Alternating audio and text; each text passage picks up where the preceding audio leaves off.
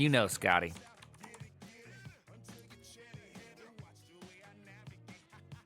Type of no. Oh, septum. Okay. Damn, dude, that's crazy. Too much cocaine or punched in the face? Which one? Which one are we talking here? Alpaz, thank you very much for that Twitch Prime, because there's always two. There's like two reasons. That's how big gulps happened. Oh, really? No way. That's actually how, dude. That's crazy. That's actually crazy. Dude, that's punched too many times. Okay, that's typically, that's kind of the two reasons, is either cocaine or getting punched, or both. Really, I mean, why not both? You can have both if you really want to. See now, son, thank you very much. Chuck Norris, roundhouse kick to the face. Yeah, that would do it. No discriminated unions in 2025. Yeah, we don't discriminate against unions around here, okay? Okay? We don't discriminate around here. Lua or Python? I mean, I do Lua a bunch. I love doing cocaine and getting punched in the face. Yeah, I know this is like dude, it's a vibe. It's a vibe. We're equal opportunity discriminators. That's true. Okay? We don't just discriminate against unions. We discriminate against all of them. You ever swallow too much soda at once and get the feeling in your throat is about to explode? Yeah, I've done that with bubble water. I would never do that with soda because I'm not unhealthy slob like you are. But I have done it. Okay.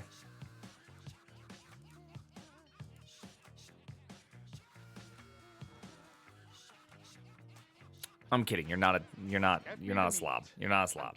Having recently started a first job and in Elixir, feels bad knowing you'll be better in it much faster than me. Well, hey, I did build my first little... Are you guys ready to see my first little thing I built? You guys ready to see my first little thing I built? You guys ready? Okay. Do you see this guy? Do you see this guy? Watch this.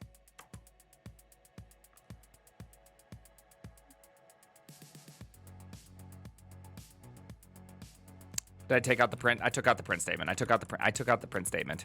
I took out the print statement, okay? I took out the print statement. Just hold on. Why isn't it auto-completing for me? I expect autocomplete faster, smoother.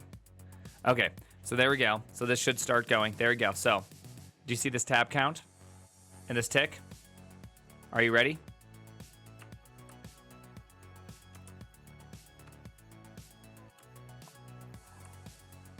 Look at that.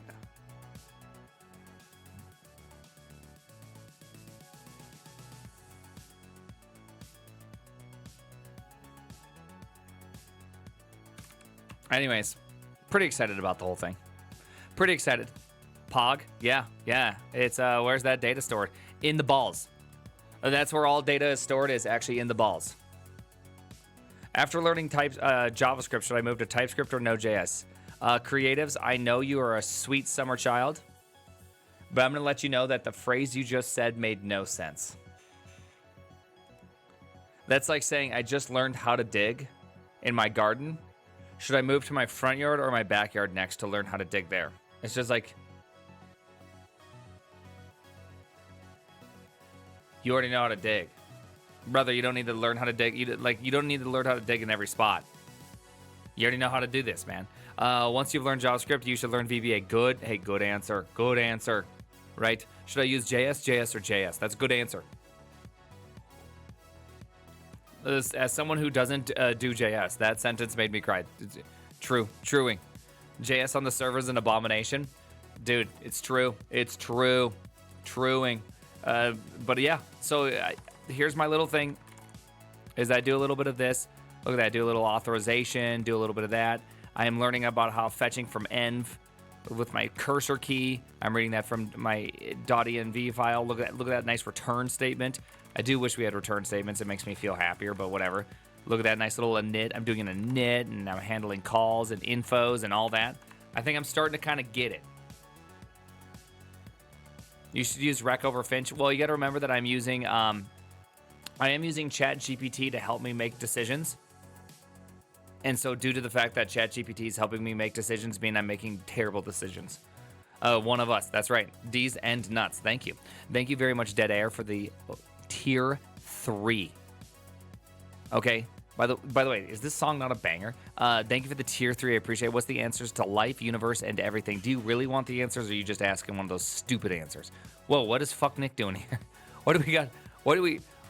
I got fuck you Eve and fuck Nick for people watching me. This is crazy. I got all of them. Applied to some jobs last week. My first personalized rejection letter came from Meta today.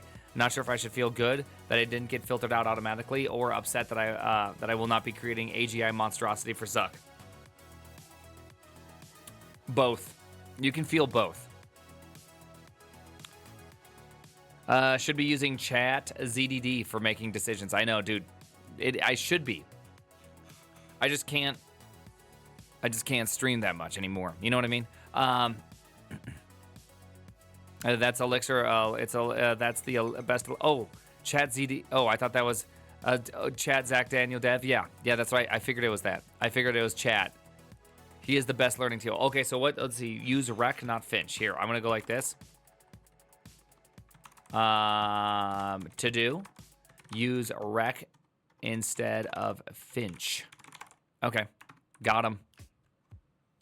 Invite Jose Valim, Elixir creator, to the stand-up. We are gonna invite him to the stand-up. Oh yeah.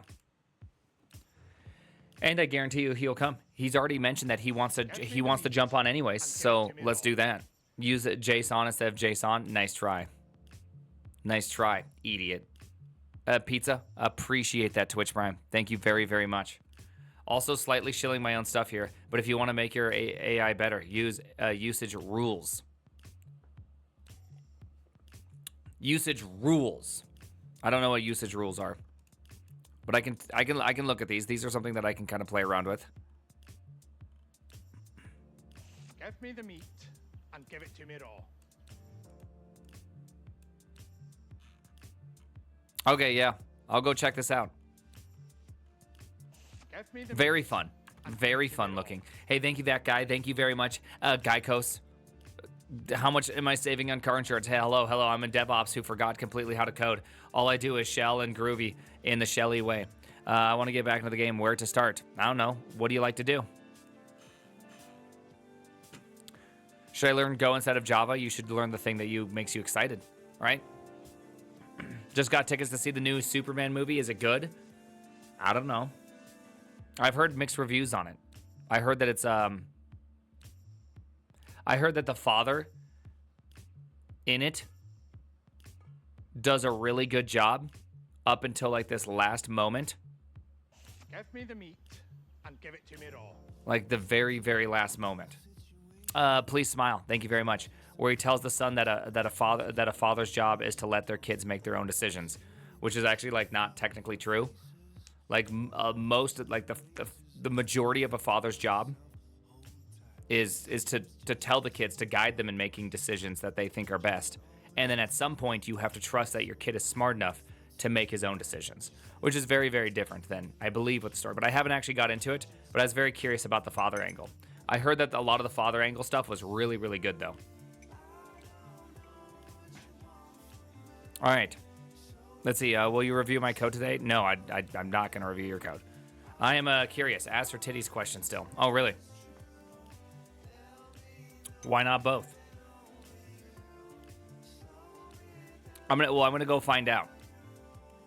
I'm gonna go look at the movie, but I've heard that the father was pretty good. It's also the father's job to be a tickle monster. Can't really do that when you have your son is like the guy, the man. You know what I mean? Do chickens have large talons? No, those are called velociraptors. Nice try. All right, let's get started, okay? Where are we going? Hold on.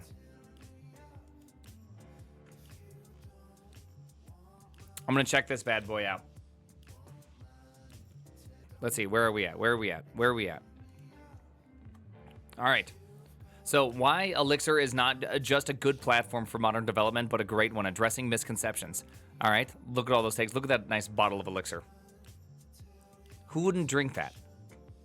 Like, honestly, I'd butt chug that. All right, edit. I am sick and tired of having to justify why Elixir, so I decided to write it all down for the reasons in one spot. Braingasm. Okay. I'm ready. Why Elixir? Rebuttal for common misconceptions. I'm all in on Elixir programming ecosystem. Seriously, I love the idea of single code base that works glass to tin. Glass to tin. I don't know what that phrase means.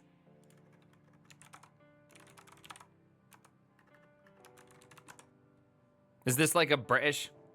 Is this what British people say? Glass to tin refers to a manufacturing process of float glass where molten glass is poured into a bed of molten tin. What?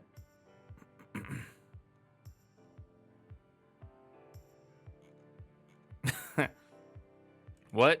Okay, well, soup to nuts. Is it UK? Never heard of it. Basically end to end. Does it just mean end to end? Update. I've had some feedback. Glass to tin is not necessarily a well-known phrase. Thanks. Okay. It means front to back. Okay. The whole thing. The whole 9 yards. Yeah, never. Dude, British here. Never heard of it. Okay. Just making sure. While other platforms have made similar promises, I've never seen it truly delivered until I started working in Elixir. It's often dismissed by teams unfamiliar with its capabilities, and usually because it sits outside mainstream stacks. It's true. Functional program. Well, the one problem is that functional programming, generally speaking, does have a what's the right term? A veneer of being not productive.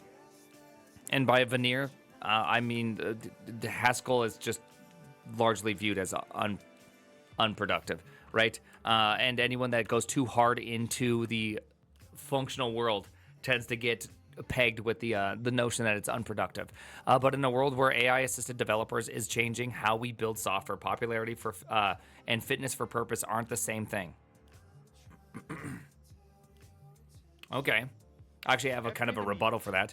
Elixir isn't just a sound choice. It is often the best choice for building scalable, maintainable, high-performance applications. I'd say one problem here that's not being addressed is that, like, I couldn't find... Everything you do with the AI is actually pretty terrible. It actually took me... I tried to just use it to, like, say, understand the timing module, timer, right? This, it largely got so many things wrong. It was shocking. Also, when it came to just getting, like, say, the environment for my application, right? Like this. Give me the meat and give it to me raw. This actually felt insane to program. Even though it's a couple lines of code, I just simply didn't know the words to do. I didn't know, like, I was like, okay, I know I need to source something. How do I source it? I could not get this thing right for so long. And it's because every single time it auto-completed, like, it wouldn't do env. It would do, like, system get env, right? Or fetch env, right? That's what it would often do. And then that would fail because it's just not put under the same... It was a nightmare. Let's just put it that way. I genuinely hated that. And I don't ever want to have to do that again. Right? I will say that working with AI and Elixir is not super nice. And that's actually where this fantastic tweet came from that somehow has done very, very well. People thought I was joking. No, this is just what happened. I spent 30 minutes of time just for me to open up GitHub and then instantly figure out the problem and then move on. It was just that quick. Right? It was that easy. All right, hold on, let's go back to this. All right, so Elixir isn't just a sound choice. Okay. Over the last 8 months, I've grown increasingly tired of having to explain why Elixir is such a strong, if not the best, platform for modern AI-powered LLM-assisted web and mobile development. I found myself repeating the same arguments so often that I've decided to write down once, properly, a blog post to summarize the case, and deeply researched, thanks to GPT Deep Research paper, with all the details and references. Now, instead of arguing, I can just send links. Okay. Interesting that is it just for grabbing, I'm curious if it's just for grabbing links. Because I would just assume that everything you're doing is all from, like, experience. Anyways, it doesn't really matter. It's just kind of an interesting thing. Okay.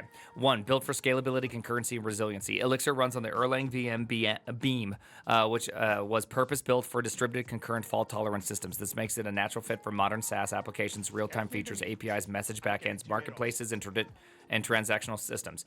It actually is shocking how good this is.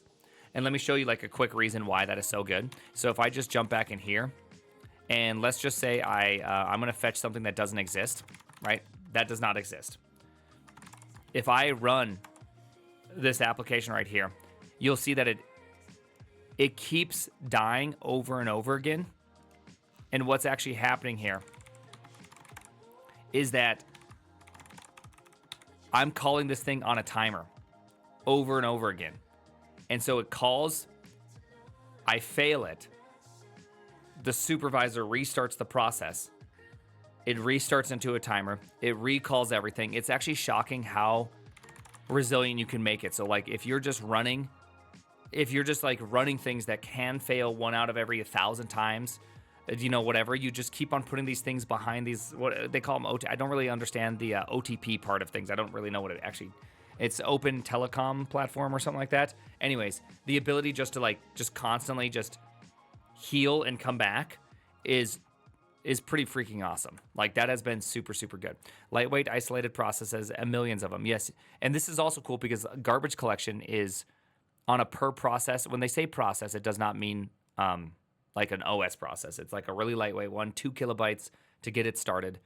And then that means garbage collection can happen on a per process basis, which means that you can have just, you just don't have stop the world garbage collection, which is actually pretty neat.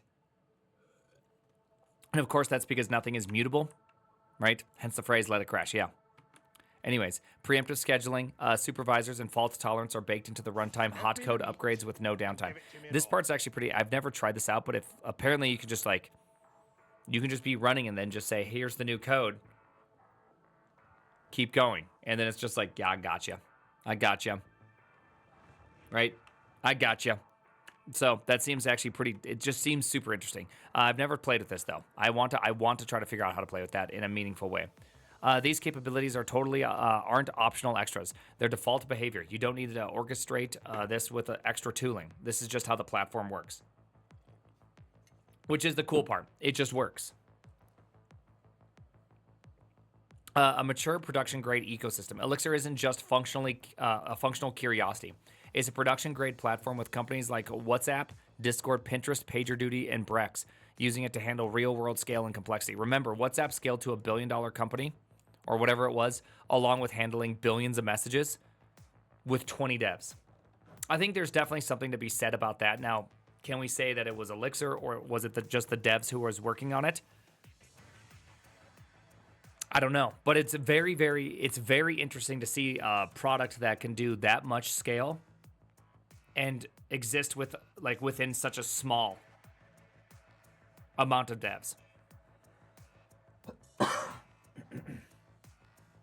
Devs different, I think. Is it just devs? I don't know.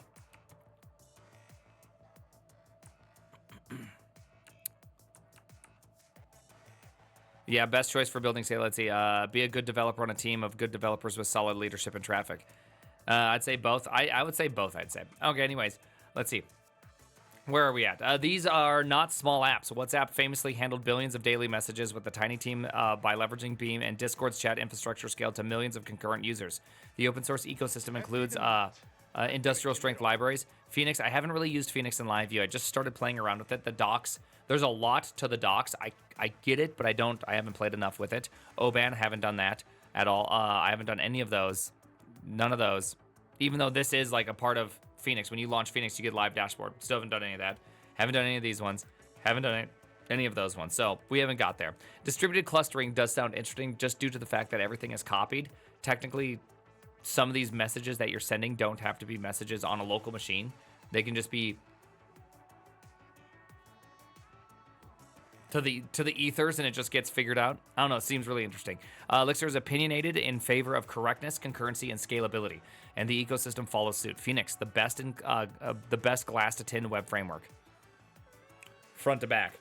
This is I'm curious about this because we live in the world of TypeScript and React and Next.js. Is Phoenix actually that much better? I have only used a little bit of Next.js and all that, and I can tell you that there's a lot of magic, and it seems complicated, and it seems like when you host it yourself, you also lose a lot of stuff like image caching. There's a lot of roll your own caching if you host it yourself, so I'm curious if Phoenix actually does a much better job on this. Phoenix is more than a web framework. It's a fully integrated, batteries included platform that covers the entire web stack from HTTP to WebSockets, from templating to APIs, from forms to real-time interactions with LiveView. Phoenix eliminates the need for bloated client-side SPA stacks in many applications. This drastically reduces complexity, fragility, and duplicated states. True. You don't need to maintain 3 separate front ends coordinated across React Vue teams or run API spec treadmill. Phoenix collapses the stack, and that leads to better coherence, less surface area, and smaller, more effective teams. Okay, yeah, I do want to try Phoenix out more. I still have only, like I said, I've only played a little bit with it, but it does seem like it's a pretty neat little product, and it seems very easy to host also. Ash, a framework declarative backends with extreme leverage. I'm not sure what that means. Like, I understand every single one of those words individually. Put them all together like that? I don't even know what that means. Like, what? Dude, how do magnets even work?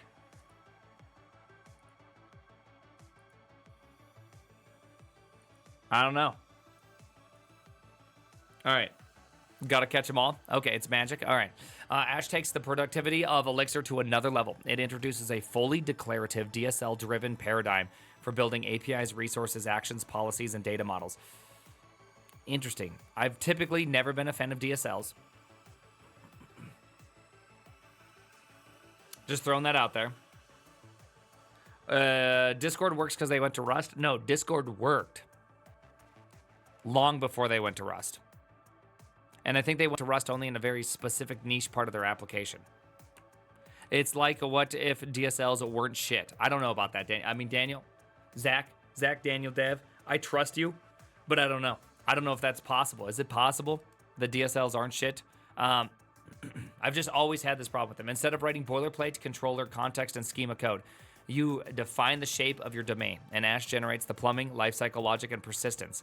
Ash is particularly strong for API-centric products, admin and internal tools, CRUD-heavy backends, policy and authorization enforcement, event-driven systems. Okay. It's not low code. It's high leverage code. Okay. All right. Yet another thing I'm going to have to go learn, right? Give me the meat and give it to me raw. Just another thing I have to go learn. Oh, look at this. Where'd it go? No, Rust is pain. Former Discord dev. Let's go. Yes. Discord has a lot of different languages it uses. It obviously uses Elixir. It went from Go to Rust. I'm not even sure how many different languages it has. All right. NX, numerical Elixir, and ML Future. Elixir isn't just a backend framework. It's becoming a serious contender for numerical computing. When I was a young lad in PHP, I would say the word numeric.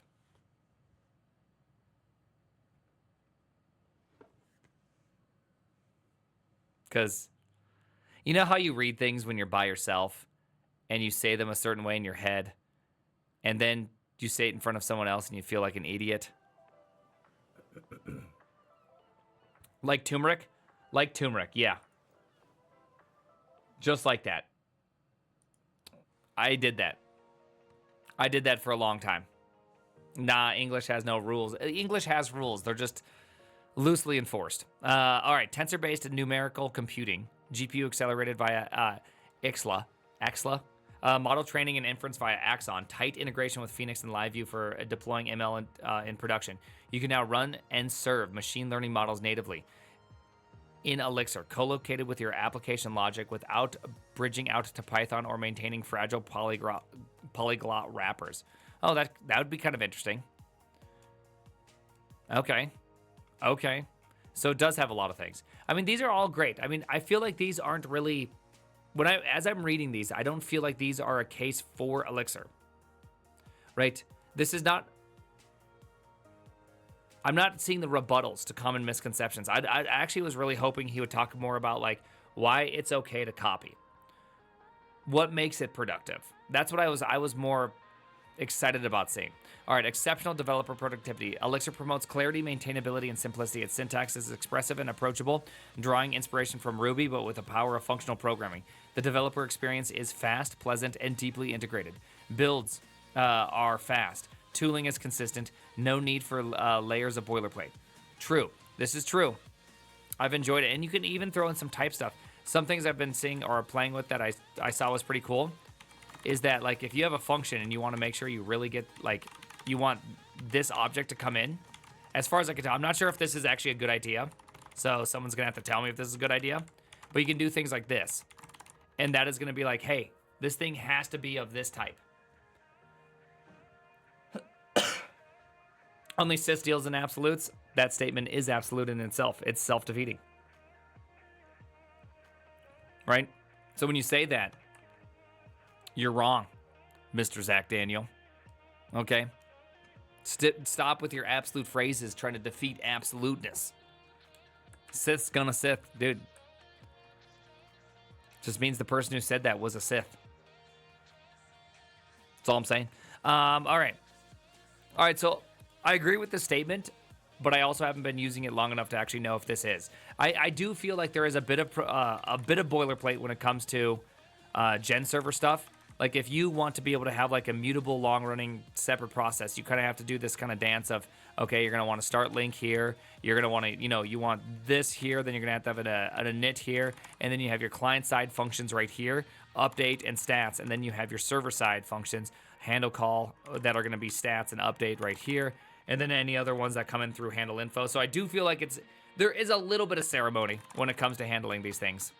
There's a little bit. So when it says there's no need for layers of boilerplate, there's a touch. Right? All right. High signal talent pool and retention advantage. Oh, really? Yes, the Elixir community is smaller, but that is a strength. Developers who choose Elixir tend to be highly experienced. I mean, stop it. I mean, yeah, that's true. That's true. Motivated by correctness and maintainability.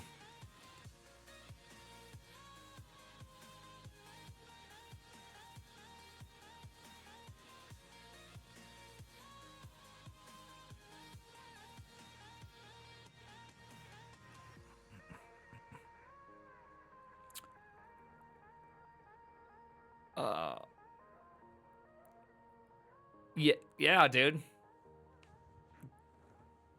I'm all about correctness and maintainability. You know what I mean? For sure.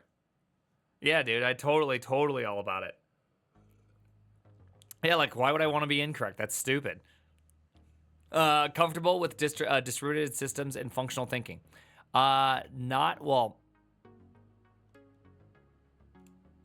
I'm not that comfortable with functional thinking. I'm not sure. These don't feel like, this doesn't feel like a good, I don't really get this. I don't really understand the advantage. This is actually a kind of a cool point. This is actually a really compelling point, honestly. That if you have, the problem with this point is that if a bunch of places were to start doing Elixir, would this point remain true? Also, there's obviously no citation, so I don't know if there's been any sort of like proof to this. I'm not exactly sure how you prove it.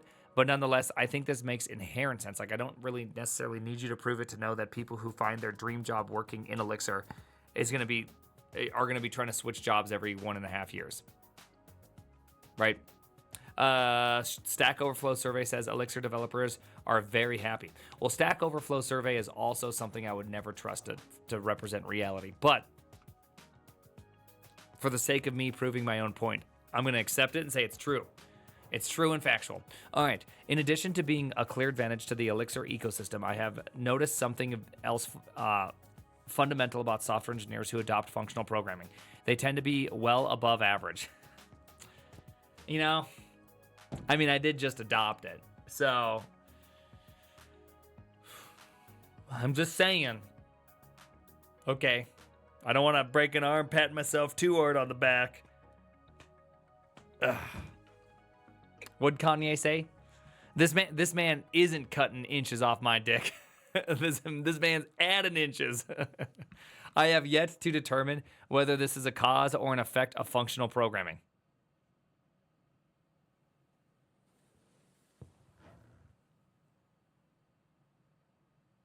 It is true. You try to cut inches off my dick? Kanye, 2025, yeah.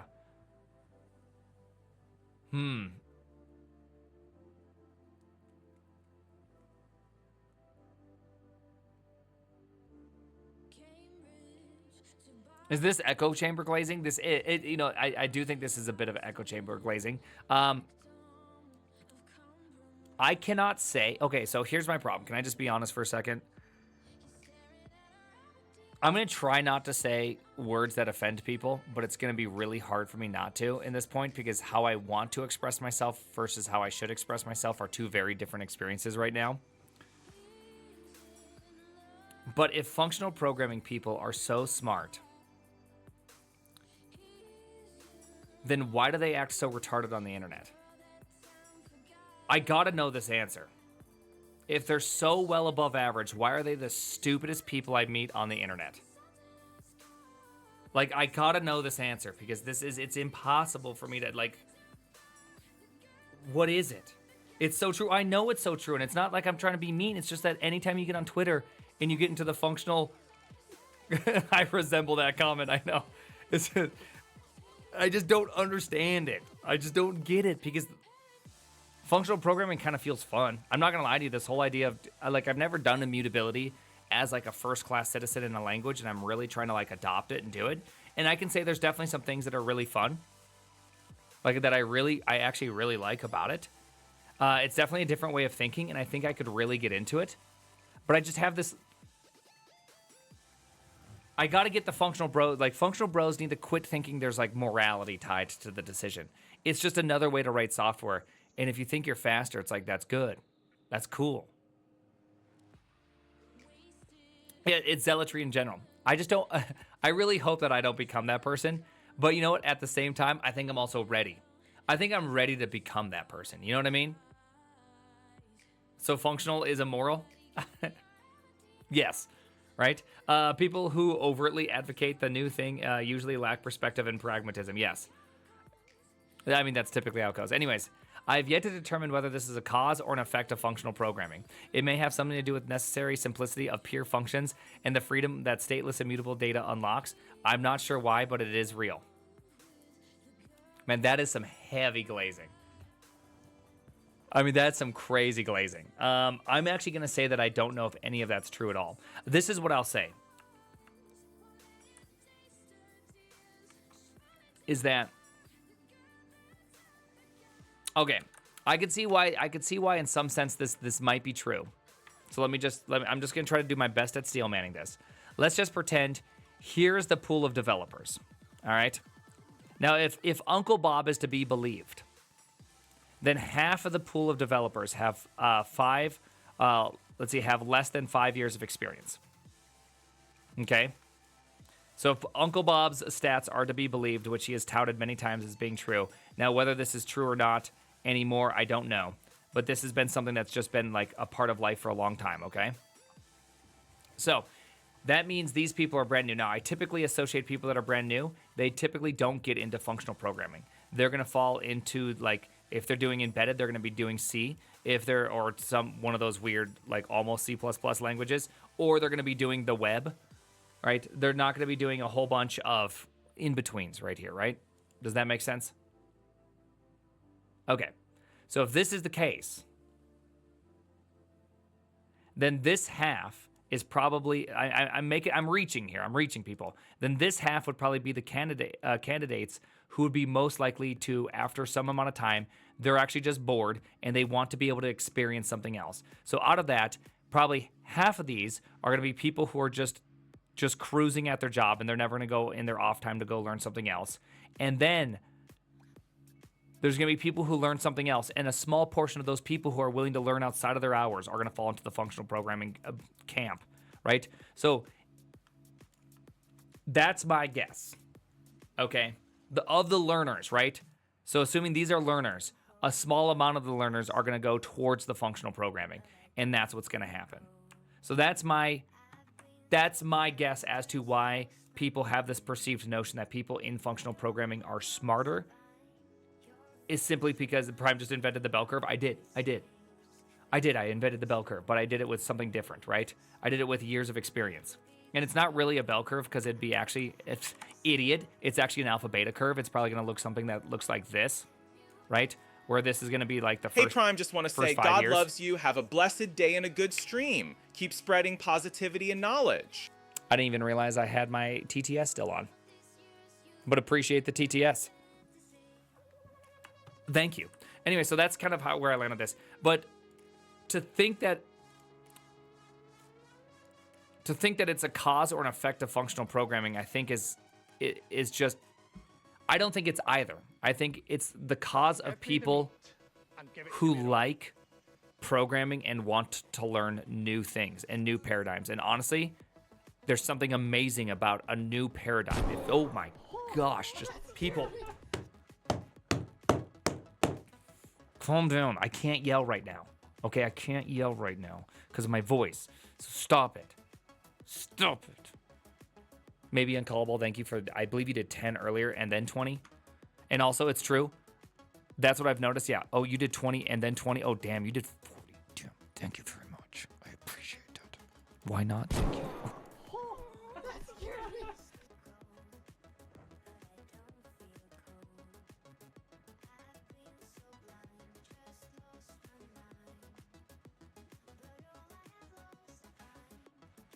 That's at least 45 subs. Okay. I'm not a mathematician, but that's at least 45 subs. Thank you very much, maybe uncallable. I genuinely appreciate that. Welcome to all of that. Plus or minus 20, right? Bros on an infinite loop going, yeah. Thank you, dude. That's entirely, honestly, entirely too kind. Everyone that just got gifted a sub, say thank you, please. Say thank you. Hey, Prime, I just wanted to say don't do it. Don't do what? You can't say don't do it. I saw you actually are. Okay, now you're at least 50 plus or minus 40, okay? That's a lot of them.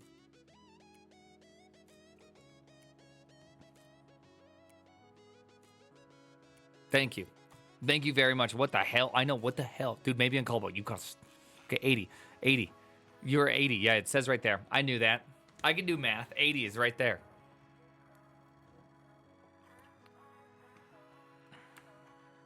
Thanks, bud. Many appreciations. All right.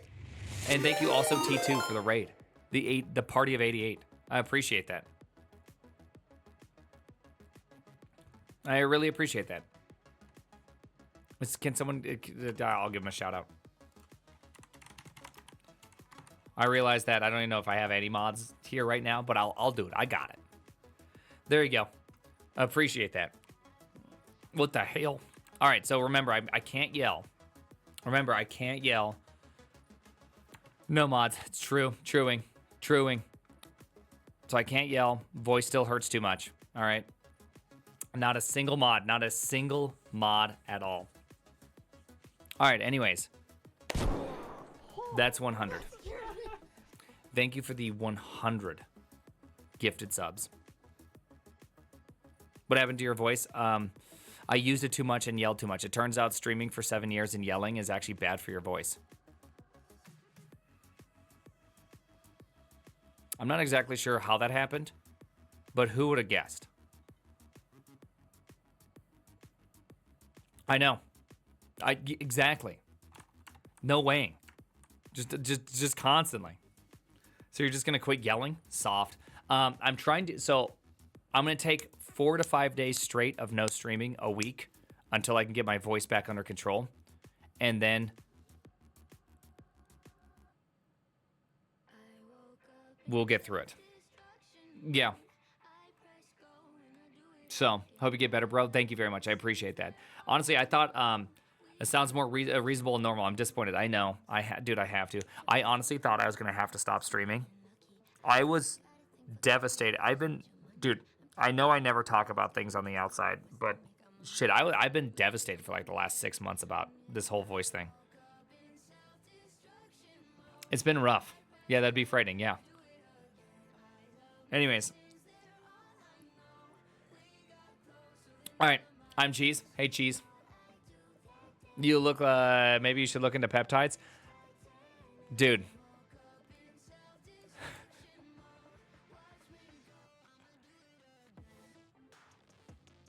Let's just say that I have, Give me the meat. Hey, Prime, I love you. I love you too. I have I have an injection site injury from peptides. Oh, I've tried a lot of peptides. And yes, I was doing glutathione because that apparently is really good for the voice. And then my body just rejects peptides. Generally speaking, it gets angry.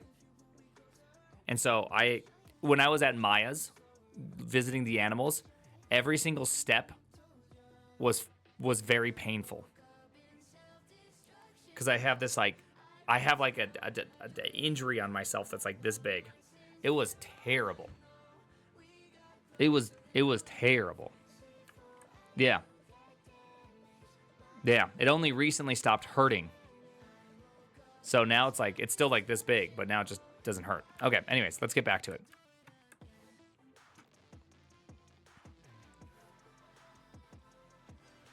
Hey, Bisco.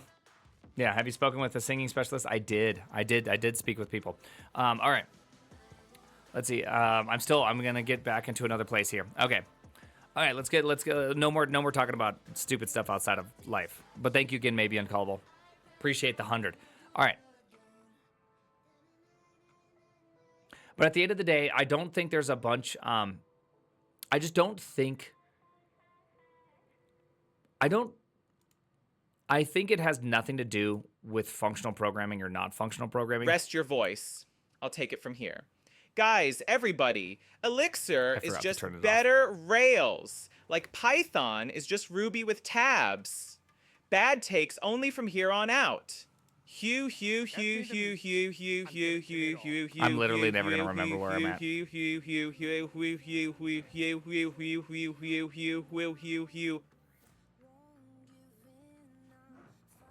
I hope you enjoyed that. That was cool. Thanks, bro. Okay, but the only thing one last, you know what? We're just going to move on. Flip, good luck editing this. All right, 8, AI native language model compatibility. Elixir's foundations in functional programming with pure functions, immutable data, and clean separation of concerns makes it easier for large language models to reason about, generate, and test code. LMs struggle with imperative code bases full of side effects, hidden state, and indirection. Elixir code is composable, declarative, and inspectable. It struggles a bit with macros, but when shown what good looks like, it can and does manage without too much difficulty. So right now, I can say that minimally, something like ChatGPT is like a chat client is incapable of generating like the truth. It's not good. So maybe there is something I need to do. I'm curious actually to try Cursor out and give something where I can give it a bunch of rules, or try out open code and like have a bunch of rules and everything set together and see what happens. Claude 4 is far better than ChatGPT, and usage rules is necessary. Okay, not to self plug, but usage rules, Zach. Anyways, okay, so that's good to know. I was curious about that, just because my current experience is not good. Right? If your future includes AI-assisted development, Elixir gives you a strategic advantage by being inherently easier to automate. I don't know if this is actually true. I would just make the very simple argument that large language models are statistical machines, and statistically speaking, there is, for every line of Elixir, there is 100 lines of TypeScript. I will say, though, that one thing that makes Elixir maybe a little bit nicer in that kind of sense is that there, at least if you're doing anything like gen server stuff, they all follow a very similar pattern. And so, yeah, 100 lines of shitty TypeScript. Yeah, but I mean, to be fair, I think that most code is pretty shitty. Like, doing code reviews is painful because when you really get into it, like, there's a lot of shit code out there. The best looking code is the code that was never written, or the code that I'm writing currently. Once your project is bigger, it can follow existing patterns. Okay, maybe that was part of my problem. Very fair. Most code is shit, especially past mines. Yes, exactly. The worst code I have out there is code I wrote, but it's just not now. The code I'm writing right now, though, amazing. The quality is immaculate. So I just don't know if this is, I don't know how much this is true. And honestly, part of the reason why I enjoy writing, the reason why I'm also switching to Elixir is because I also enjoy writing code. So I want to keep on writing code. I actually don't necessarily want to automate things. I want to be able to write things fast and have like a really solid paradigm. I've decided I want to be done jumping around and trying different things out. I feel like I've tried a bunch of stuff, and now I want to just like pick one thing. So Elixir is kind of like my final foray into things, and then I'm just gonna pick something and just get really fast at it, right? Nice, yeah. What do you need? Let's see. What you don't need to worry about with Elixir, as well as having a bunch of stuff that is better. Facts. It's just better, baby. Better. Elixir comes up with a huge amount of stuff out of the box as a standard part of the ecosystem, which means you do not need to worry about it. Here's a non-exclusive list of infrastructure or complexity you can often skip entirely because of Elixir. Kubernetes. Beam handles fault. Let's see. Orchestration, fault tolerance, clustering, and self-healing without the need for container orchestration. Tools like libcluster and horde make clustering trivial. Uh-oh, Judo. If Elixir handles Kubernetes, are you going to be out of a job? External job queues. Sidekick, Celery, Kafka. Use Oban, native, reliable, Postgres-backed background jobs. Okay, nice. Nice. Yeah, better write these down. Rate-limited queuing, back pressure, Elixir's Gen Stage, Broadway, built-in concurrency privileges make it easy to build systems that absorb and control throughput without a bolt-on queues. The mailbox stuff is super impressive. Like, I actually love that part about Elixir, so I assume any of these things are pretty awesome. I do, like, it just has never been a thing. Here's the thing. Elixir is mostly about message passing because nobody cares about, because nobody cares about stuff like Phoenix. Go plus Kubernetes can do most of the things that Elixir can, and you can learn Go in 3 days. I think Go plus Kubernetes job security is fine. Truing. True. Okay, Judo. You win this time. Go is actually super simple to learn. But yeah, so when I look at this statement kind of feels like objectively false. Like it's not... It kind of paints this world where there's only two sides. It's either Phoenix or React, Redux, and GraphQL, which I hope neither, really, right? Like, I hope that I have to be in one of these two camps. I hope that there's more, right? I hope that there's more. Monitoring, instrumentation, boilerplate. Erlang VM comes with Observer, an introspection tool out of the box. This is actually super cool. The introspection tool is super, super cool. I've only played with it just a little bit. It's pretty radical. Async thread management, no need for managing threads, promises, and Go routines. Concurrency is the default model in Elixir. That is also super cool. I love this part. Hot code upgrades and zero downtime, also super cool. We've already talked about that. Anything else in here that's cool? I do like that there is very little. Oh, I do love this about Elixir. The tool chain is like thought through. Right?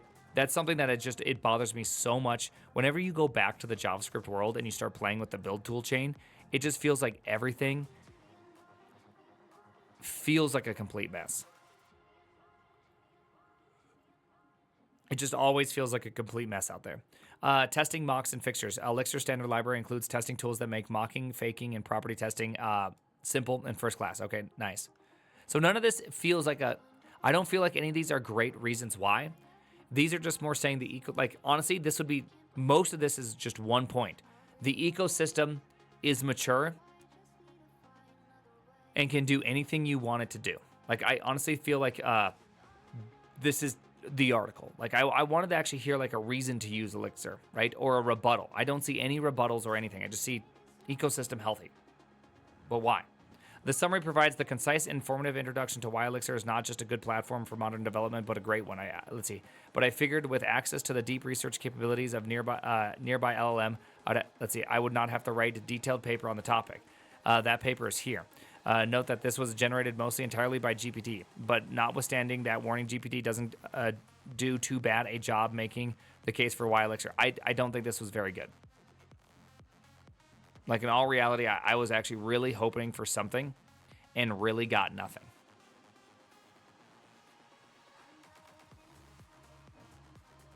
Right?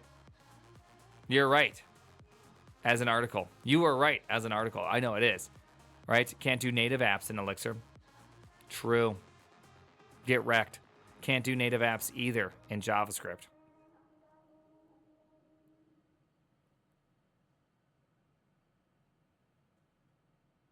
Right? Just saying.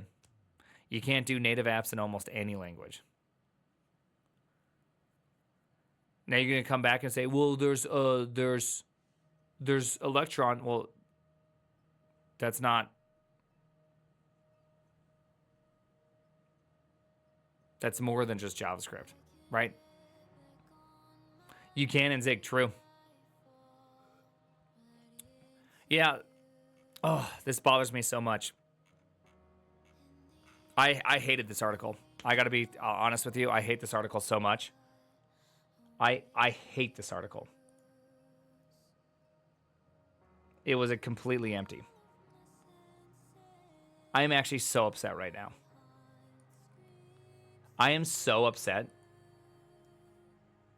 because I was hoping to get something out of it that was good.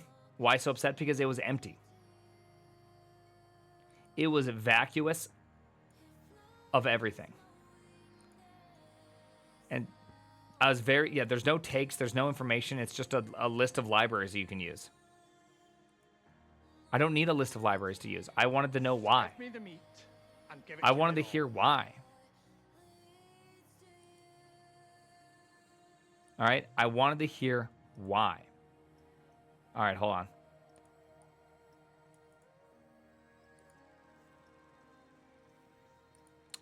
Yeah. Look, you are not smart unless you're functional. Okay. Yes, that's true. From a salesperson and not from a trenches. I know. That's how it feels. AT&T uses Elixir. But what's your why? I wanted to know why. Awesome Elixir. But very incompetent and fluffy article. Yes. I'm sure whoever wrote that had better intentions. Honestly, I can give you one reason above all others. Okay. Yeah. How about this one? Zach, do that. Give me one reason.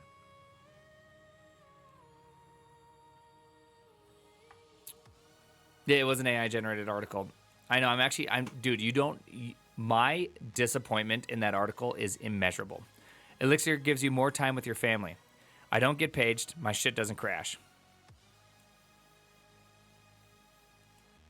Okay, that's a good answer. Give me the meat and give it to me raw. That's a good answer. Hey, that's a good answer. That's a good answer. I like that. Good answer. No, he's not saying it's bug free. He says when it crashes, it self heals. Right? That's the nice answer. It just goes, oh, I crashed. That's okay. I'll just come back. Its readability of the syntax is really just it. Less effort in gaining comprehension. Yeah, it's actually pretty easy to read. I would agree. Olex, thank you very much for that Twitch Prime. Adrian Free, let's go. Ali is, thank you very much for that Twitch Prime. Look at that, brand new Twitch Prime, brand new Twitch Prime, brand new Twitch Prime. Thank you very much. Alzak, thank you very much. Elixir is amazing until you have to use it for a job, kind of like Haskell. Is that true? I'm building out my first thing here soon. Why not Java? And give it to me raw. Because I don't want to. Hey, we got a couple Elixir devs in chat. PRGBO, thank you very much for the Twitch Prime. Thank you for the broken hip shot. Let's go, Mad Step. Thank you very much. Maybe Uncallable. Thank you for the back 20 gifted subs, 100 in total. Just don't do it, Evian. I got to know what you mean by that. Why not? Thank you very much for that Twitch Prime. XGP0006, thank you for the brand new Twitch Prime. Bug for free. That's my life's motto. Thank you for that tier 1. And Pro Sweeper, let's go. A bunch of tree. Thank you very much. Vanilla Thunder and Devs Op Decoded. Thoughts on Pornhub AI age verification rules for UK residents? I would love Pornhub to be required to give age verification. Boom. I think it's fantastic. Bruce Lemonade, let's go. Amin, thank you very much. Elon Cuck, appreciate that. Ob Izzy, let's go. One word, VPN. No, I just wish it would be. I just hope that it becomes a requirement that it just does it everywhere. Right? That's what I want. Right? I hope it becomes worldwide. I don't. Hey, call me old. I think porn is a net negative to mankind. But I will throw on top of it, I think it's even worse that children can just go to a website without any restrictions and just be able to see stuff like that. Okay? Call me old-fashioned, but I think a 13-year-old should at least have some level of difficulty getting to it. I understand that it's not hard. And as a 13-year-old, I figured out ways around it, but I also got around a huge amount because I was smart and was totally into computers where a bunch of my friends had no idea. So, it's on the parents. No, it's not on the parents. What are you talking about? And give it to me raw. You know what? Drunk driving, dude. It's just totally on the community to convince people that drunk driving's bad. Dude, come on. What? Why do we have to have rules around it? Ridiculous. We should just have community tell people not to. It's like, I agree with you. It is on the parents to talk to their kids. Fully. Truly. Truly, you're right. I'm on your team. But also, we should put regulation. Straddle, thank you very much. Kettle Bear, let's go. Bats Shutafa, praying for your voice, loser. Love you, hey, appreciate that. Freya Teds, thank you for the brand new tier 1. And Susie, let's go. Swazi.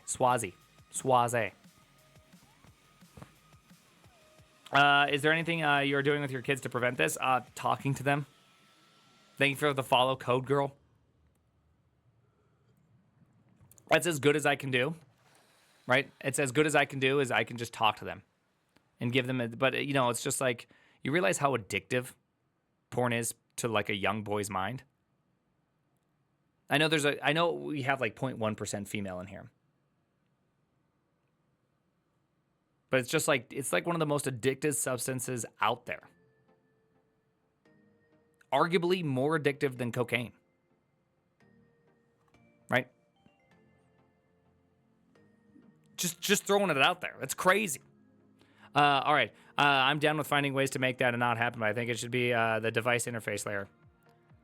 Not something that will make the internet less safe. DNS is addictive. True, yeah. Done both. I agree. Yeah, I've done both, and I also agree with myself. But I may be an outsider, right? I may not have all the opinions. Is females a new programming language? No, they're... Trust me, here. So aka Sugarfly, I know you don't know what females are, but females are something that make you want to learn the acoustic guitar. It's this crazy thing that exists. Slow Coder, thank you for the Twitch Prime. It's crazy. All of a sudden, you're gonna find yourself learning an acoustic guitar. You'll start exercising. It's real strange. Seems a little high. It's crazy. Give me the meat and give it to me raw. It's true. Yeah, my husband played the acoustic guitar when he met me. See? I know. Code Girl. That's because men are stupid. Anyways, then we end up finding that we like playing acoustic guitar, and then we leave the mouse to go play acoustic guitar. It's like the ultimate.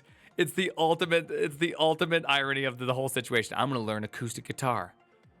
Oh shit, I just like acoustic guitar. The Johnny Cash circle of life, it's true. It's a real thing. Gibson versus Fender. I've had really great Gibsons and I've had really great Fenders. I can't really like... Anyways. Flame is a new Elixir library from Creator. Phoenix. Oh, really? You are wrong? I'm not sure what I'm wrong about. What did I say? Fender all the way. I've Fendered many things. I currently have a Fender bass, but I've also had a really good, what's it called? A really good Gibson. Yeah, the Les Paul. Les Pauls are great.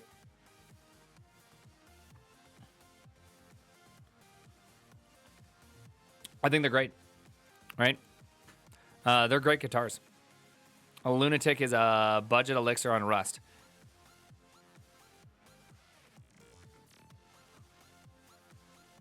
Anyways, my ex sold my Les Paul for pop figures. I'm not even joking. Well, I'm not even sure what that means, but that seems very offensive. All right, here's what we're gonna do next.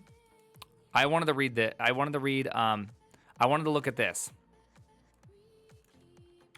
Right?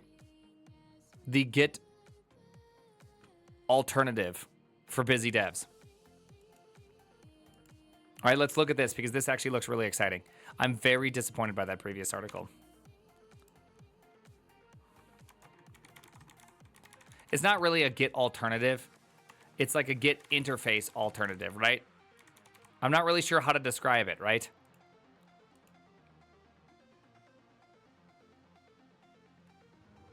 Ooh. If I go like this, If I go get alternative interface, it's jujitsu. Get alternative interface, gay for short, for the busy devs. This seems like a good idea. Very excited about this. All right, there we go. Yeah, dude, the previous article, I'm still so upset about the previous article. Like, I'm still so upset about it. I'm trying not to think about it, but I can't stop thinking about how upset I am about the previous article. Thank you, Maybe Uncallable, for the tier 1 5 months, currently on a 2-month streak. Thank you very much. Maybe Uncallable, always appreciate that. Anyways, Mom, get alternative interface. All right, I gotta be right back. I'm gonna go get some more water. I'll be right back.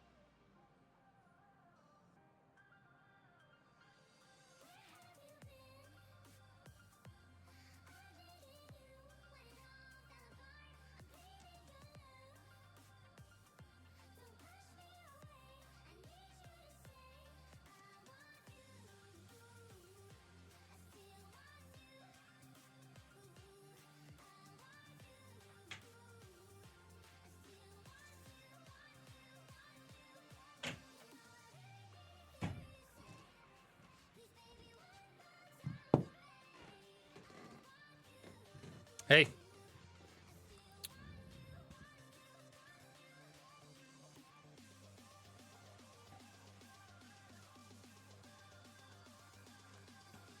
Hey. Hey. Actually like JJ, but only using it for a few weeks. And did not know, have to do any conflict fixes. Oh, interesting. Hey. What's up, baby? Want to get lunch in Brazil in September? No. I don't want to travel. This song, I love this song. And thank you, Bisco. I'm glad that you think about me like that. Makes me feel very happy. All right, people. Dirtimonious, I appreciate that. Maybe Uncallable again. Thank you very much. Kymer, thank you very much. And Slow Coder, let's go. Thank you for thinking of me. Sub here or on YouTube? I mean, I like it here just because this is the one I primarily interact with, right? What percentage of Twitch? So I've been splashing in my tea egg whites.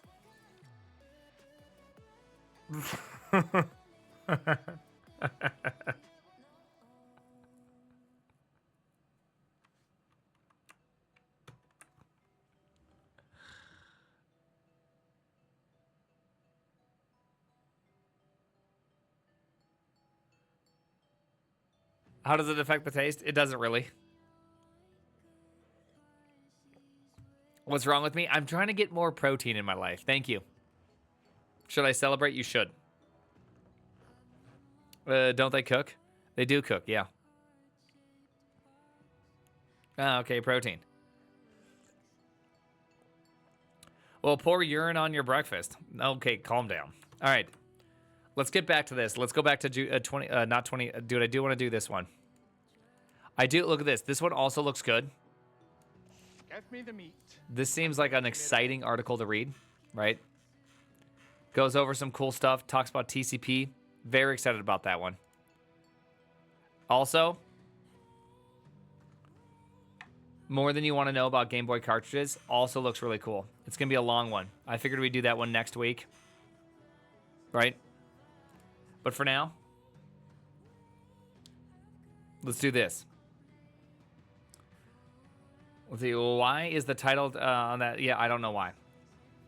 Let's see. Scroll down to the bottom and make sure this isn't ChatGPT warning. Yeah, better not have any of that. All right, you guys ready to do this? I'm actually, dude, guys, can I say something? Hold on. I know I'm supposed to be doing something. I know we're supposed to be doing something else. No, Paul, where'd it go?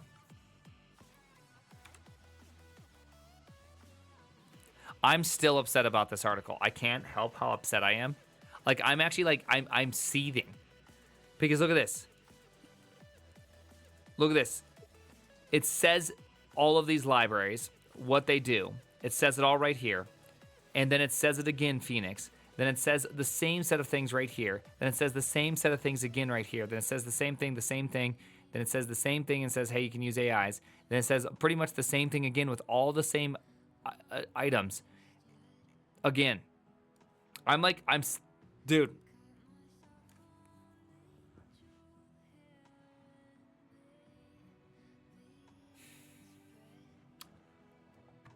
I can't help it. I'm so angry. I cannot believe that I have this much. I'm seething. I can't believe it.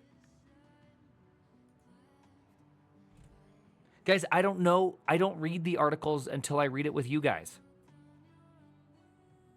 Okay? Favorite disability? I mean, personal ADHD, because that's the one I got. But I don't think it's a disability. I think it's an ability, a super ability. You know what I mean?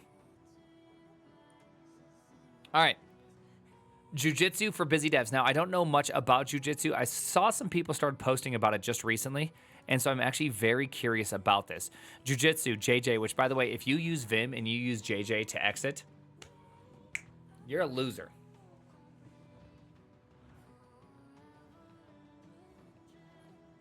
Okay? Okay? Or JK. Thank you for the 20 gifted subs. Thank you for the 20 gifted subs. I knew you guys just love my hot takes. Mono boy, appreciate that. Everybody say thank you, Mono. Thank you, Mono. All right, Jiu-Jitsu, JJ, is a version control system with significantly simplified mental model and a command line interface compared to Git, without sacrifice.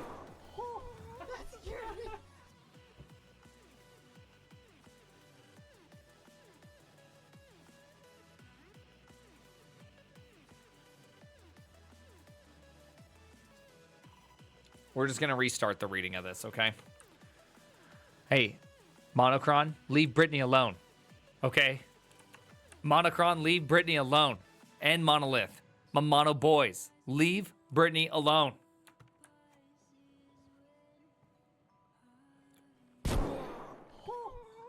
Okay, guys, what the hell's going on? Guys, maybe uncallable with the 100. Defy us all. Monocron. Monolith. 20s. What's going on? I mean, are you trying to get feet pics out of me?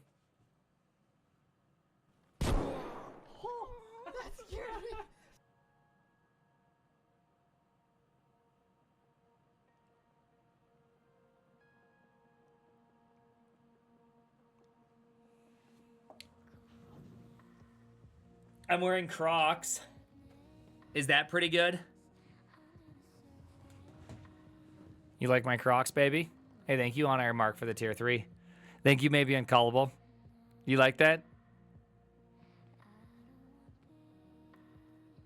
Good luck, Flip. No charms? No charms. I did have React Sucks on mine, but I took them off because I kept falling off. Chad, I'll sneak into his room next weekend and get you all the feed pics for way cheaper. That's true.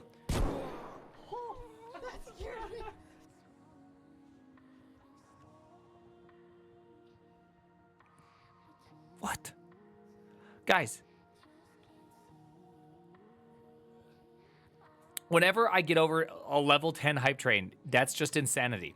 Thank you for the level 12 hype train. Thank you for the 20 gifted subs. That is crazy. Alstreet, thank you very much. Crocs programming, dude, you know that's a good way. They found a way to distract you. I know, dude,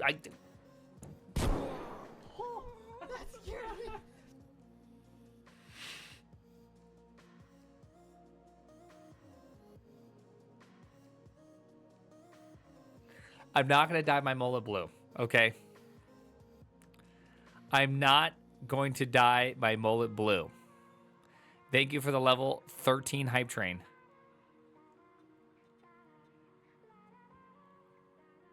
I appreciate that. Thank you. Let's go. Let's level 100. Oh my gosh. Wait a second.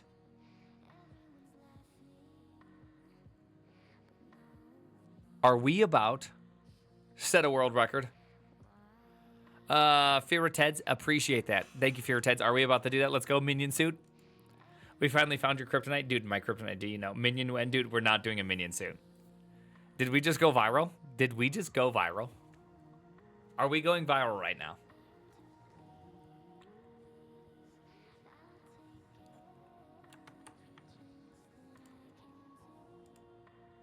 Furry nuts. Thanks, Randall. Still waiting for my rear calf pics. Do you think it's at all a good idea to learn Elixir as a first real programming language, since shell scripting doesn't count? You can. You know, what is your idea? What is your purpose? You know, I don't know why you're doing that. You're welcome, QF Pro. Appreciate that. How many subs are you gonna make that mustache pink? Oh, I can't do that. We're not gonna. No, I'm not doing it anymore. Ever since. I know, not gonna happen. Hold on, wait, what's going on here? A Valorant streamer? Hold on.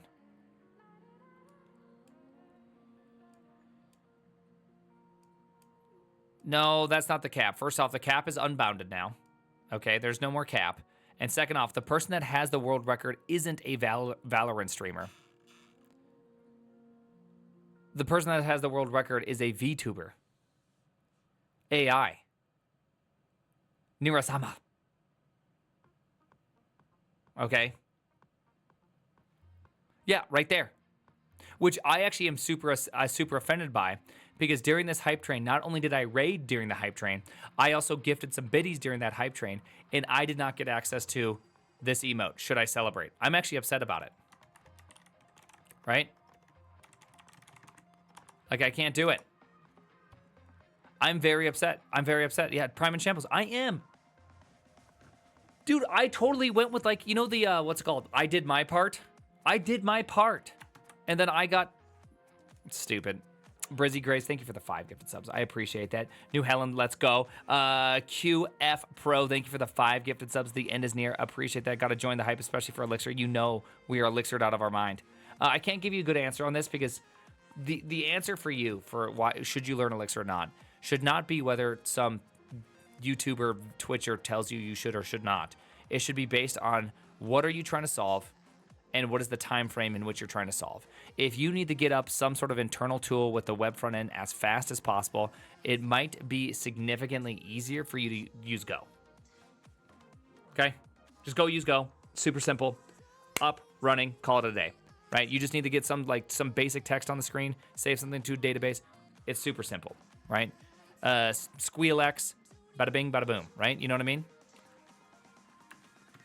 But the reality is sometimes if you have a little bit longer of a horizon. Randall, let me see those Novum biceps. Then, do that. You know what I mean? You can do that. Thank you for the tier 1 3 months in advance. Gophers are great. I love Go. Okay, anyone that thinks I don't love Go is a foo. I don't know about SquealX for a beginner. Maybe Gorm. I like SquealX. I mean, you know what? Don't even use SquealX. Just use the built-in Squeal. It sucks, but just go for it. Right? Just do something. By the way, this is the duality of the internet. I don't know about that. Maybe Gorm. Gorm is absolute garbage. I'm testing Gorm now. It's okay. Dude, I love that. Beginners would have better time with Gorm. Gorm's absolute garbage. Have you seen VLang? I did try VLang, and when I tried it, it was broken. So, thank you, everybody, for the hype train. Genuinely appreciate. That is incredible. Dude, level 14 is insane for me, okay? Now, I don't know if we have time to finish this article, but I'm going to try, okay? So, we're gonna kind of go a little bit... We're going to go a little bit intense on this one, okay, everybody? All right. Jiu-Jitsu for busy devs. Now, I don't know much about Jiu-Jitsu other than it's like an alternative Git interface. So let's look at this. Jiu-Jitsu, JJ. You know what I think about the JJ, people, okay? Is a version control system with significantly simplified mental model and command line interface compared to Git, without sacrificing expressibility or power. In fact, you could argue Jiu-Jitsu is more powerful. Stacked diff workflows, seamless rebases, and ephemeral revisions are all natural with JJ, and it uses Git as a backend, which means you can begin using it non-destructively with a single command and can always drop back down to Git if you need to. By the way, this is a very, very amazing setup. I like this already. Okay, so what makes it good? I want to know what makes it amazing. Install JJ command line tool. Make sure you set the authorship information, and also don't skip the section on setting up shell completions. The newer dynamic completions are well worth it. Okay. Wouldn't you just be able to read this from your, right, my git config, right? I can just jump in here and go cat git config, right? Prime at prime.prime, prime again. Like, it's right there. Why couldn't you just use this? And it's right there. Then you'll need a repository to work with, a suppository to work with. You could use an existing repository of yours, although I'd recommend cloning a fresh copy, or at the very least making sure all your in-progress changes are committed and pushed. Yeah, that's what I would recommend. I don't know why you'd clone a fresh one. Just make sure you're up to date with what you need, and then just go ahead, go destructive. It doesn't matter. Or if you want to follow along more closely, clone the repository containing the website's source code. Okay. To use an existing repository, CDs nuts into it, and then JJ git init colocate. Okay. To clone a new one, you can do clone and JJ initialization in one step. Git JJ git clone colocate this one. Okay. In either case, you'll end up with a Jiu-Jitsu repository alongside the existing Git repository. In JJ, in .jj, okay, so it has a hidden folder just like Git. This will not be visible to Git, and there's no risk of desynchronization between the two. Jiu-Jitsu uses the Git repo as storage backend. So whenever you interact with JJ or Git, you're operating on the same data. In fact, you're using Jiu-Jitsu rather than Git will not impact anyone else who interacts with the repository. Okay, careful with git clean. Why? Okay. You have to be careful not to run commands like git clean fdx in a co-located Jiu-Jitsu repository. This will delete the .jj folder. If that happens, it's probably not going to be the end of the world, but you'll lose repository local Jiu-Jitsu config. Run JJ git init colocate again, and you should get most of the rest of the way back. Okay. I don't know what git clean fdx does. What is fdx? Is that does that clean? Does that delete things that are even in the git, like that are in the ignore list? Actually, I have no idea. Force delete everything not in Git. Oh, it force deletes everything not in Git. Okay. Yeah, I could see that being a little bit of a problem with .jj. Yeah, that could be a problem. After initializing the co-located Git repo, JJ will suggest that you track all of the remote branches that are associated with ones you've checked out, and it helpfully provides a command that will track all of them at once, something like JJ bookmark track main origin, but containing each of the branch names that your local checkouts of. Okay, this is awesome. Okay, that could be great. I cannot tell you how many times I've done that git push origin track, whatever that command is. You know what I mean? Whatever that command is. I love this idea that it just automatically does all these things for you. I'm very happy about this. Okay, so that's cool. I like it. I like it. How to use it. Okay, I want to see some commands here. Give me some magic. Give me some magic. Yeah, everyone that I've heard that uses JJ says very positive things about it. Surprised to see this here. Why are you surprised? I taught a course on Git. I like Git. I'm not one of those people that learns 5 commands and pretends like Git's magic. Yeah, git push -u. Yeah. Dude, I cannot tell you. Yeah, set upstream. Yeah, I know. Dude, I've done this so many times in my life. It's ridiculous. I've done it so many times, and every single time I just copy from the message that it sends, right? I know a lot about Git. Okay, I like Git. Again, I'm not one of those people that are like, oh my gosh, how would you ever understand rebase? It's like, no, bitch, it's just like putting commits on the end.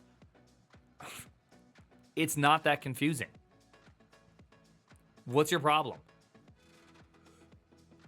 And so I'm excited for Jiu-Jitsu because this, I mean, if it's a better way to interact with Git, then I'm going to use it. You made me fall in love with rebase. Good, because rebase is good. Rebase is really, really good.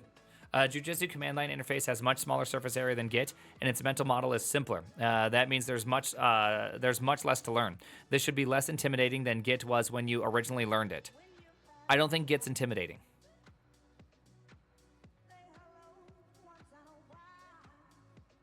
What?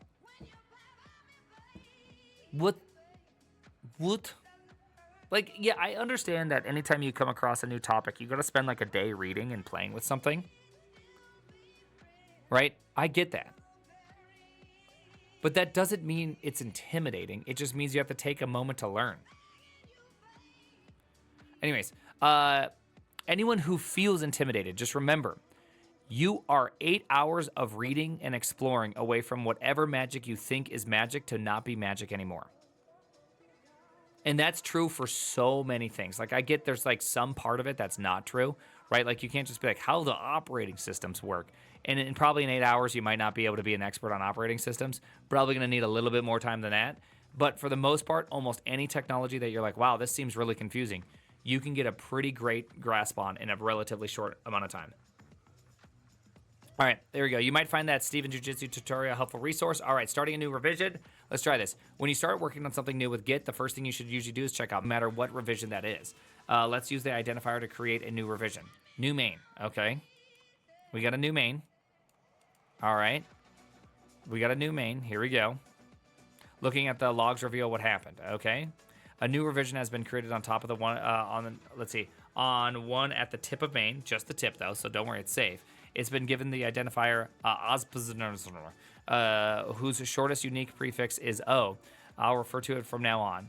The @ on the left-hand side, marks that this is a new working copy, current revision of any changes that are, that we make are going to become part of this revision. So we can use @ in the command to refer to whatever the current revision is at any given time.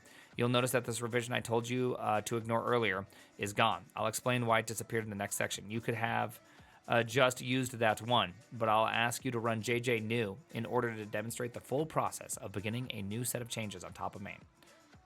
Okay, so when you started a new set of changes, it blew away whatever previous, I assume, empty change set. It's okay, let's see. When RXL, whatever, the top one disappeared, the highlight prefix of RTT also changed from RT to R. That's because the prefix represents the shortest unambiguous way to refer to the revision. And when there are two, oh, okay, that makes sense. Okay, yes, because look at that. RT, RX, RO. Okay. Yeah, that's cool. Okay.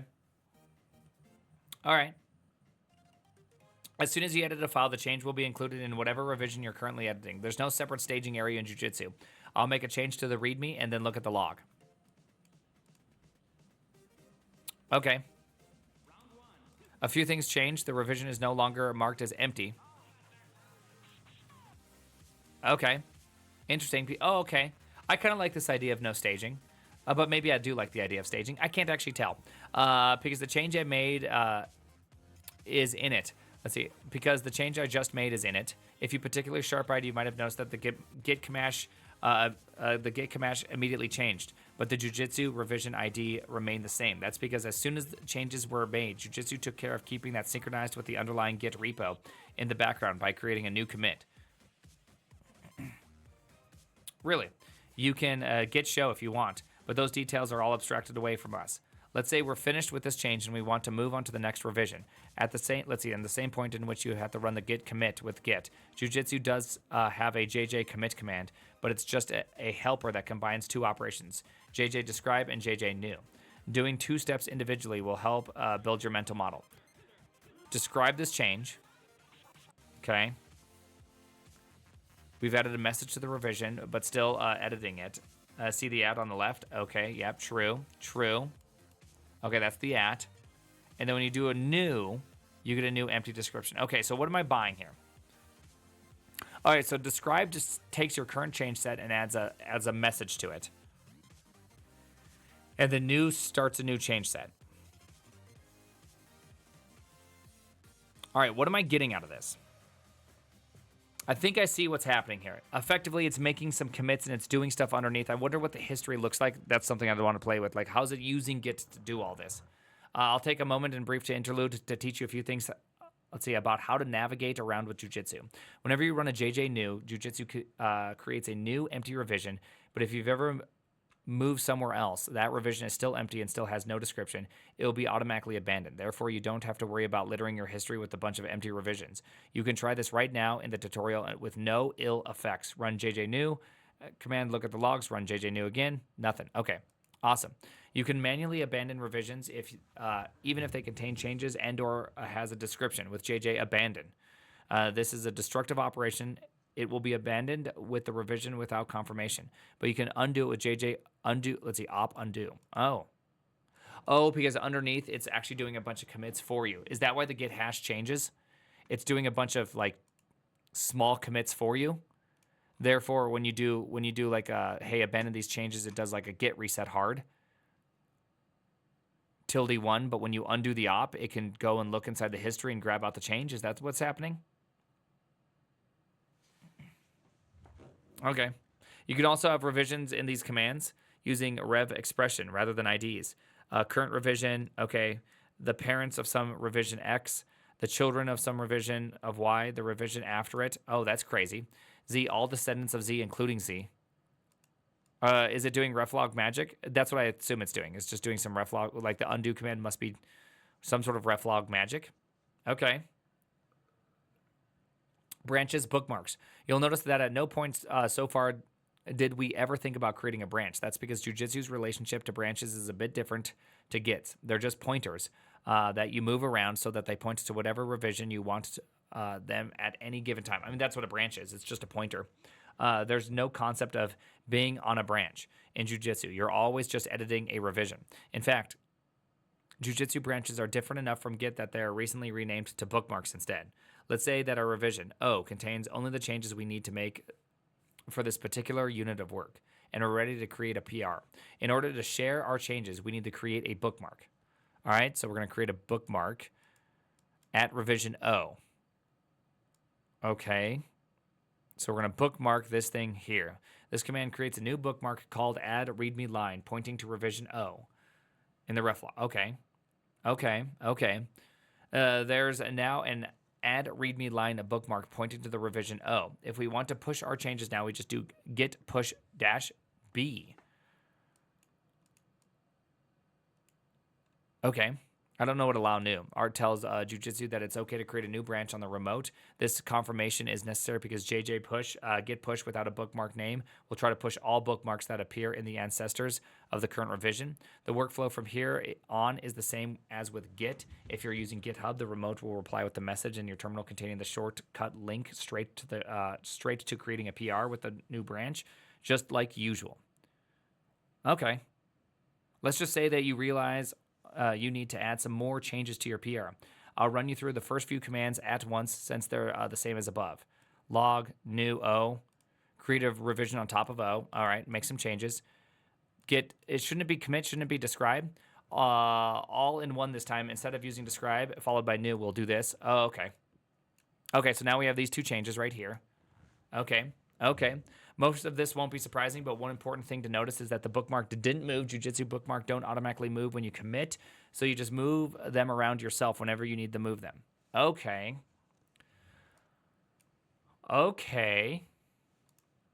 So we got to move the bookmark to K. Huh. Okay.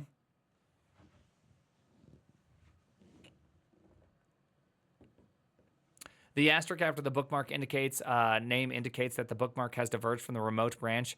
It's tracking the remote branch is listed separately on the revision as add readme line origin. Okay, then we can just do a push. Okay, interesting. Oh, that's way different.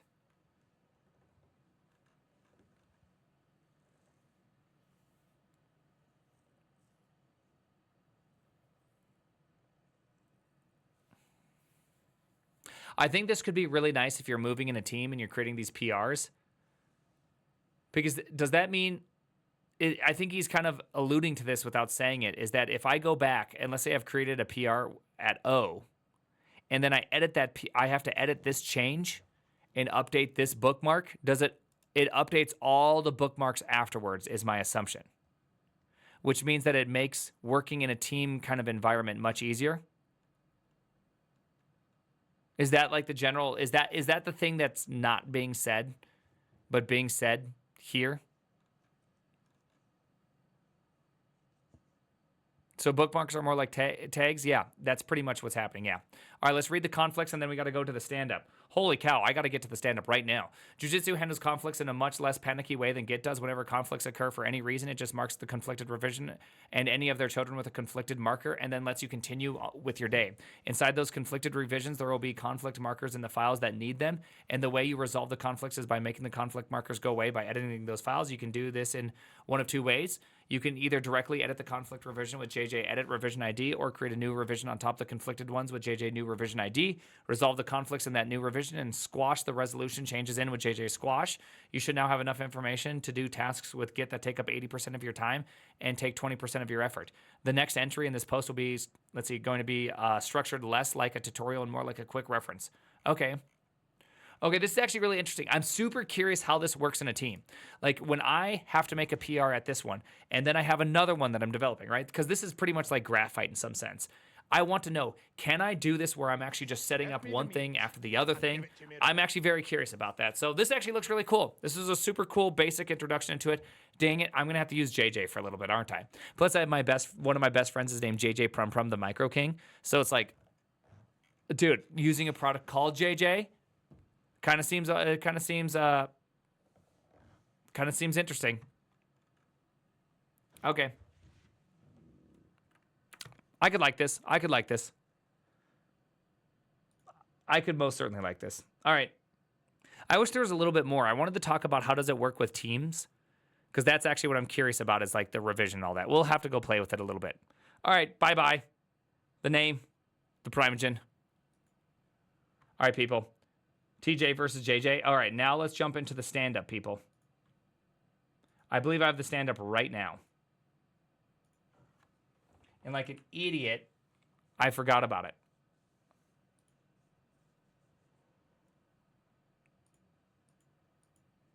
Get it? Is it just a faster? Okay, he's here. He's here. Hey, hi. Sorry.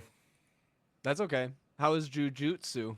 Jiu-jitsu? It was great, actually. It looks really cool. I like the idea that you can... it kind of has a little bit more of a vibe with Casey. When there's like a conflict, there's like a conflict marker on all these ancestries, and it doesn't like stop you. Oh yeah. I'm curious about how that actually works in purpose or in production, if you will. In development, does it actually stop you, or does it like hide the conflicts until you apply them and then resolve them? Very curious. Multiple people kind of had said after that episode, I mean, the people who weren't crying like about Git for 15 hours were like, you should try jujitsu. It kind of is more the way you want, right? And it like I looked at it briefly and I'm like, it kind of does look like it has a similar philosophy. It's like, let's just try to get this out of people's way so that you're not constantly like dicking around with your source code control. And I was like, yes, that sounds very good and what I would like. But other people had said like it's still not quite ready yet. Like they were kind of like, yeah, it's, you know, it's not, hasn't quite gotten all the way there yet. So maybe it's, and I don't know, maybe it's kind of needs a few more versions. I'm not sure, but I haven't tried it myself. All right. Is that just like kicking the can down the road until it just blows up in your face? I don't know. Yeah, that's the best way to do things. I got to be right back. I got to get a little bit of water. Seems like your style. Yeah, man. Like, I'll No, try it out. I mean, I'm just like no verify when I'm pushing. I'm just like whatever. I'm like, I have a no verified alias. I'm just like, dude, They have checking separate nothing. repos, like literally a separate Git repository for Trash to contribute to at Netflix, so that like he can't force I push have and my own destroy special prod. repo. So it's kind of like, you know, when developers have their own branch that they work on. This one is like they put another branch between Yes. him and the so that just so he can't really get there. I'll have you know, I am quite the OCD in my Git history. Okay. Oh, Mm. but that's the Alright. opposite of what you were just saying, Trash. Yeah, So I know, now I you know. can. Well, I mean, I project something, but internally I'm like, I don't actually do. You know what I'm saying? You know what I'm saying? I get in trouble if I actually like practice what I preached or whatever. I don't know what Spreading you're saying, Trash. misinformation. Do as Trash says, not as Trash does. Exactly. All right. No, it's the opposite. Do as Trash does, not as he says. He's a good okay. engineer in practice, but then he likes to make memes on the internet. I Okay. feel I like just it's like the to opposite. cause chaos. I just like to cause chaos. All right. Yeah. All right. Hey, what's the name of the stand-up today? The stand-up. It's always the stand-up. That's what Welcome to the stand-up. It's the same thing every time. I know, but is We it don't tech change horror the title. stories? Like, what's the thing? I have no idea. No one told me. I just. Oh, showed I up. wanted to hear Casey's origin story of how he started making content on the internet. Wait, that's gonna take like 3 minutes. Great. He's like, one day I just decided to make contact. Sick. So do we Sick. not Alright, actually guys. have a plan for today? This That- is how we do. That was my plan. Well, you have Prime. You have 3 minutes because I will tell the story that Tej wants, and then by the time that 3 minutes is over, you will have to have a topic. What Let- we do, we if it always only do. takes 3 minutes, yeah. let's just cut. We'll release an 8-minute stand-up All right. episode and be done. So Is that here's what actually happened is we that just keep actually a rambling. real length stand-up we're actually gonna have as a normal one? Is this Oh, possible? like, this is gonna go like an hour still, no matter what. It doesn't Yeah, just you matter. guys got to find something to spiral off of it. basically. Oh, we will. It'll be Trash's snack addiction right now Yeah, with Trash, his microphone Breakfast, on. what are 9 you a.m. doing? Doritos. I'm getting my 9 a.m. Doritos. Hashtag ad. You guys don't do Oh, yeah. Yeah, why My are you 9 holding a.m. it? My 9 a.m. Trash. chip break. Could you tell us a little bit about the flavor, or dare I say, taste sensation that you're experiencing right now? Well, all I'm saying is that I didn't make. I don't ever eat breakfast, but when I'm sitting like in a meeting, I just have to snack. Okay. I just don't know, and then I bought these yesterday after dinner. I got party size, Because it's always a party with Trash. and I also have after the salt tea, we do the sweet, Okay. and then All right. Mini then I- Starburst. Yeah. Don't want them to be too big. I don't eat like this all the time. I was talking about this with Tej before stream. It's just every once in a while. You know? All right. Little binge. Little. That's why I don't little- like going to the office. If I go to the office, I just eat like this the whole time. It's terrible. Because it's there and easy. So is that an argument against remote work? Is that what we're actually going to talk about? Why remote work is bad? It makes you fat and lazy. No, he said he going said- to the office is worse. 'Cause Yeah, he that's eats what I the meant. Sorry. snacks there. Ooh, office work. Office work is the worst because it makes you fat and lazy. Yeah.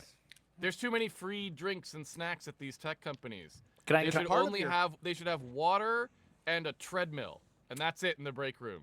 I You just do it- ordered a walking treadmill today. Dude, I was on a Prime. walking treadmill all yesterday. Or a walking desk. that Sorry, a actually walking work? treadmill is a stupid What? phrase. I don't know, Trash. We're going to find out. Are you guys gonna be like on the stand-up next time, and you're both like your heads are kind of Oh, going I like didn't think this? about that. Oh, I wasn't yeah, going to do so- it on stream, but now, yes. Hey guys, what's up? Yeah, so I was actually in a meeting with someone that does that, and it's super distracting. Okay, It's Trash. it's I so gotta distracting. tell you though, I was talking with Kayleen yesterday, my wife, right, about this, and I was like, this is the most Zoomer complaint of all time. You guys can't focus because one person's moving on the screen. Come on, Trash. How easily do you lose your Well, focus? it's like when they start talking, they're just like, yeah, oh, no, yesterday I was reading through some stuff. I'm like, what are you doing right now? Have you never talked to a person that's walking? But you're Usually also they don't have- walking at usually- that I mean, time, they so it don't makes usually- sense. If I'm Alright, talking to someone that's walking, they usually don't hold their phone up in front of them, and like they're not I'm, FaceTiming. I'm saying, know what I like, mean? going on a walk with someone. Yeah. Oh, you're talking about like IRL. Yeah. Well, I'm usually looking at where I'm walking, so I don't like trip on something. You know? Trash. If you're having a conversation with Trash IRL, it's just like this.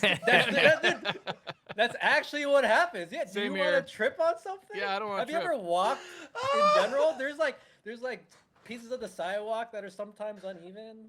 Also, if the Really? OCD kicks in, when the OCD kicks in, you can't step on the crack in the pavement, so you have to be looking at that. Oh I my can't- that's goodness. actually why I have to don't do look at 2 the steps pavement. Each square. Yeah, 2 steps each square. yeah, 2 steps per square.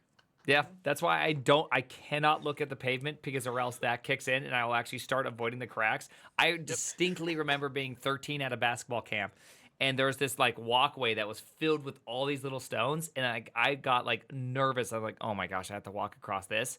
And in that moment I realized like, you know that meme like, bitch, you live like this? I was like, I can't live like this. And I never thought about it again. And now I intentionally just look up and walk across all the cracks because or else I'd just go insane.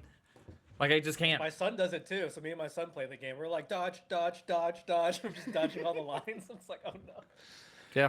My son likes to say that the cracks are hot lava, so that tracks with me. We do play dodge the cracks when See? we're walking. Yeah.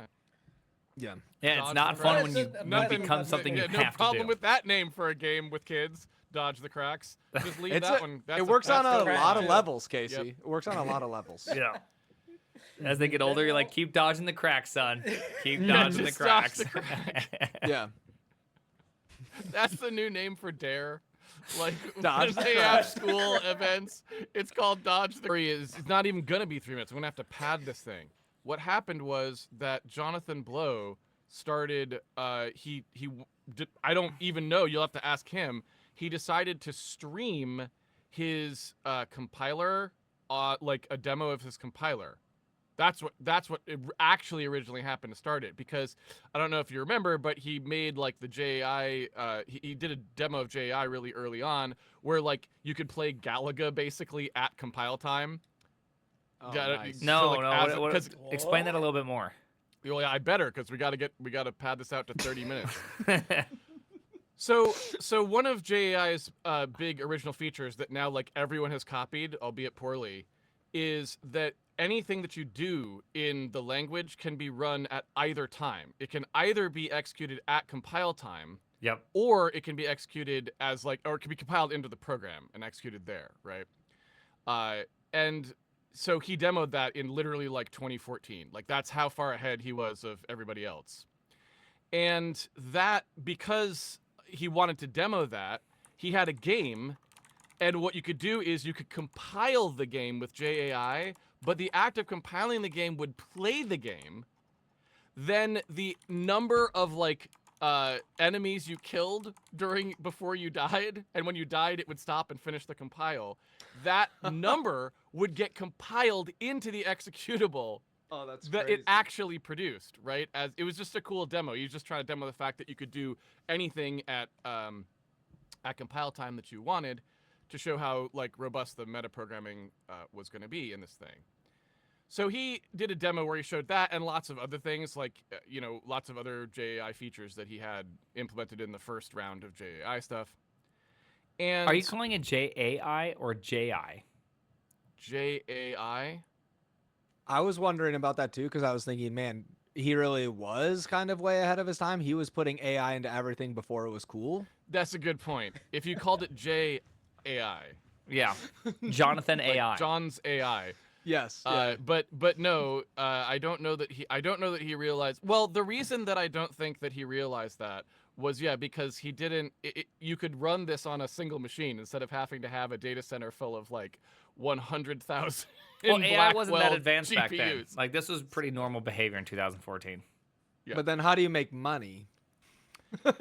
Yeah. So, Fair point. well, that I Fair think point. John would like to know how to make money from making a language, because most of the time nobody really makes money from making a language, True. right? You do all this work and like you don't really make money, so it's often like some of the thing. I mean, like for example, Bill Hall, like he kind of works with Jenga effects, which uses Odin, right? Like you always have to. It sucks. Like it would be cool if when you made a cool language, that was actually going to be payment in and of itself, but usually it's not, because that's just the way the industry has shaken out, which of course also means you don't maybe get as much work on languages as you would like, because people aren't being paid to do it, right? Or they're getting paid to do it only pretty far after the fact, when like some company, you know, decides that maybe they're going to fund this thing or whatever. So it's kind of, it always has to find this sort of like secondary funding model, right? Like that's not primarily, you weren't just paid because you made a language. You have to be paid because the language is used by a company that's doing something or whatever.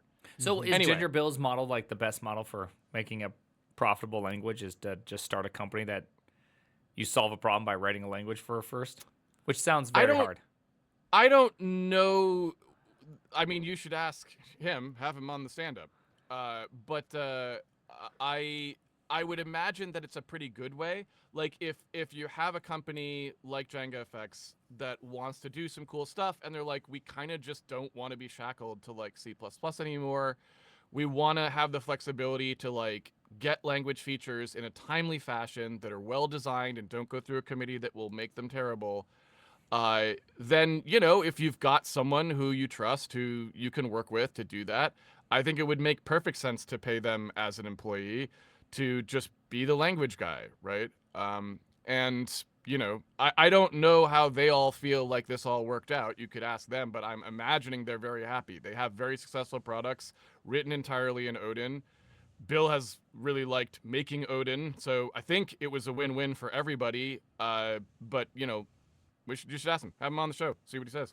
Yeah. Jane Street is doing this basically too. Like they've got their own fork of OCaml and everything, and they Okay. just released their own. Like now it's more like accessible for other people to try out their fork. It was pretty accessible before, but they like released it with a bunch of language features that they hope get put into OCaml. But they're also like, we don't really care in some ways. Maybe sorry, that's probably like a little bit reading Right. between the lines to the Jane Street folks, because they do try, but like. They have a whole team working on the compiler, doing crazy stuff, making it awesome. What's it called? Like for them, what? What's it called? It's called OxCaml because it's like it's Oh, introducing. That's what that, okay. Yeah, it's introducing a bunch of like Oh, is ideas. that the lifetime ones?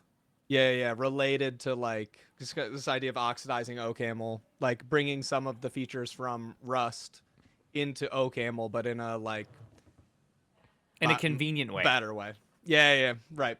It shouldn't change like the base way that you write OCaml, but then when you want to try and do something where you're saying, hey, like let's allocate less, like let's not get this to the garbage collector, we're gonna have some proper ownership semantics of these things, you can specify those, and it just makes then you don't have to switch to a new language, right, to write the other part. So it's very cool. They're using it a lot because they have to write fast code to trade things faster than other people, I guess. I don't really know what they do, except like Something it with seems like FPGAs and OCaml. That's all I know. they do have a thing where you can program FPGAs with OCaml, yeah, called hardcaml. But I think they just have a big printer inside where they print money. Like, I'm Yeah. not really sure. I'm not that Casey. That's not a joke, by the way. That's a real thing. They have that. I kind of want to go look at this now, because I would have thought that OCaml would. I mean, are FP bros furious that like people are suggesting that you need features from Rust to make OCaml better? Like, what? How did that go over? I think it's good. I think people in the OCaml community like it. I think it's pretty okay. cool. Yeah. I mean, Alright. OCaml's much more pragmatic than like Haskell Bros, right? They're kind of Sure, like that's true. so. And Yeah. and all of the people like most interested in it, I think, are like, it's cool that Jane Street makes money, and we're like more confident OCaml will still be a thing in 5 years. Like, Okay, because you it's got know- a sponsor now, right? It's right? got Yeah, a- I mean, it has for a long time, right? But it's kind of nice to see like, oh, they can push forward like their vision of some stuff and see what happens. I don't know. I think it's cool. It's very interesting too, because most of the time, I feel like when I write Rust, I really just want to say like, does this thing live in this function, or does it like escape the function, right? Global or local, like ownership. And that would simplify like a lot of very painful things in Rust if you couldn't specify like in between lifetimes, like, oh, it lasts as long as like the outer scope of this function attached to like this, right? Like that's where a lot of really painful lifetime semantics come in. But like for OCaml, it's like, oh, well, we can just say like the garbage collector will handle it if it escapes this region. Otherwise, we're going to basically like stack allocate it. Not exactly, but like close, and then we'll be able to like free those really quickly and easily. So it has a lot of cool features that are not like just straight wholesale copied from Rust, but that I think will improve the language like in terms of making it go zoom and like multi-core safe stuff too, which is nice. Damn, that's crazy. Casey, we gotta get back to your origin story. We're so far out of the pocket right now. But that's it. I mean, like literally, if you guys don't keep doing that, there is no stand-up because we have now finished 1 minute and 30 seconds of the 3 minutes that I've got. So the next thing I say is going to be the end of the story. I'm ready. Don't worry. We right. got something for you. So John did that. He did that demo. And there were maybe like 3 streams or something. He did like a series of them. So it wasn't really a recurring show, but it was kind of like, oh, John's kind of streaming now, right? And Wait, is this on Twitch? Or like where? It was on Twitch, and then he posted them on YouTube afterwards, but it was on Twitch. And so at that point, because people knew I had worked on The Witness, because I used to publish this little blog called Witness Wednesdays, where I would talk about something that we were doing on the game, and people knew that, and they asked me when was I gonna stream on Twitch. Right?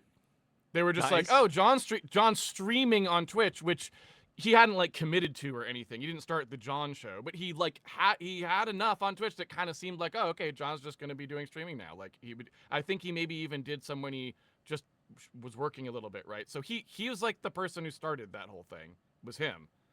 And so then I was like, all right, I guess I'll try something. What'd you try?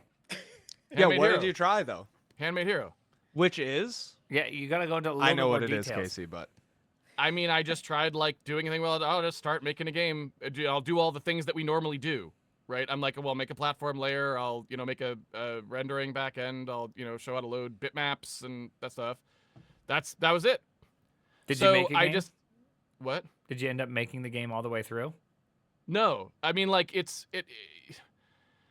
as with everything, I cannot design games. I am so bad at it. So basically, like, really, you can only count on me to make engines. That's all I know how to make. If that makes sense. Like, I kind of need somebody else to come in and do whatever the game is. And then just tell me what you need, and I will make that for you, right? But, like, game design stuff is just not my thing. And so you need a good prompt engineer on your team, Casey. Who's they're prompting you for and basically the advanced AI. You don't even need to be a good prompt engineer. You can just be vague. Like, I need a thing that has this going on, and I'll be like, all right, we'll get that for you. Certainly, absolutely, you're right. What a great idea. So anyway, that happened, and for some reason, it was very popular. Because it's good. Geez, I wonder why it was popular, Casey. I don't really know. That's the thing. What I've heard since then is that the problem for a lot of people is that, like, they thought that programming was like, you have to just learn these giant stacks of random stuff that don't really make sense to them. And this was the first time they could see someone explaining, like, well, okay, so here's like the operating system part, and here's how that works, and here's the memory part, and here's how that works, and we can just like directly poke at that, and there's a window, and then we could directly poke at this, and here's the bitmap, right? And here's how we read, like, a bitmap file is literally just these things on the drive, and there's the color values, right? And I think, like, for a certain class of programmer, that is something that they really needed, because they were never shown that. Like, it was hard for them to find an introduction into that kind of programming. And so what ended up happening, like most of Handmade Hero is not necessary. They just need like the first 30 episodes where I just show like, here's how you make a program that does these things. And then for the people who seem to be fans of the series, that was just like a big eye opener for them. And then they are just like, oh, okay, I can just go make stuff now. And then they did, right? And so like, that's what happened. That was like basically one of the things that was so cool for me about that Better Software conference is like so many of the people were like, I got started by watching Handmade Hero. And then I'm like, and then that person went on to make something absolutely insane, like File Pilot or something, right? Like stuff that's so freaking cool that I'm like, I cannot believe that was because of this stupid series I made, right? And that was a really like, it was kind of incredible and totally blew my mind because I didn't really think about, I didn't think that it was going to have the effect where like really great programmers would go on to do these amazing things, right? Just from this little bit of like, hey, you can do this. You don't have to do this other thing. You can do this thing. Like that's all they needed. And then from there, they're just like going off into the stratosphere, doing these amazing things. And so like it was really cool, and it was kind of like, oh wow, like they are literally making software better. Like it was super cool. Dude, so I'm not familiar with Handmade Hero, and I looked it up while you were talking, and I saw it was like at 656 episodes. Or yeah, and there's so That's much stuff in there. crazy. Like it built you. There's a thing it shows how to build like a debug system. It's got a profiler that's built in that runs in real time. You can see like zones and everything inside the game, and it's got. It actually, I added 3D later, so it's got 3D and lighting. It's got ray trace lighting and that kind of stuff. It's got a lot of stuff in there.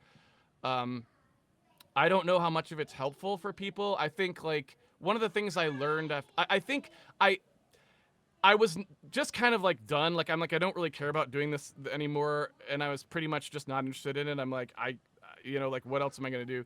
But after going to Better Software Conference, I kind of changed my mind on that. I was like, I might want to just do a condensed version of this in the future where I just go through and go like, okay, now that I know what people actually needed out of this, I could put together something that's pretty good.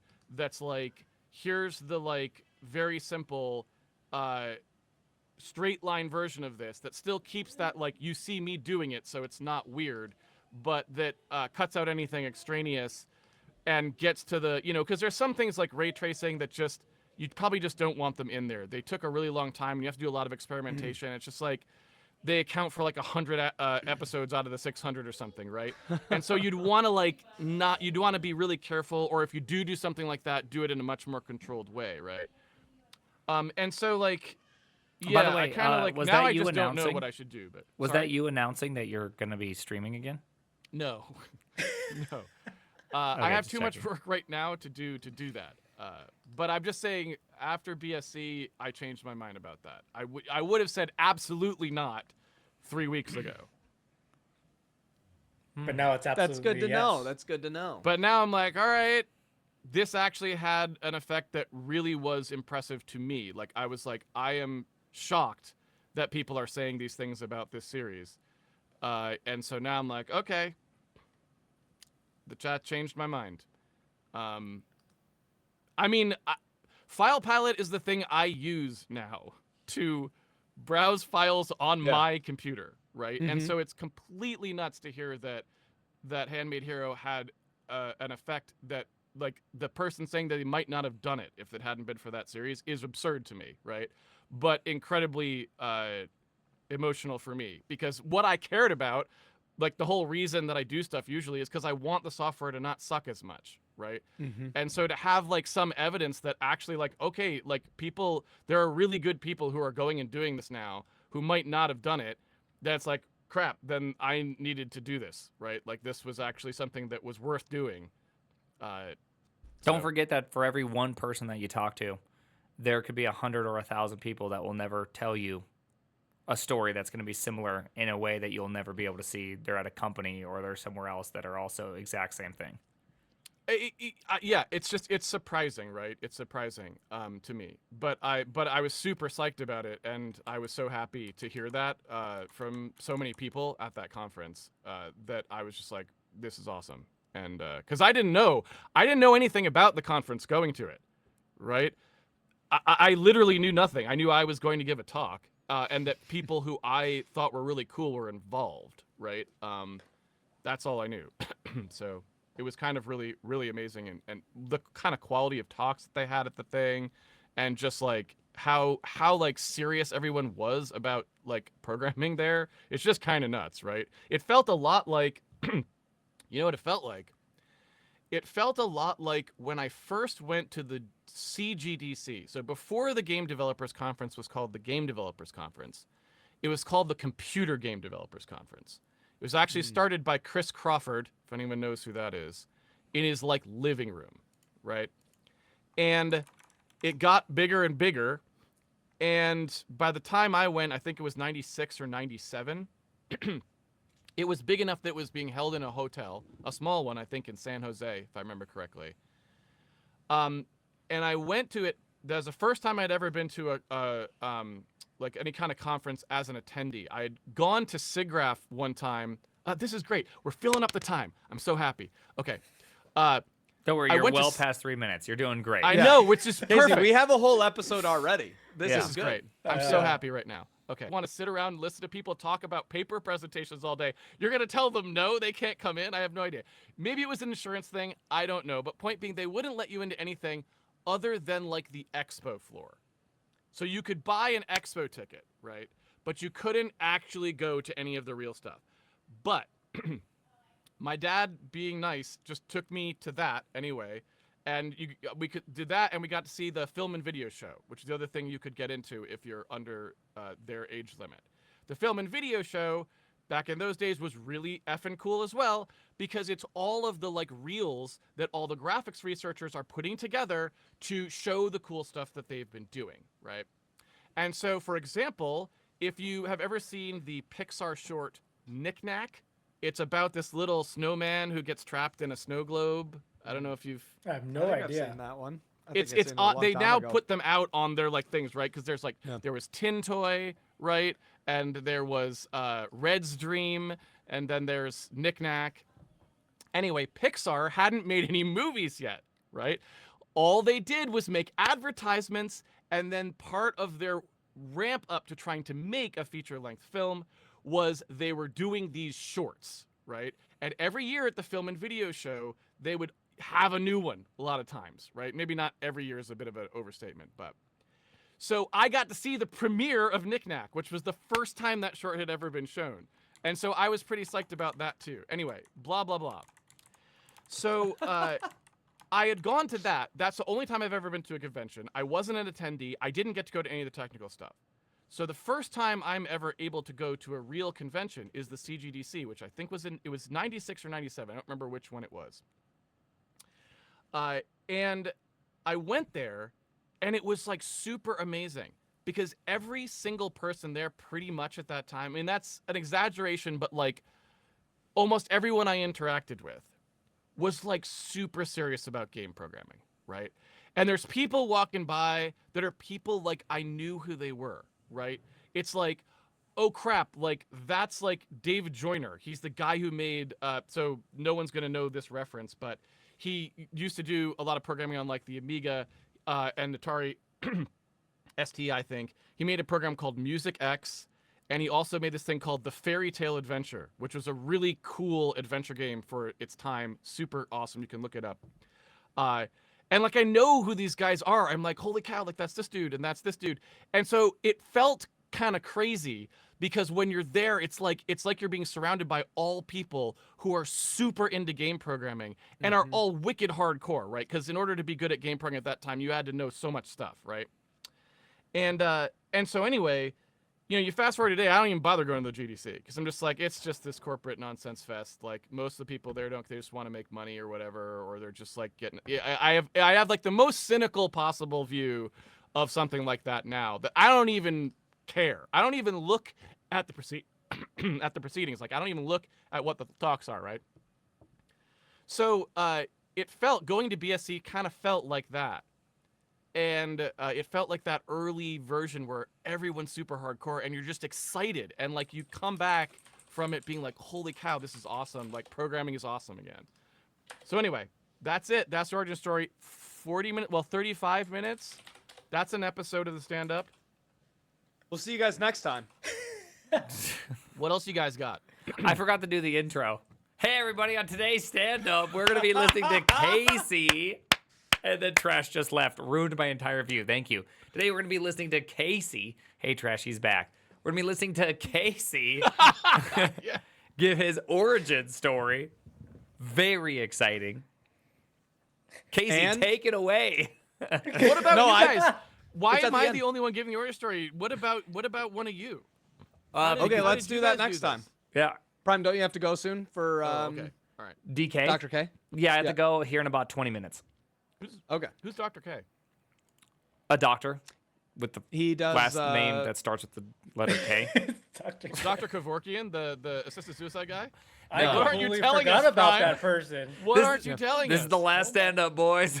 Oh, no. Okay, Josh, Don't do cut it, that part Prime. out, please. That will demonetize this episode. That was supposed to be 3 minutes long. Yeah. Who is Dr. K? A healthy gamer, GG. He's like he's a coach on Twitch, I think is what he goes by, where he talks to a bunch of streamers about like life and stuff. You've talked to him before, right? In person, never on stream.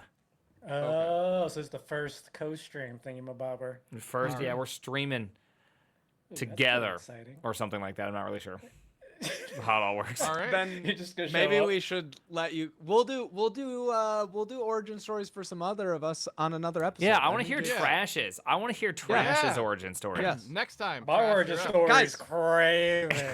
Leave a comment if you want Trash to do it. Yeah. There we go. We're gonna do it either way, but you're Don't- supposed to ask for yeah. comments. Or Don't leave a set me up comment like if you that. don't. We don't care. Just leave a comment. Leave a comment if you don't Actually, want to, no, and I'll don't do ban that. you. Yeah. Leave a comment if you want Trash to do an origin story, or thumbs up if you don't. We all it's a round table. It's a round table. It's an O face, but the O is for origin story. I don't know what that means. But we'll see you guys next time. Thanks for tuning in, everybody. Are we done for real? I See you think so. later. Yeah, Brian's Yeah, gotta he's go gotta pretty soon. It's I gotta 15 go minutes. pretty He's soon. gotta- Oh, I Dr. can't tell K. if we're joking or not anymore. Yep. It's so hard. All right, I got to be right back because you guys can What? stay here and chat for a second. I got to go grab some more water with the throat stuff. Okay, I'm gonna click okay. stop. This is Well, he's now still we're now streaming, he's still officially streaming. offline, but we are streaming. Oh, So okay, there you okay. go. Oh, so we could just start. No, I'm just kidding. Yeah. Well, you never stop recording too early. That's the worst mistake. No, because I wanted to finish uploading. Yeah, And so we can't. I leave don't- until- Prime's Yeah. voice is hurting. I don't want him to get distracted and talk too much today before his thing. Yeah. Trash. Casey, who do we need to go after for the protein bar thingy? What's the brand you like? All right. Okay, let's start it right now. Chat maybe has a connection there. What's the brand you like? It's Pro Bar. Pro Pro Bar. And Let me see. Pro Bar. Chat, I would anyone like, have connections to Pro Bar? We're trying to get a protein bar That's it's the weirdest Sponsor. I thing. want a Doritos That is the weirdest sponsorship. thing. if you we want can that. Chad, if someone has a connection to Doritos, that's also sick. That would be awesome. Doritos, Dude, can you imagine? Starburst, Dude, creatine, Trash. anything. We could show up 100% coated in Dorito dust. How funny would that be? Just head to toe Dorito dusted. My keyboard's just disgusting. Ugh. Ugh. That just makes me feel gross just thinking about it. It would be pretty funny though. I wanted to eat Doritos the whole stream, but it was just too distracting. It's so loud when you touch your Dorito bag, dude. I know. Well, I muted my mic, and then like sometimes the Dorito chips are like very big, so then you gotta like angle I your like- mouth I out like crazy. the- You know what I mean? You're like I like Trash. Just you show up completely Dorito dusted and eating Doritos the whole time, but we don't acknowledge it in the episode at all. We just treat it like it's 100% normal. I mean, this is normal. This is me. This That would is be me funny. in my purest form. You know. Terminal.shop X Doritos collab would go hard. I don't know. Wait, Casey. Okay, did Pro you know Bar. J-Blow before this? Oh yeah, Pro Pro Bar. Bar. Yeah, Sorry, what did Pro you Bar. say? Did I what? Did you know J-Blow before like the streaming thing, or did you meet him from streaming? Oh yeah, no, I knew him from before. I knew him from those days of the GDC, early GDC. In fact, So you met him like at a conference. and that's then- right. Yeah. Oh. Yeah. I was always wondering what the connection was there, because it wasn't until I started streaming on Twitch that I found out who like J-Blow was. I was like, who's this guy? He's like making games, and that's like my first introduction to him, and that's only like 2020 maybe, or 2021, which wasn't that long ago. So, but I was like, it seems like a big deal. So I was like, I don't know what's going on. Yeah. Effectively, so back in the day, there was sort of like a group of people who were kind of organized by Chris Hecker. So if you've ever seen there's a game called Spy Party, or if you've ever played the game Spore or seen the game Spore by Electronic Arts. Yeah. So the guy who did the creature creator thing for Spore, like that could make the creatures, you know, you put them together using blobs, you know, that kind of like skeleton thing. The guy who did that, he actually used to kind of coordinate like a group of game developers who are working on like low-level stuff, and he kind of connected everyone together. Like we would have these meetings at the GDC. He would get a room, like a conference room there, and it was like everybody who you would know everyone's games. You might not have known who they were, but like Matt Toshlog, the guy who did Descent, the renderer for Descent, right? John Carmack, right? Of course, who everyone knows. Never heard of him. Tim Sweeney, right? Nice. John Blow, you know, me, like a bunch of people. He would have these things where everyone got together, like James Fleming from Looking Glass and Doug Church as well. It was everybody who was on all of the influential sort of renderer stuff and that kind of thing. And so I knew him from early on, like really, really early on, in like before the 90s were out, right? So still in the 90s. And I've just known him ever since then. And the streaming thing was just a thing that I don't know why. I don't actually know. You should have John Blow on and ask him why he decided he was going to stream that stuff instead of, like, I can understand why he wanted to do a compiler demo, but he could have just posted it to YouTube. So why did he do a stream? I don't know. Interesting. Like the more like Casey, obviously we just met when we first started doing the stand up together, but like your lore is just so deep. like yeah. Every time you talk, I'm like, oh, this guy's like OG, like, oh man, this is crazy. I don't know. Yeah, I was always around. I've never been interesting, but I'm always around. You're I'm very You're the guy in the corner of the room meme, just standing there watching everyone else hang out. You know, like I don't know, like a Hollywood Entourage or something, maybe, like or whatever, sick. right? You're part of the posse. Yeah. Like, hey man, what's going on? Who's that guy in the back? What's your name? You're the guy Casey. that Nardwar calls out when he goes and be like, "Oh, that guy's been with you since the start." You guys know Nardwar, right? No. Trash. Never heard of him. I don't watch What? hentai. No. Sorry. Is that what that? Trash knows. I'm like, That's definitely crazy. not You guys hentai, don't 'cause I know who that No, is. I'm kidding. He like is the world's best investigative reporter of all time, but all he does is research celebrities and then find out crazy things about their past, and he does an interview with them and All blows right. their mind. It's very funny. Okay, Nardo. It's pronounced Naruto. It's so funny, chat. Chat, we're What not the hell offline. is You that don't have to name? be funny now. Nardoar. He is like and he's well respected on the online communities. Is this a YouTube channel I can go watch, I guess? or- I'll send you a good compilation, Casey. Okay.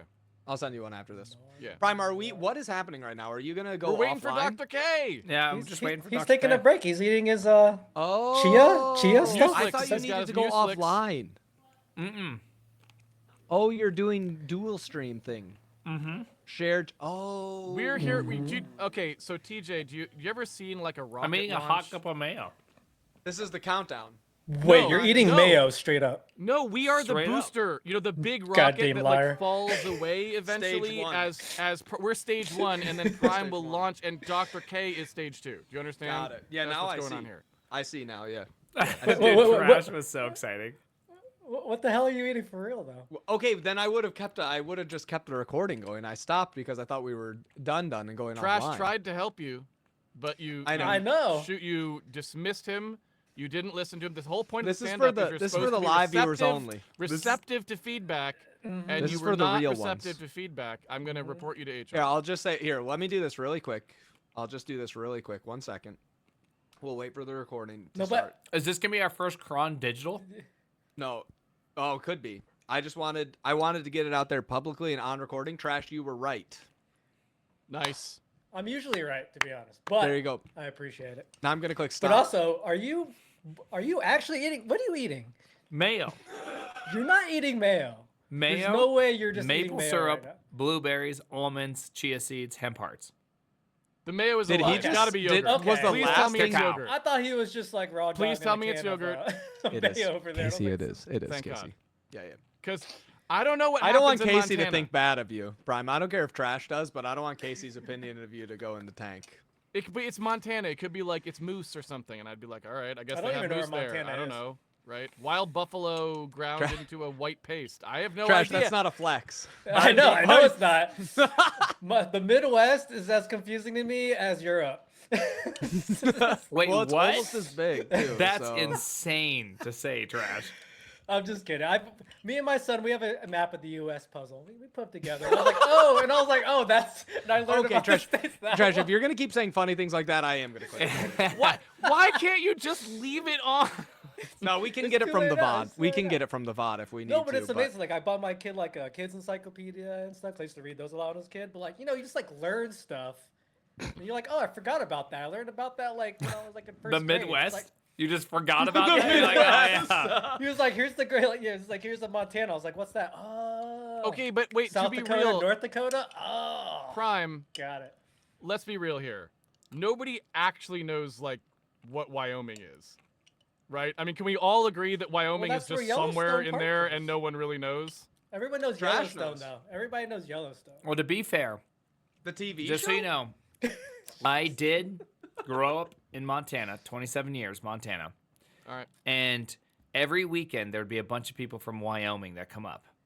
Oh. And I'm still convinced Wyoming is a psyop. I mean, I don't think we have proof that Wyoming is real. I agree that somebody built a thing called Yellowstone that you can land at, and it makes it seem like there's probably a Wyoming.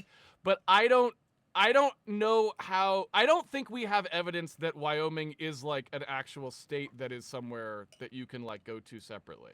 I right? feel like if you walked like around the side, you'd see that it's all fake, like a Hollywood set. You know how they put there's up the just fake like, town? the yeah, Truman yeah. Show? There's just like billboards that are like plastered around the side to Right. make it look like it keeps going, but it's like Yeah. forced perspective and fake. Yeah. I actually Yeah. forgot Montana was above Wyoming. So when he said people from Wyoming come up, I had to pull up the map. I was like, wait a minute.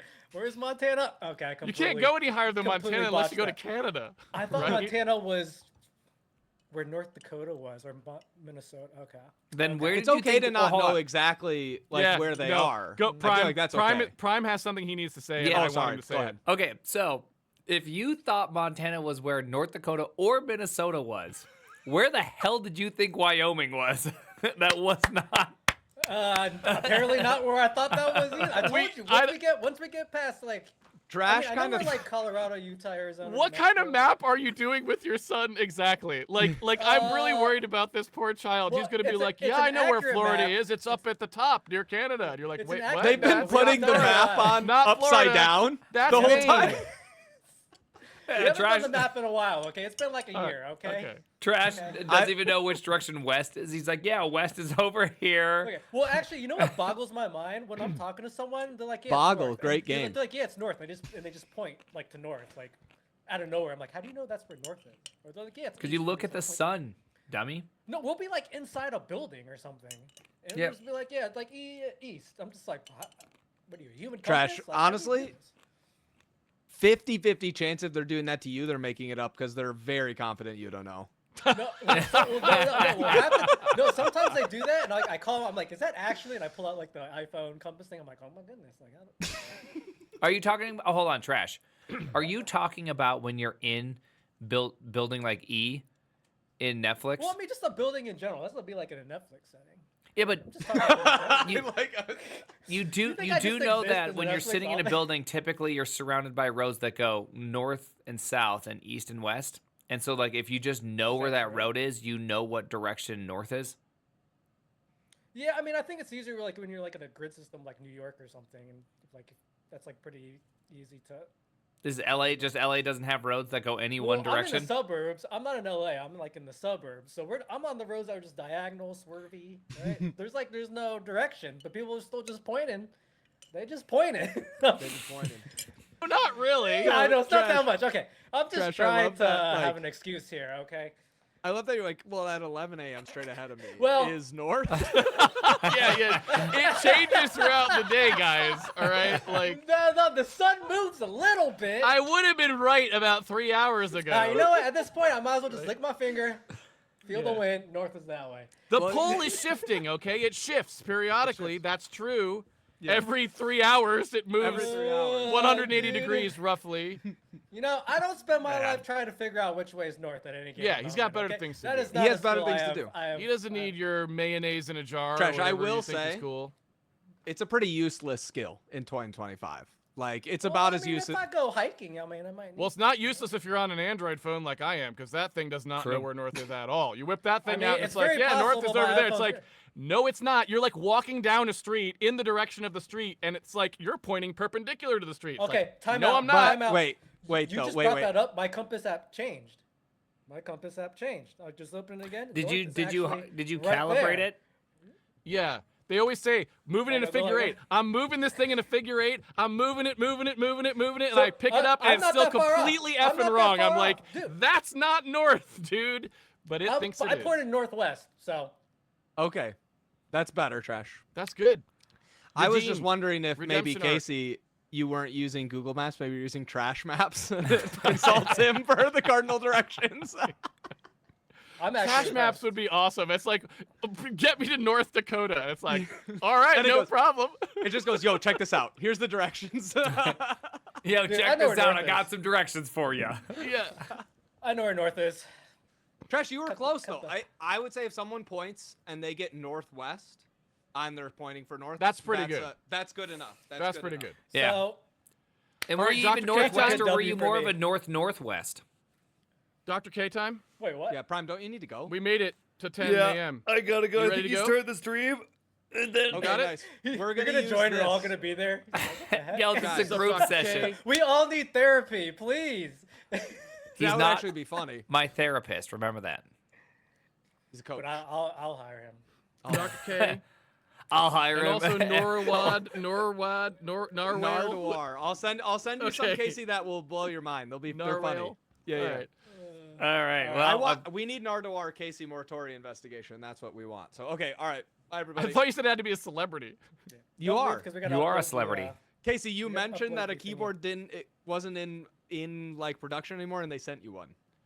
Yeah, but if a real celebrity mentioned that, they'd put it back in production. You don't know. We're still Yeah. early. We're still I'll early. take a free keeb any day. yeah. Why you complaining? I'm ain't not. complaining. He was talking, but you were just too busy learning about jujutsu. Yeah. I All right, know. Bye, Prime. All right. Bye, Take bye, it easy, everybody. man. All right. Shut the Have a good stream. one. Shut Don't the leave that recording because we off. gotta upload the thingy. Yeah, right? it uploads. All right. Leaving. Bye. Oh my goodness. I'm now showing everybody my screen. It's all goofy. Thanks for joining. All right. Hey. Hi. All right. You guys ready to do this? All right. I'm going to go use the bathroom one more time, and then I'm going to go and I don't even know exactly how to get involved, how to start all this, but we'll start it here very, very soon. Oh, nice. All right. I'm going to go use the bathroom, and then we are going to crush this. Let me do like the little setting, right? I got to do the like little setting thing. Talking with Dr. K. There we go. Boom. We're going to be doing a little bit of this, a little bit of that. By the way, that was a great stand-up. Casey's origin stories was fantastic. He's always more impressive every single time I talk to Casey. Is that not just like one of the strangest things ever? Can you believe that Casey and I have on video like 100 hours of talking together? And I'm still just like, dude, this guy's so impressive.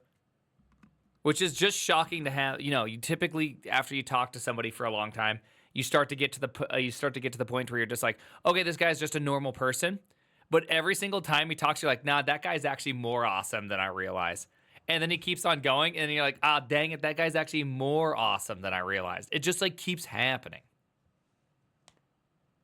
Yeah, so that's strange, you know. And I have an offline chat with him too. Like I talk to him also, and I hear his thoughts. After every stand-up, he page dumps even more information about himself. And so it's like I just keep going,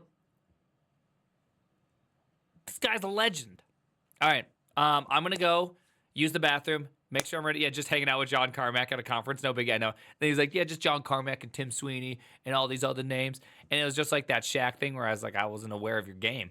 And we were talking about some of the people's games. It was great. Yeah, that was wild. Okay, here, I'm going to be right back. I'll put on a little tune. I'm going to put on my recent favorite tune that I've just been getting a little jammy to. I don't know why. It just feels good. All right. And then I'm sure Dr. K and I will start here any second. I'll be right back.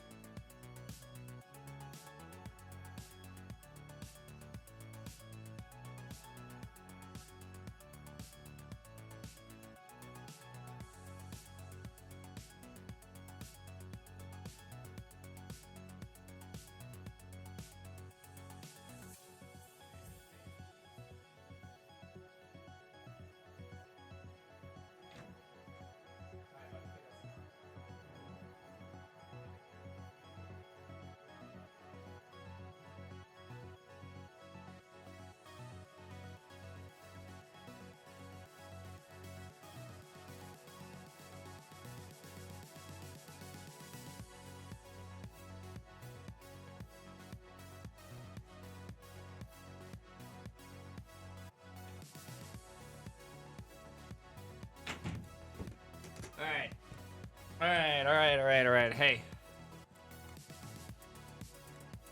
All right. I told you, isn't this a banger? Right? It's kind of a banger. All right, here. I'll pull up the song name. It's called 2050 Time Jumper.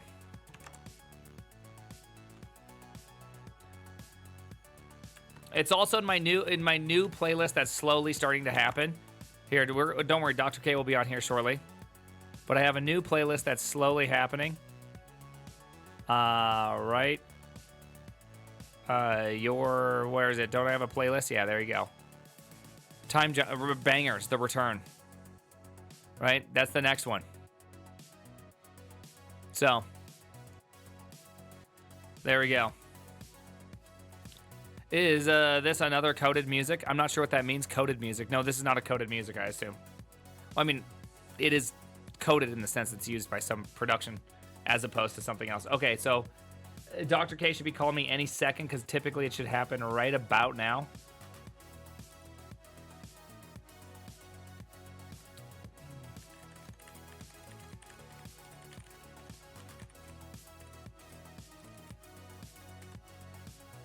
There we go. Funk Soul Brother, dude. It's a good one. Sorry, Funk Soul Brother, yeah. Thoughts on Dev Burnouts? I have many thoughts on Dev Burnout. I went through a bit of a series of burnout myself.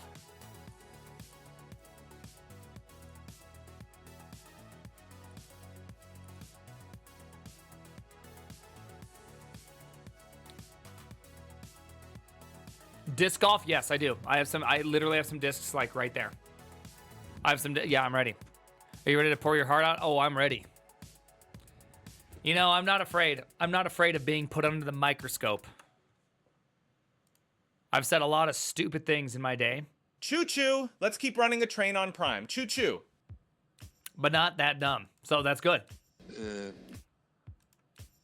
Jorking my git right now. Dude, jork that git. Prime, it's me. Do you want to play disc golf next week before we leave? Yes, I do. I love that you said Prime, it's me. I might have to take my kid with me, though. I'm going to see if I can bring my youngest son with me. Or my oldest son with me. Dude, I love that it's just Prime, it's me. It's like, oh, who is this? Let me hit you with this. Burnout happens because you're doing a lot of stuff you don't like doing. True, that's one of them. I think that's one of many ways. Are you going to talk about AI? I actually do hope to talk a little bit about with AI with him. I think AI is going to lead to a lot of burnout.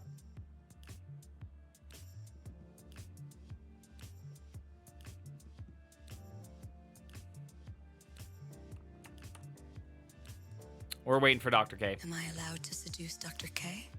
Yep. All right, he's just about to do some announcements for the stream. He'll give you a call, sorry, maybe about another 5 minutes. There we go. He went live now. Yeah, he's going to do, so I guess that's a no. Yes, you're not allowed to do that. He's just doing a quick set of announcements, and then we get started. I love how he breaks things down to first principles with the streamers. This is like this is going to be, I know, I'm curious where this is going to go. I actually have no idea.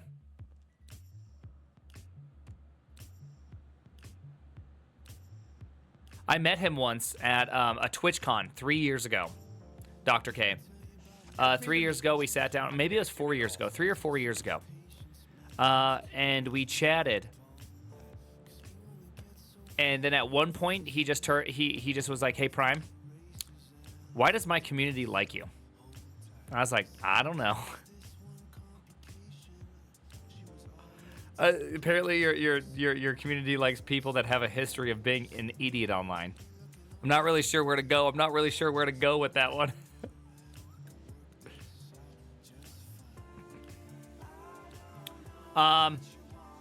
Let's see. Someone was saying something. Hold on. Someone said something. Let's see. Hold on. Dang, I'm up to like 90 bans / timeouts now. You are one of the highest. Did he approach you or him? Well, I watched his video. I watched like 75% of one of his videos and was reacting to it. And then apparently their people really liked it. And so then they're like going to bring me, said like, yeah, make him come on. And so I like Dr. K. I was always like, oh, I like Dr. K a lot. So this seems cool.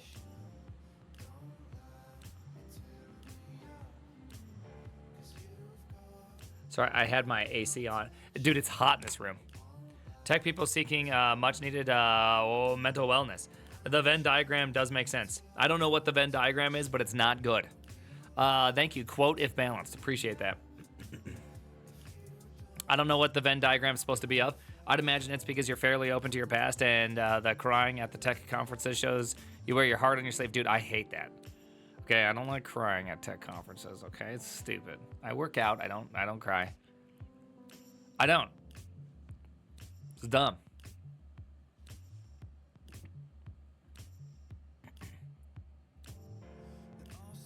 What the hell's a Venn diagram? A Venn diagram is where you take, that's an alphabeted distribution, but Venn diagram is where, dude, did I just freehand a pretty good circle?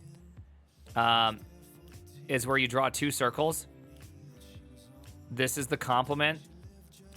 This is the intersection. And this is the union. And this is the dick. Simple as that. Venn diagram. Get the balls out. Yeah. You like that? Venn diagrams are set theory 101. Thank you. You know, Dr. K recently, like this month, it did a whole talk on the effects of gooning. Oh, nice. Yeah, I'm not a big fan of gooning. All right, here, hold on. I'm getting a call, people. Let's see. On my headphones. Hey, howdy. Hey, dude. Can you count to 10 for me? 1, 2, 3, 4, 5, 6, 8, 9, 10. Okay, great. I have. Yeah, let me just make sure that my. Yep, it doesn't work. Give me a hot second, dude. Nope. It's okay. I can count again if you'd like me to. Nope, I'm good. So I'm gonna transition this over here. Hi. Hey, what kind of background do you want me to have? Because I can always go like say green if that's better for you. No. Desk. Your face is super small that way. Green. I can make it bigger. Yeah, I think that's better. I have the power to make things big. Can you go to the desk also clips off your bottom part. True. I never had feet anyways. Here, hold on. Let me just do something. Let me duplicate this really quickly. Yeah, because you're so there we go. There we go. Oh, and then if you want green screen, you can have green screen, but if you don't want green screen, that's totally fine. I'll just give you green screen. It's just easier. Okay. I think it's easier that way. Okay, I'm gonna be looking at your face. Welcome, my dude. Hey. What do you go by? Prime by the internet standards, and Michael in the real life. I kind of live two lives because I live in South Dakota. And so in South Dakota, there's not like a lot of people that know about what we refer to as the internet. And so I spend a lot of time telling people I tweet for a living. And so I go by Michael there. And then when I go to conferences, I go by Prime, which is the internet name. Yeah. So now remind. So do you prefer if I call you Prime or Michael? What do you prefer? Either or. Prime's fine. That's just because usually internet monitoring. But I'm also fine if you called me Michael. So, Prime, I don't remember. Have we ever actually talked on stream before? We've never talked on stream, no. We've only met once in person, and then no times on stream. Okay, that's so interesting, because I remember our conversation, which was awesome.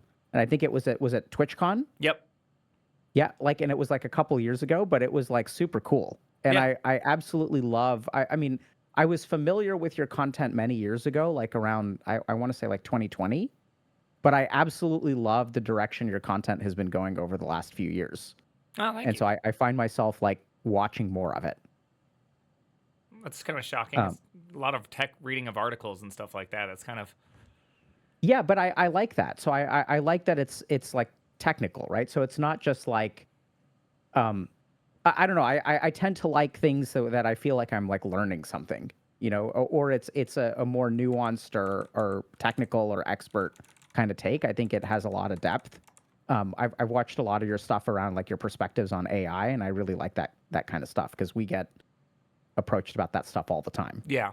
My mom, I knew that AI has officially broken into the mainstream when yesterday my mom was like, so apparently 50% of devs are going to be losing their job, but the other 50%, I was just like, dang, man, AI is getting crazy out there when my mom's telling me about it. Yeah. Your mom who lives in South Dakota? Lives in South Dakota half the time, yeah. Yeah, so if moms in South Dakota are learning about AI, then it's absolutely broken into the mainstream. It's true mainstream. So is there something in particular you want to talk about today, or I know we have a lot of. We have an agenda of some sort, so I figured we'd be walking through that.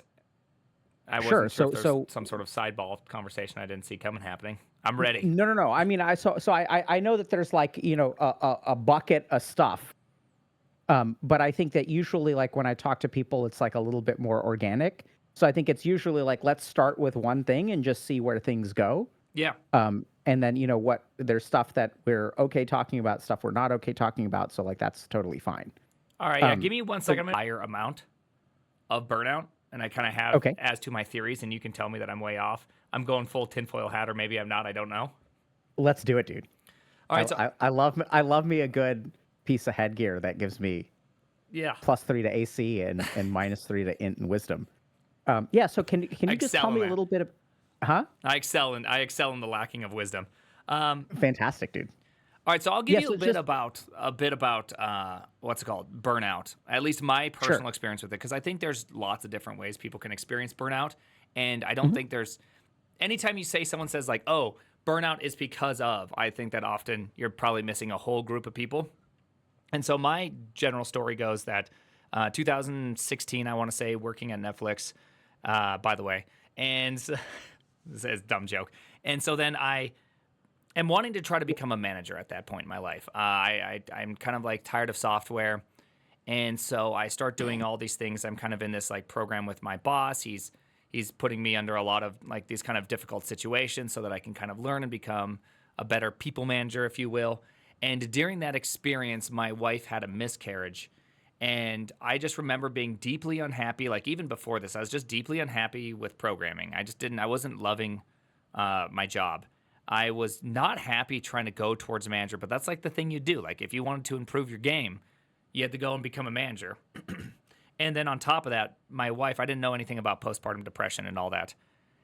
So I kind of came through this, like she was having such a hard time. I didn't really understand it. Just everything felt really difficult. And on top of it, it felt like I was just not like living up to what I'm supposed to be doing. And it felt like impossible to reach.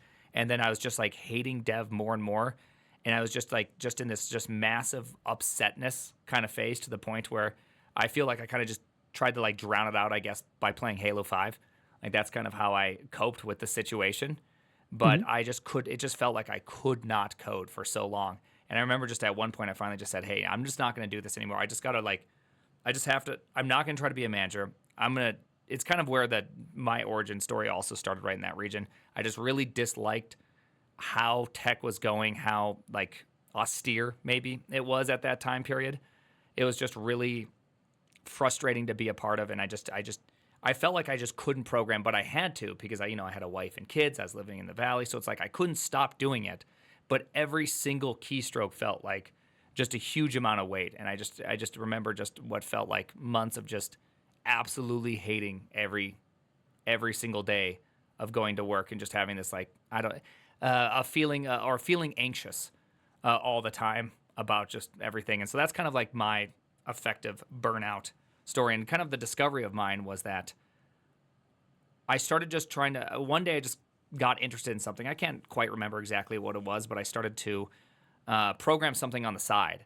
And it's like I kind of re-sparked an interest in programming by doing, not by doing less programming, but by doing more programming. And all of a sudden I just started getting really interested in building things more and more and more, to the point where all my side stuff made my daytime stuff not feel nearly as bad, because I actually kind of discovered what made me excited to begin with. And so that's my like relatively small burnout story. It lasted, like that, the awful feeling lasted for, it's kind of like a multi-year experience where it just kept getting worse every day, and it just kept on going. And so I just kept having to perform, kept having to be the guy. I really resonated with that story. I think you had a short somewhere out there where it's like that person that goes over the weekend, tries to solve all the problems, then come Monday, and he's the person that figured out everything, and everyone high fives him. And oh yeah, he did all the right stuff. I did that for a few years, or a couple years, in open source. For those that don't know, open source, that's building things for everybody else to be able to use, where you're answering questions, addressing issues, and building something both internally for your company and externally for other people to use. And it's just like all of that up until that point just led me to one of, I guess, my darkest times as a developer. Okay. Now, that's such an awesome story. So I have like, I know there's a lot of stuff that's like on the list for us to talk about. I don't know that we're going to get to anything else. Maybe we will, but there's so much here that I'm just absolutely fascinated by. All right. Are you, I mean, there's so much here. Can I just think for a second? Yeah. I always think people who take a moment to think are objectively smarter than me.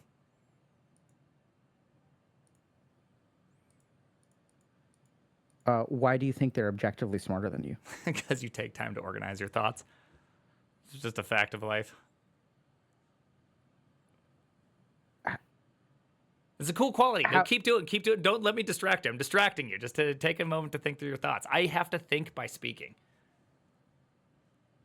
Whatever that disease is where you can't see images in your head, I don't have that. Instead, it's like I can't think without talking. Yeah, so some people think in order to talk, and some people talk in order to think. Yeah. Have you ever would you describe yourself as an introvert or an extrovert? I definitely fall into the extrovert category, but I get tired of it also. I like being both. Can I ask you kind of a weird question? Would you say you're still married? Oh, yeah. That's not a weird question. Oh, yeah. Okay. Almost 15 years. Is your wife more introverted or extroverted than you are? Oh, she's very introverted. Okay, so I have a crazy question. Yeah. When y'all eat food, do you over-season compared to her? Does she use less salt and lemon for her flavor compared to you?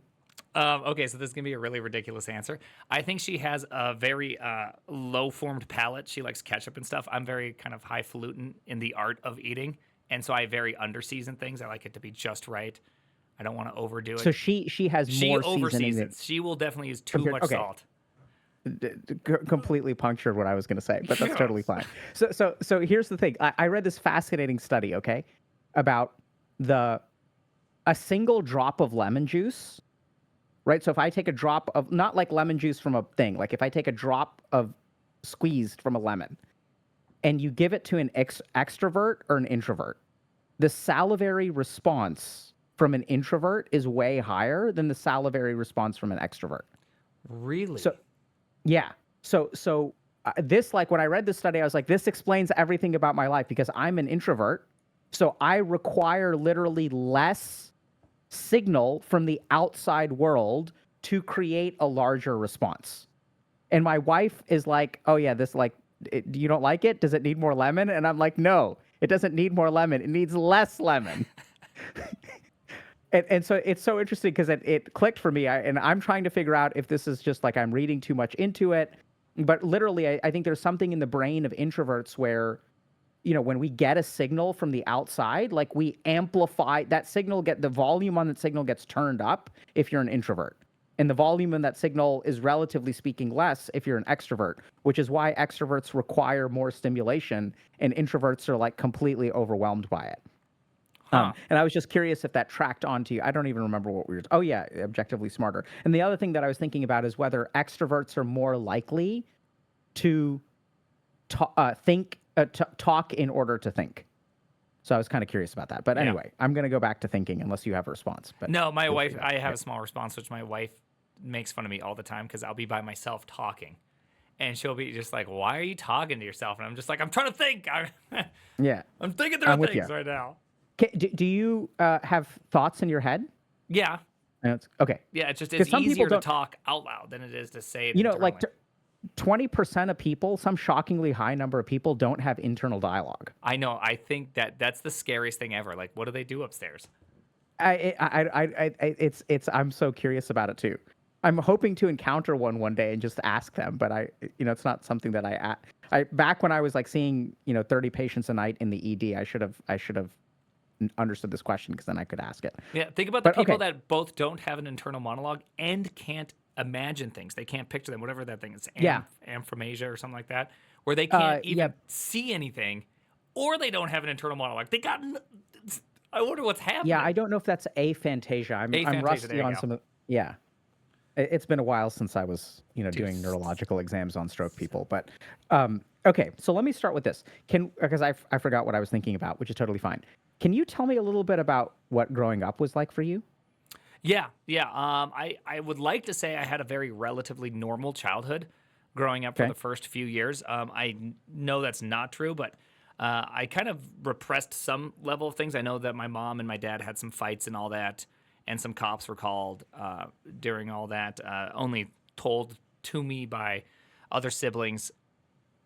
My dad became like he went from someone who liked drinking beer to a functioning alcoholic, and then at 7 years old, he got in a car wreck and killed himself by accident. 7 years old? Yeah, I was 7 years old. When you were 7? Yeah, when I was 7 years old. Sorry, he was not 7 years old, being a functioning alcoholic with several kids. I was 7 years old. He ended up killing himself. And so then after that, obviously, things were very difficult. At 4 years old, I discovered his porno magazines, and so that's kind of been something that since 4 years old, I've never spent a day where I don't think I've thought about porn. It's been one of those things. I heard a really great analogy, which is that, like, no matter how long it's been, the ditch is always the same distance. And so, like, the ditch is always right there. It's just that I'm good at not going in the ditch. And so that's kind of my general childhood, was that I thought it was fairly normal. I really remember enjoying, my childhood. There was plenty of things to be upset about, but I think I was really good at just not seeing the bad things. I would hang outside a lot by myself and just, play with our dog or our cats. Or I had a bird as well. Jump on the trampoline a bunch. Like, just kind of a lot of by myself time. Did you have friends? Yeah, I had friends, but I just mostly wanted to be outside, just in our backyard. I did a lot of that. And then as I got older, I hung out with friends, but a good bulk of my younger years were that. Do you remember what you enjoyed about being outside? No, I just remember being outside. I would just be out there. Okay. And you said that you found your dad's porno stash when you were 4? Yeah. You remember that? Yeah. What do you remember about it? I remember that it was in just adopting my mentality at that age. It was the greatest thing I've ever seen in my lifetime. Okay. Right. And what was so great about it? I don't know. I guess biology kicks in or something kicks in where it's just like, this is something that I need to figure out more about. I want more of whatever this is. Okay, so you were immediately attracted to it. Yeah. And did you continue looking at it? Any chance that I could. And did you understand why? No. Or I mean, obviously. I mean, not, I but liked it, but I never heard the word do you dopamine. remember? Yeah. So do you remember what your internal experience of looking at pornography before you hit puberty was? Not like a strong amount. Like I guess I'm not really sure.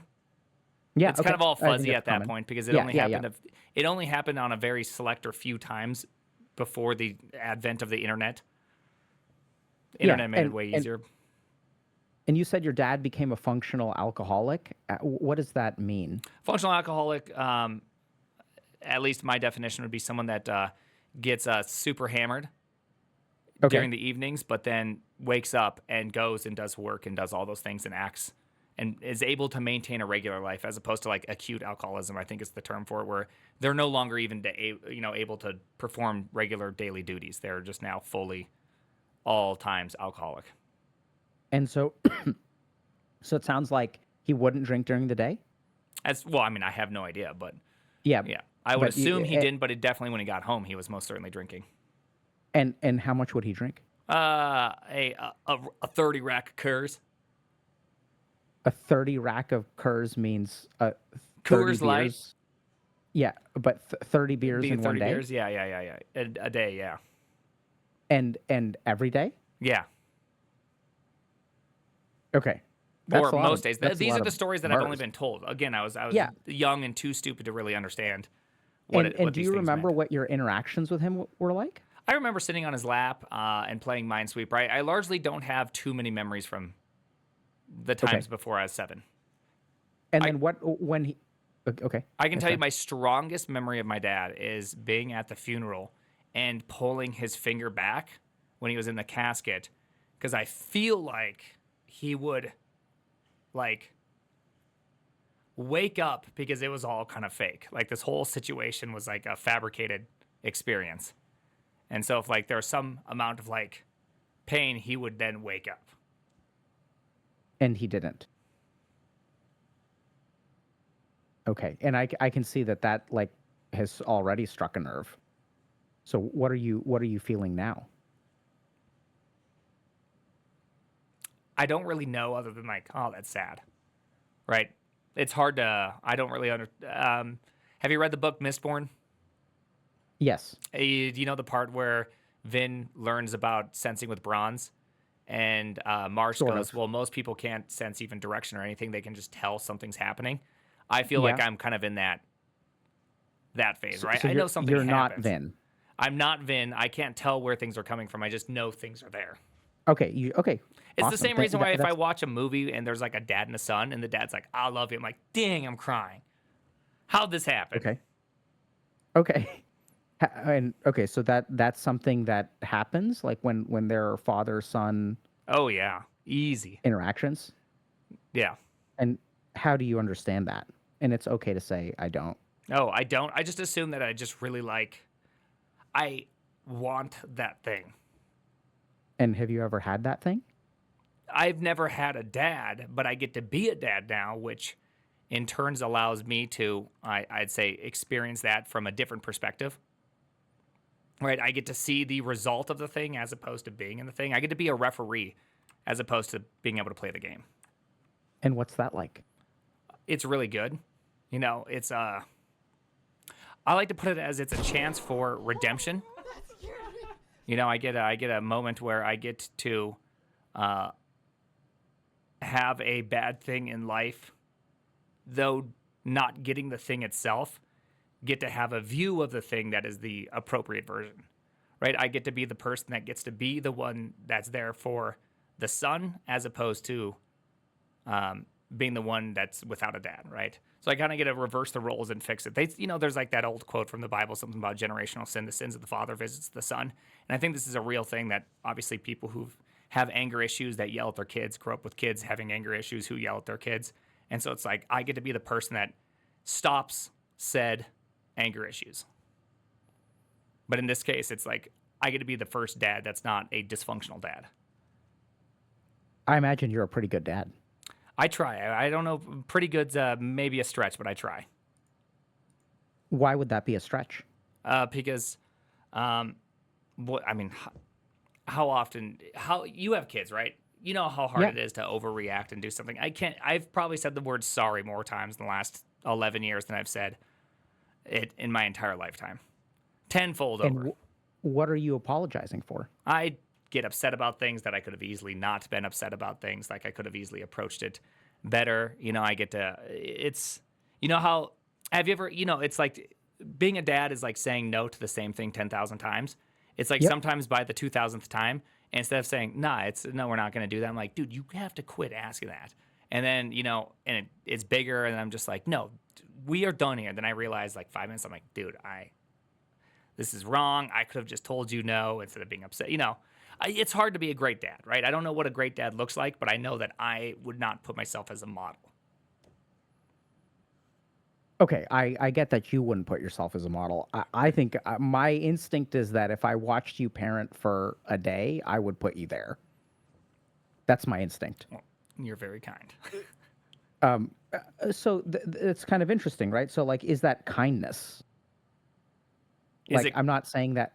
I don't think it's kind. I mean, I don't know. I mean, maybe you're a shitty dad. Like we don't know. But I have a couple of. Is it okay if we talk about this? Yeah, go for it. Okay. So first thing is, you said I could have get to bed, set a time limit, and say at 8:45 I'm done reading. So it's like if you're not in bed by that time, that's that. Like you are the ones missing out. I'm not missing out, and so that's like the better, I'd say, mentality. Yeah. So this may be kind of a hot take. I'm not sure that that's better. Okay. So I know this is weird. So sometimes Okay, I disagree a little bit with a lot of common parenting advice. And maybe this is just my own narcissistic justification for sometimes the way that I parent. But I think, and I've reflected on that, obviously. But I think that one of the most important lessons we can teach our children is that the people they interact with are human. And that the people that they interact with sometimes get frustrated. And the people that they interact with sometimes behave in harsher ways. Like, I'm not advocating for abuse or anything like that, but, I get pissed at my kids too, and will be sometimes more punitive. And I think for me, the biggest thing is like, what's in my heart when I institute a punishment?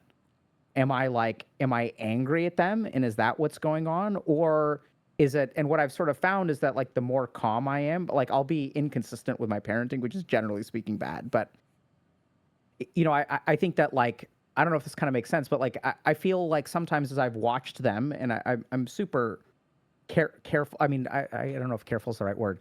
I spend a lot of time thinking and observing the way that I parent my children. And one of the things that if I look at it, if I forget all of my training and all this kind of stuff and what common wisdom says and things like that, one of the key things that I sort of realized is that having a somewhat inconsistent parent may prepare my children better for the real world. Because in the real world, there is inconsistency. In the real world, the way they behave affects other people emotionally. People aren't endlessly patient. And on the flip side, I do think that a lot of consistency, a lot of patience, being incredibly patient, really helping them develop like a secure attachment style where there's like, I'm not taking out my emotions on them, but that there's certain emotional reactions that I can have that they need to learn. I'm equipping them to deal with a frustrated parent, a frustrated, authority figure. So like, I'm sort of like on the fence about some of the modern takes on parenting and sort of this idea that you should be an endlessly patient parent who's consistent all the time and routine and things like that. And routine is great. We institute it with our kids in a very intentional way. but I sometimes wonder if being an inconsistent parent or being a more reactive, almost like a natural parent, like what sort of feels like what you feel like doing, can be actually healthy for kids, because there's a very natural emotional interplay between a parent and a child, which can include frustration. And so it really makes me wonder about that. Like, I wonder if we really, and a lot of people will take issue with what I'm about to say. Like, if we treat our kids with too much consistency, and I've noticed this between my kids and other kids. So can we pause 1 second? Yeah, Can you define consistency for me, just so I understand what you're attempting to say? Yeah, so I'll give you an example, which is, so we're pretty good about bedtime, but we're also somewhat inconsistent with bedtime. There are times where bedtime requires consistency, like when it's a school, like when school is in, like, we're going to go to bed at a time, we're going to wake up at a particular time. It takes, I don't know if this kind of makes sense, but it feels like steering a ship where you're like pulling hard on the rudder, and it's like, but then once you get it in the right place, then it becomes easier. So we'll sort of do that. We also had a lot of challenges with like co-sleeping, because culturally, like in my culture, we'll like co-sleep, like in India. And so like things like that, I didn't like sleep train my kids. I low key think that could be like potentially traumatic. And so there are other people in our social circle and stuff who are really like sleep train your kids, and it's awesome for them in the sense that their kids go to bed at the same time. It's really easy. But the really interesting thing is that my kids handle, I think, jet lag and travel way better. So they've been trained to deal with inconsistent sleep schedules. Whereas when you have these kids that are like, have a set bedtime routine for 6 years, and they start to travel, the kids really fall apart. If you travel internationally, jet lag becomes an absolute mess. I had an international flight with my kids that was like 30-hour itinerary. And I was like amazed at like how they handled it like champs, because they're somewhat trained at going to bed at different times, learning how to wake up at different times. So I think, I don't know if that's an example of consistency and inconsistency. My point is that one of the interesting observations I made, and I also have to wonder whether this is once again like a narcissistic defense, and maybe I'm screwing up my kids and I just don't want to believe that. But I think my kids are better at managing inconsistency, which is like a useful skill. Okay. Yeah, I think I see what you're trying to say. I am fully on board with the inconsistency. I mean, I think it just definitely depends on the kids. There's like a lot of kind of variation. I have one kid that when he loses sleep, we have one kid that has, that everyone puts a name on every single behavior. And so I think the name of this one would be something along the lines of like ultra defiant disorder or whatever they call it, where everything, whatever ODD. that is. And if he has if he has a little bit less sleep or sleep isn't as good, it magnifies by like 100x. Yep. And so it's like I've always been very strict on that. But I understand this idea of inconsistency. It's more about the consistency of responding regardless of my emotions. Like the sleep thing, yes, no. I mean, I think you could make an argument either way for those things. I pretty much generally agree with you. If you have just a kid that doesn't want to fight everything, I think it does make it a little bit, it makes it a little bit easier to have a little bit variation in the sleep. But like as far as like how I respond, because you get angry as a dad, I get angry as a dad. It's just that I can't allow the anger to dictate how I punish them or that. Like often, like now I'll just say, hey, I'm not going to tell you what your punishment is. I need like 15 minutes. I'm going to go think about it, because in 15 minutes, it's going to go from like 1 month no screen time, throwing away your phone and breaking your iPad in twain, to like, oh, okay, you know what we're going to do tomorrow? No screen time, rest of the day, no screen time, go outside and play. We're going to figure out something a little bit different, right? Like it just completely changes the mentality, because I'm giving myself a little bit of I just need like 5 minutes to cool down, right? And so it's just like learning how to not respond in anger, which is something that, or respond in any of the emotions you feel, which is very hard, and it's been a hard thing for me to, go through.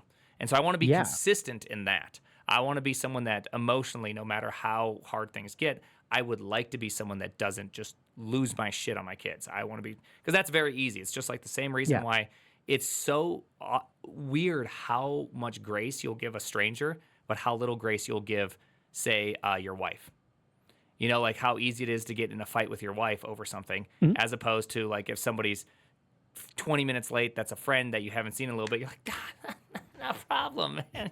Yeah, I'm with you. Chumming it up. You know, it's like, Yeah. it's crazy how that exists, but it's just like a very accidentally natural thing. And so I want to be consistent in that kind of sense that regardless of how I feel, I want to be good at controlling my outcome. I can't really control the inputs. Is that something that you struggle with? Is it like historically, like I can't imagine control anyone doesn't struggle with this.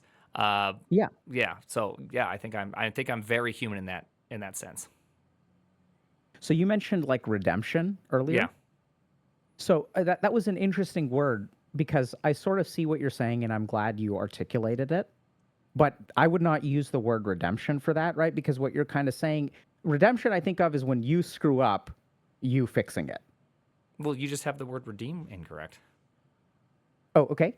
Tell me what the word redeem is. Well, it's to be able to take something from a state of being broken into a state of usefulness or goodness, right? So like my understanding of what fatherhood and all that was very broken.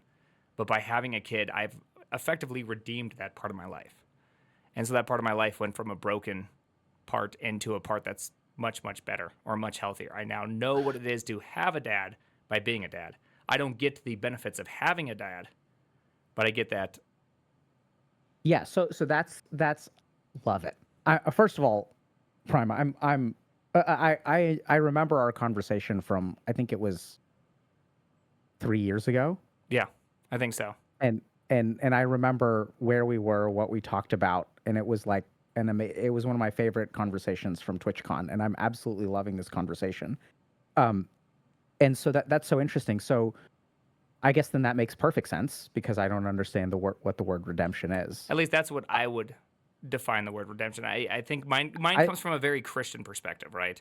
I think that probably makes it accurate, right? So I think just because the root of the word, the etymology of the word, I think that's what you're sort of leaning into is what the original word of meaning of the word is. So what I'm kind of curious about is, so there's a line of, let's say, broken fatherhood. And do you know what your paternal grandfather was like, by the way? Yeah, he was we've had very few conversations. He never told classic kind of silent generation group. Never told my dad he loved him. Really hard worker. Was very successful corporately. He even at one point testified on behalf of the Koch brothers, if you know who they are. So he got like pretty high up into the oil game, as they call it. Very different kind of guy. And he only expressed one time in his entire life to me any semblance of emotions, and that's when he was like 91 years old. And he's just what did he express? Oh, it's just a funny phrase. He just lamented how he had some cancers that required him to get rid of his prostate. And he said that it really affected his relationship with his wife. And he just like made a small hey, it really, it was hard. And like that was the only thing he's ever said in his entire lifetime. To me, that was remotely emotional. So I can kind of see how you're saying, redemption, because there's the line of broken fathers, I'm not trying to use inflammatory language. No, there, I think right? he was broken too, for sure. I mean, we're all broken in some way, but I felt like his was very big. And so you have redeemed that by being a non-broken father, which I think, great or not, I'm getting a lot of positive dad vibes from you. And having a kid with ODD is not easy, by the way.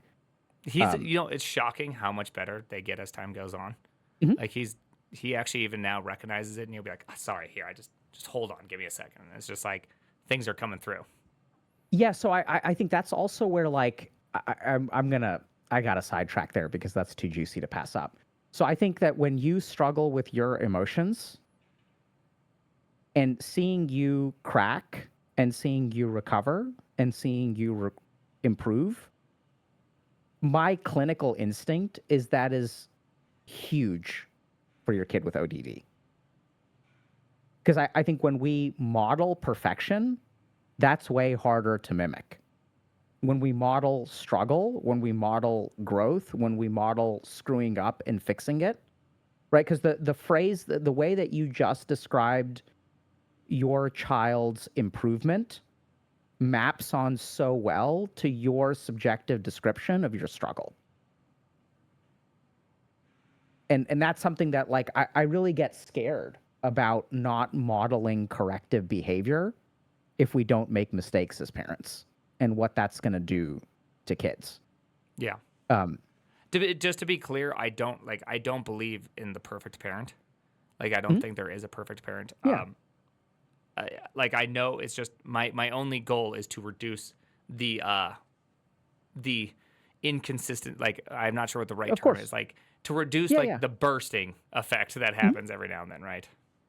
Yeah, what I'm hearing is that you want to be consistent with the way that you respond to your internal signals. Yeah. And you don't want the internal signals to dictate how you respond to your environment. Yeah. So what I'm sort of getting is that you want to be like passport control for emotions in the outside world. In an ideal world, yes, but in the reality, that's, everyone has a plan until you get punched in the face, right? Like, it's just all the same. It's a leaky barrier. Fair enough. So what I'm kind of curious about, Prime, is what about you've redeemed the line of broken to unbroken fatherhood. Cool. But, like, it seems like that void of lack of a loving father still exists within you and has not been unbroken by your parenting. Correct. Like, I know that there's going to be always some version of that broken in me, right? Like, that's why I know I get way too emotional at a movie with like a good dad. Pursuit of Happiness, I can't even watch that show. I already know that's just the worst. And what do you feel when you watch that kind of thing? I would genuinely say, like, I feel stoked. Stoked about what? I like seeing a good dad. And so you can't watch it even though you feel stoked? Yeah, because it's too emotional, if you know what I mean. Like, it just gets too much, right? Like, it's just, like, way too much in there. It's not like I'm not upset about the past. I can't change the past, and there's nothing to hold on to, right? Like, I don't have to hold on to it. I don't have to prove anybody wrong. I don't have to do any of that. So it's just that seeing that, it's just like, oh man, that looks awesome. Like, I wish I had that. That is super cool. But it sounds like what you experience is some kind of positive emotion. Yeah, I'd throw it in the realm of positivity. Yeah. Yeah. So how do you understand your? And if I'm using words that are too strong, let me know. How do you understand your avoidance of an intense positive emotion?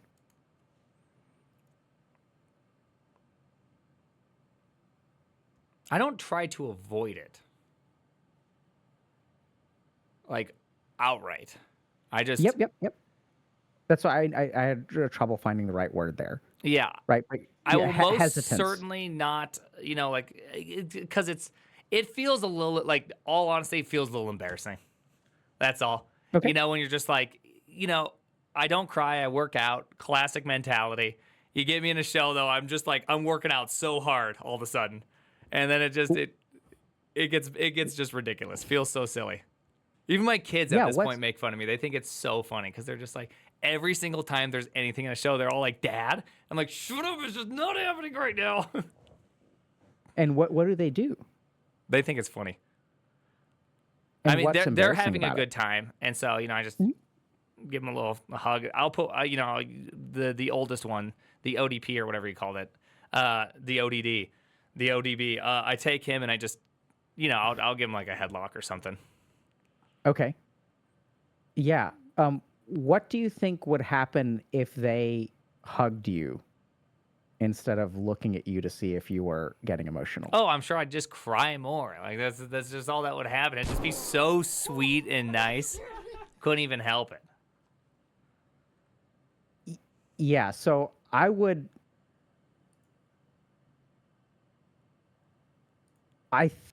think it would be nice if that happened to you one day. Yeah, I'm sure it'd be great, but I would just probably cry a little bit more. That's all that would happen, feel all silly on the inside. Yeah, I think that you are correct that you would cry a little bit more and you would feel silly on the inside, but I don't think for a moment that that's all that would happen. You saying there'd be a redemption even there? Afterwards, it's the one time. Dude, I had Slack notifications that were driving me wild. I think it's with some update on Slack, and it was like, oh my gosh, I don't even know where to go. All right, here we go. All right, boom, off. There we go. I found the alerts thing. Okay, they should be off now. No one needs to test it. We're all okay. Okay. Yeah. So where do we go from here? Oh, dude, that's a great question. You got me on my heels, Dr. K. I don't even know where to go. You're breaking ankles out here. So that's okay. I think we let that one slide. I think that's what it was. I think. Does your wife watch your content at all? Is she going to watch this interview? I try to convince her not to, and she keeps on doing it. She's probably listening right now. Okay, then that's great.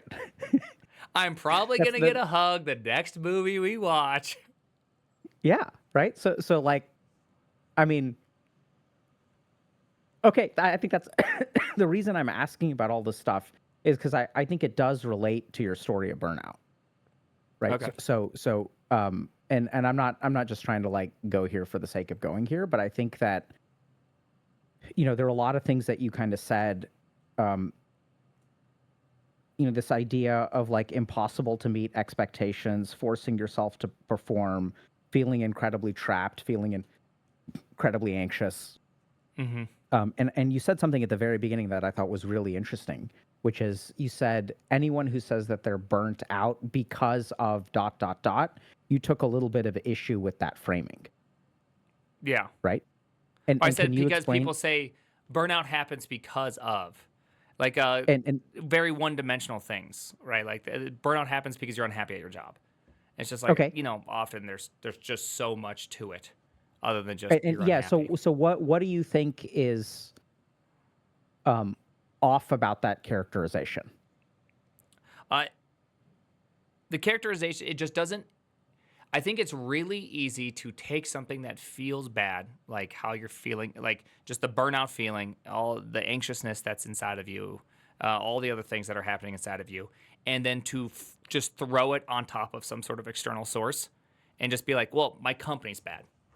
This is what's causing my burnout. Therefore, I need to get away from this situation. Okay. And what do you yeah. And I just don't think that that's like, it really kind of, part of burnout I think is responsible on the individual. Part of burnout is responsible for the situation that they've just found themselves in, right? Like we don't all get to roll, sevens every single time. And then on top of that, there's also just like external situations that have nothing to do with either work or like yourself that happen. Like, I'd definitely say that one of the triggering effects of kind of my burnout phase was when my wife was having the hardest time of herself because she was in just like a really tough position, and I had no way of really helping her understanding what was happening. And it felt very, it was very confusing to me. And I think that was like a big trigger into all of this because I already had a really, like, I just got off a team that was just really emotionally and mentally draining. And I just felt like the burnout, like really a kind of like a burnout building, and then trying to do something that I don't think I'm designed to do. I don't think being a middle manager, I don't think will ever be my strong suit. And so trying to do something that is just like where none of my strengths are. And then on top of it, having this like outside pressure that is just something that I have no control over, and I have no way that I understood at least at that time to help. And so, I mean, it sounds to me like what you're really appreciating is the multifactorial nature, right? I'm sort of getting this idea of like Prime is like holding a particular patch of territory, and it's not the company, the work situation of like trying to grow into a middle manager is like there's an army on the north side that is charging up the hill. But then there's also the stuff going on with your wife. There's also maybe a lack of support structure. And then there's also individual factors, right? Just because you're getting attacked on 2 or 3 different sides doesn't mean that your army doesn't have rusty weapons, that maybe your soldiers are hungry and thirsty and whatever. I do want to interrupt one quick thing. Is I also, these are my younger years, and I was a lot less wise than my unwiseness now. And I definitely wasn't loving or supportive enough for my wife during that time. Right? Like, I just didn't really understand how. I was not very good at that whole emotions thing for a long time. And so I think that's just part of it, is that I was also just being a failure in that like, I was just a failure what felt like on all fronts. Like I couldn't I was good at programming, and I just felt like I couldn't program. I was not good at being a middle manager, and doing that was really it just was not me. I felt like I was falling apart. And then on top of it, I was not a good husband, and I knew that I was not a good husband, but it's just like I didn't really, how I assessed the situation. I'm not really sure how I thought through it all, but I wasn't good at that either. So it just felt like it was just like kind of a traumatic failure on every side. Now, I want you to be careful about what I'm about to say here. Okay? I can't be careful for you. Huh? I can't be careful for you. You can be careful about the way that you receive what I say. Oh, don't worry. I won't. Okay. I will receive things charitably. So, that's what I'm afraid of. So, I actually don't want you to receive things charitably. So when you say you're a failure on all fronts, right? So I don't want you to receive it in a charitable or non-charitable way. Mm-hmm. Is it that you felt like you were a failure, or were you a failure? Oh, I would say I was a failure. Like, looking back how I treated my wife, I would have greatly changed. I was pretty selfish during those years. For sure, I had a lot of selfishness. What made you so selfish? I would say that I just more expected her to kind of figure out her stuff. Like, it wasn't on me to fix things. Like, I have to go through all this stuff at work. She just needs to figure out her stuff too, which is not like that's just not a very loving kind of approach to things. And so it's just like I just had like a really shallow kind of, I'd say, selfish approach to that. Now, in my older years, if I could talk to myself, I'd say why you should do things differently. But and what would you say to your younger self if you could talk to yourself? I would just remind myself of what is valuable. And what I mean by that is that you got to look at life in a kind of like a series of like value propositions. What is the most valuable thing is what you're going to shape yourself by. And so whatever you value the most is what you're going to be like the most. And so I wish I could have told myself, like, hey, like this job stuff and all this, it's going to come, it's going to go. You're going to change your mind about things. How you feel about it today will be like nothing. But, in 5 years, I could tell myself, hey, you won't even be working at Netflix at one point. But during then, it felt so big, and be like, you know what you will be doing, though? You'll still be having a wife. You'll still be having kids. Like, folks, like, put more effort into that. Realize it's good for you to be there for your wife. Find something that can make her feel better. Like, that would be me now, but I'm only moderately better than I used to be, so. And what do you think it was that made it hard for you to do that at the time, right? Or to even understand that? I was really having a hard time with my job, and it's just like I felt like I couldn't take on more. It just felt like it was put on me. So you were tapped out. It felt like I was tapped out. Looking back on it, I was only tapped out because I was just misvaluing things. I was putting. What does that mean? I was putting way too much value on my job and what it meant versus my wife. Like, right, that's what I was shaping myself after. And so. Yeah, go ahead. Yeah, so that was my grand mistake. So yeah, I think what I'm hearing your grand mistake was that the only reason you were tapped out is because you were putting 110% of your resources behind something that did not deserve or even benefit from 110% of what you have to give. Yeah. Yeah, that's fair. Okay. And So I'm not can sure you if it's tell me? 110% because I think at that point I started also like trying to numb things. Play Halo 5 again. Got pretty good at Halo 5, right? That was like Yeah. the last So time I played video games. So can you tell me? So it sounds like you're Christian. yeah, Can we talk about that for a little bit? sure. That's where I got What that flavor? whole idea of valuing, right? I mean, really, what I Yeah. was doing is I was actually defining the word worship. Worship comes from the Old English word worth shape, which means that the worth of something shapes who you are. So can you tell me what flavor of Christian you are? I'm not Catholic. Protestant would be the other division. There you go. Okay. Okay.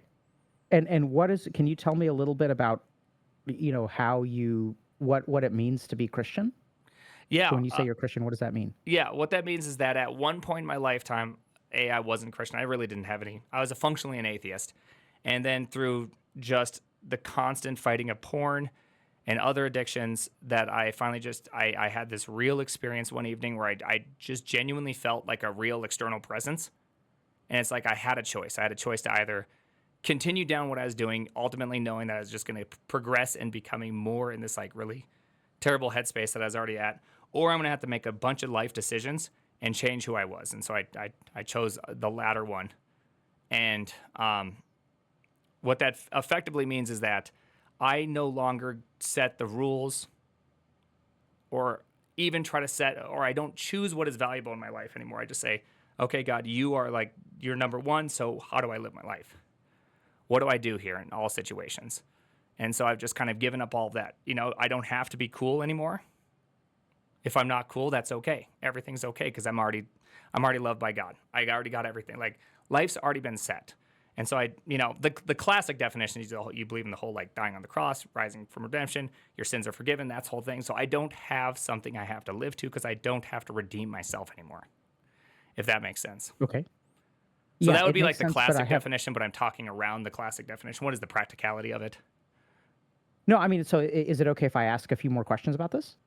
Yeah, go for it. So you said you were struggling and you felt an external presence. Can you walk me up to the struggles walk me through the struggles that led you to that point? What were you struggling with? Yeah, so in high school, I was deeply uncool. I know there's a lot, we're on Twitch. There's a lot of you out there. I totally get that. High school self, hey, by the way, if you're in high school, just remember those 4 years feel eternal, but then afterwards, you'll talk to virtually nobody and your life will completely change. So just so you know, very different life outside of high school. But during that, being deeply uncool, always, hitting puberty, always trying to chase girls, trying to find my happiness in women, very addicted to porn at that time.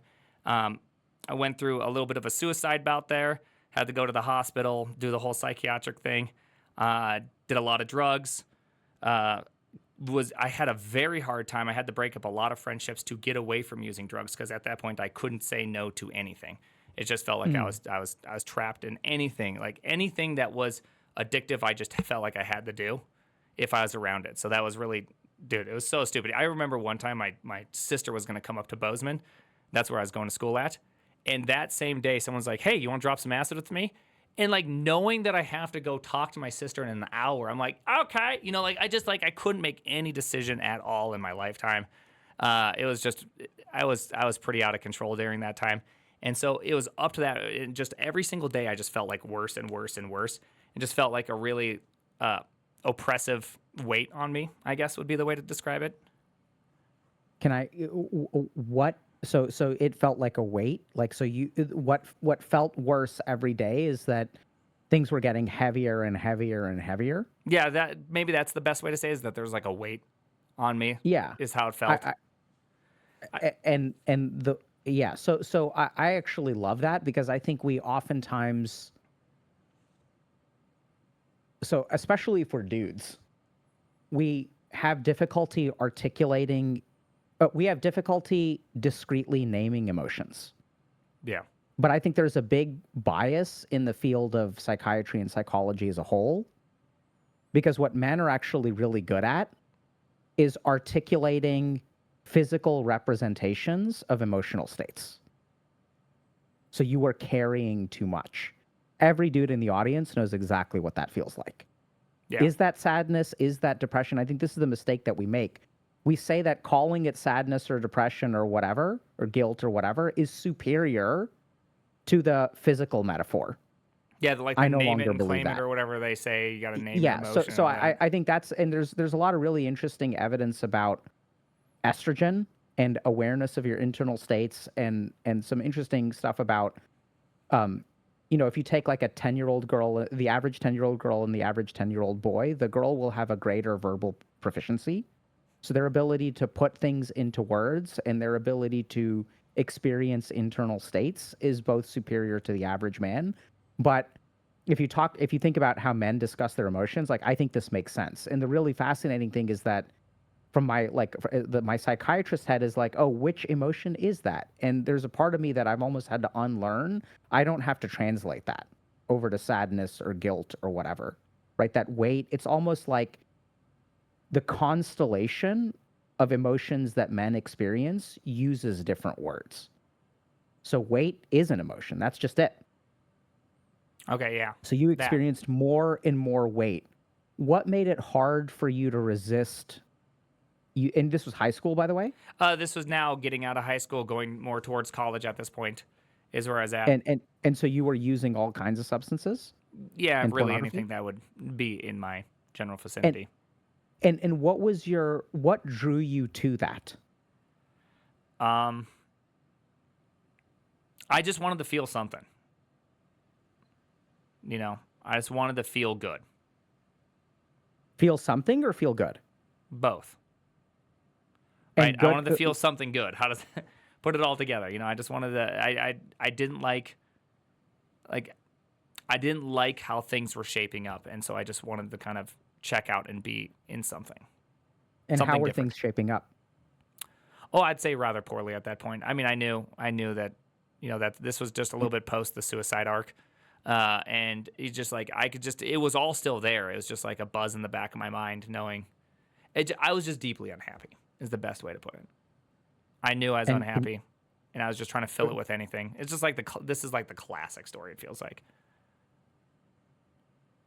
I mean, sure, but I think the classic story.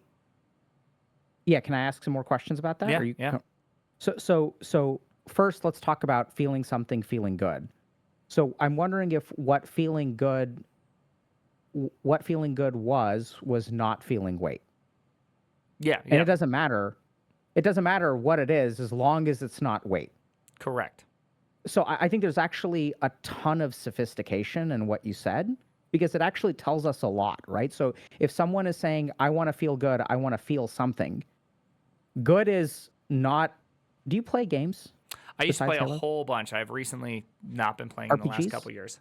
I used to play a lot of RPG. I mean, I played a lot of WoW at one point. Okay, great. Right. So what I'm sort of envisioning is that your location on the map is like in a pit of lava. And so you're taking dot damage every single round by just being where you say. That's pretty accurate. Yeah, that's fairly accurate. And so when you talk about the suicidal arc, are you okay talking about that for a second? Sure. And so what happened? What were you experiencing that led you to the hospital? So recently, just off breakup, putting all my hopes and chips and all that. Like and then that's it kind of got to be. Yeah, just broke up. Okay. I felt like I just didn't have anything anymore, and so yeah. And then after you were done with that, and you're kind of in this like early college phase. What were you deeply unhappy about? I can't say anything specific. I just it was just like a general malaise. Just felt when I wasn't engaged in some activity, I just felt it never left me, because I still remember right after the whole suicide thing. After that, I just remember it. I don't think I expressly said fuck it. But that's the mentality that I kind of gathered was just like, fuck it. And then that's when, smoked a bunch of meth, did a bunch of cocaine, lots of acid, mushrooms, just anything I could get my hands on. And it just went from 0 to 60 as fast as possible.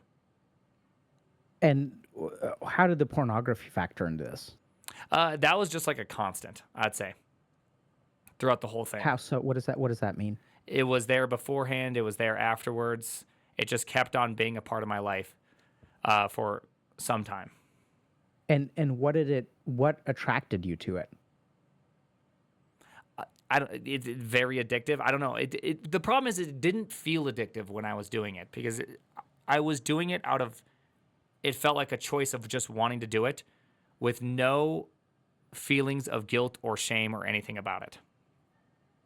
Did you understand what attracted you to it? Why did you want to do it? Booba, very very exciting. No, I don't know. It's just like isn't that just like? Did you even feel good when you were watching pornography? Would it make you feel good? Yeah, I'd Would say you generally experience speaking, positive? yeah, it'd feel positive. And so it sounds like you had your first exposure to pornography at 4. Yep. It could have when been did you 5, start- 4 or 5, right in there. Yeah. Very, very young. When did you start watching pornography regularly? When I got access to LimeWire. Okay. So whenever that was, 9th grade, 10th grade. Yeah. So 15, 16, 14, somewhere in Would there. you ever watch pornography when you were doing other things? No. Okay. Just because we only had Okay. one computer and it was in like a walkable space, so it'd be very hidden. Common area. Yeah. Okay. And so it sounds like you were using a lot of substances, and then like what built up to this experience that with this external presence? I can't say there was anything particularly special, Mhm. right? It was just like day in, day out, the same thing I was trying to do every single time. Someone, by the way, just to explain LimeWire for people, I just realized LimeWire is like an artifact of history, right? Like that is like Well such said, a, yeah. I just realized that, right? It's such an artifact. LimeWire effectively is a program in which it's like the predecessor to torrenting. Effectively, you would go to a bunch of other people that had the same file, and you could download part of the file from a bunch of people and be able to download any video or anything peer-to-peer, effectively downloading. And so this was a long, long time ago. There's a whole bunch of versions of this. Napster was like the original, and then LimeWire, Kazaa. I think there's a bunch of other ones. Anyway, sorry. Just in case anyone was wondering about that. As far as like what I was feeling going up to that, I don't think there was anything particularly special. It was just another day. Like I can't tell you what day it was. I can't tell you what day of the week it was. I can just tell you I was 19 years old. Okay, you were 19 years old, and what happened? I was looking at porn, all the same stuff, and all of a sudden, for the very first time in my entire lifetime, I felt like guilty and shame, and everything kind of came on me at once, and then I just felt like a very intense feeling that my actions have real consequences. Okay. No, And I then had God no showed up? reason to feel that or anything. Like I don't know. It was very unusual for me. And then the external presence showed up? Yeah, that was like all at the same time. It's just like I knew all of my actions had real effect on people. That like everything that I was doing was incorrect, and so that at that point, it's just like I could feel everything. So I just said, okay, I guess I believe in God now. Like that's it. I had no idea. Like I had absolutely. But you felt an external presence? Yeah, like it felt. I could feel the weight of everything and knew that I needed something else, and I could feel this like thing. Source. Yeah, I knew there was a source, and I knew there was a way out. That's it, and that's just you all. Just need to move towards that source. Yeah, I knew immediately. Okay, and as long as you put that source, and that source is God. Yeah. At that point, it was just God. Like I didn't even know. I didn't even have like. I had to call my mom for a Bible. I was like, "Mom, do you have a Bible? I don't know. What is this?" I had to go find something. But I just knew in that moment that's what I had to go do. And so, do you feel like you were saved? Yeah. I didn't do any of I didn't do the classic altar call, going up there and doing any of that. It was a very different one. But yes, I do feel like in that moment, life did change because it was the very first time. Here's the weird part is that after I got done doing all that, I still felt horrible. I said, okay, I need this help, but then nothing changed. So I went to bed. The next morning I woke up and then just went about my day, and I was like, that was a weird experience last night. And then I went to go smoke pot, the old pots, as the kids say, or the devil's lettuce. I don't know what the cool kids say anymore for that stuff. But I went to go smoke, and right afterwards, I felt so guilty. And I was just like, what the hell is happening? Right? Like, it was the strangest feeling of my life. I've never felt guilty until that point. And all of a sudden, I was so guilty. And I was just like, damn it, I got conscious all of a sudden. Like, it's like all of a sudden I had to like start Oh man, it was just awful. It was a real downer, I would say. Yeah. Yeah. And so when did you make the conscious decision? I mean, it sounds like you made a conscious decision to like put that source or put God as number one. Yeah. And you talked a little bit, almost like prioritization. Can you say a little bit more about that? What do you mean by prioritization? So you kind of said like, okay, like I'm moving towards you, right? Mm-hmm. Like I'm moving in this direction. And then what the priorities that flow from that is what you're moving towards now. Does that kind of make sense? Yeah, yeah. So I didn't know like I said, I didn't really know any of these words. Like I knew like there was a dude named Jesus. Like that's about as much as I knew. Yeah. And so like I was like, okay, I guess I'm doing that. And so then after that, this is when I just started feeling guilty for everything. So that's when I was like, okay, I got to go like read and try to figure out things. Okay, so you started exploring. Yeah. And what did you find? What I found is that like I don't have to win. Like that felt really good. Okay. If that makes sense. What, like because what was the contest? Well, my whole life is I've always been like competing for something, competing for women, competing for this. I want to feel good by some sort of external thing. I like numb it with the external things. I just am constantly driven in this kind of sense. And it's just like I no longer had to have that, right? It's just like that didn't have to define me to win. And all of a sudden, it started to feel like it was both the most guilty and awful time of my life and the most freeing time of my life.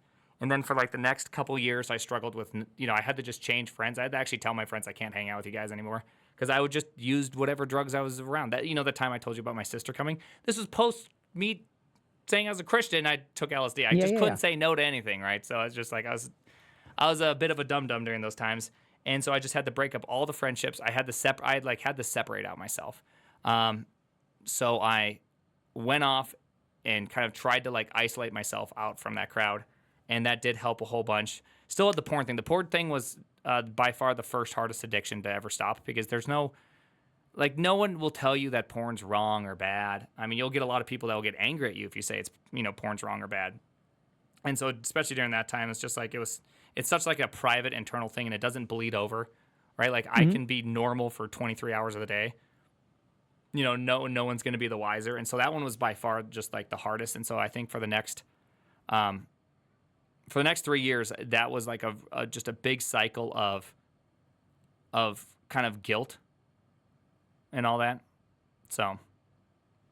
And how did you become a programmer? That's oddly an orthogonal one. Programmer's favorite word, by the way. We had computers, and there was a game called Grail, Grail, and it was just like this Zelda-like clone, and you could open up a level editor, and there was just code on the screen. I didn't know what the code was, so I just determined myself when I was a young boy, 6th grade, 5th grade, somewhere in there, that I was going to understand what that was, and figured it out, started moving things around, understood while loops and if statements and all that. And then so when I went to college, what'd I do? I'm going to be a programmer. Computer science. I'm going to make sweet science to computers. I knew it. It was coming in. And so then I did that, right? Because that just made sense. Okay. So you liked it? Yeah. And then what happened? So it sounds like, you have this kind of parallel story of personal addiction, finding God, kind of starting to get your shit together, changing your circumstances and your life and things like that. And then, but professionally, were you doing okay in college? No, I failed out a couple times. Cool. The first time I fully failed out. The second time I intentionally quit. Okay. Just because I knew that if I didn't quit, I'd be around people that were going to make me do all these things. Because the first time I was just there to party and have a fun time. The second time is when I became a Christian. And then the second time dropping out is when I realized if I stay here, I'm just going to fall into the old habits. And so I intentionally quit. I remember I drove back up to Bozeman to see some friends. And for whatever reason, this is one of those weird like times in life that you see these things. Whatever reason it was, as I was driving up to Bozeman from Billings, Montana, I remember driving by. There was like 15 instances of roadkill as I was driving by. And every time I drive it, it's just like, you're driving towards death.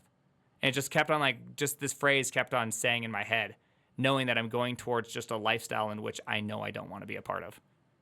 It was just, it's serendipity, right? Like I can't read too deep into it, but at the same time, it's just like this weird metaphor. Because I've never, I've driven that road 100 times, and I've seen like one deer, but it was just so odd. It was the most I've ever seen in my lifetime on that one drive, and it's just like it just kept, replaying in my head. So does that sound? Do you understand that as like coincidence or like a warning or what? Yeah, I would understand it as a warning. I think in my, I think my BC times, I would have thought that was just coincidence.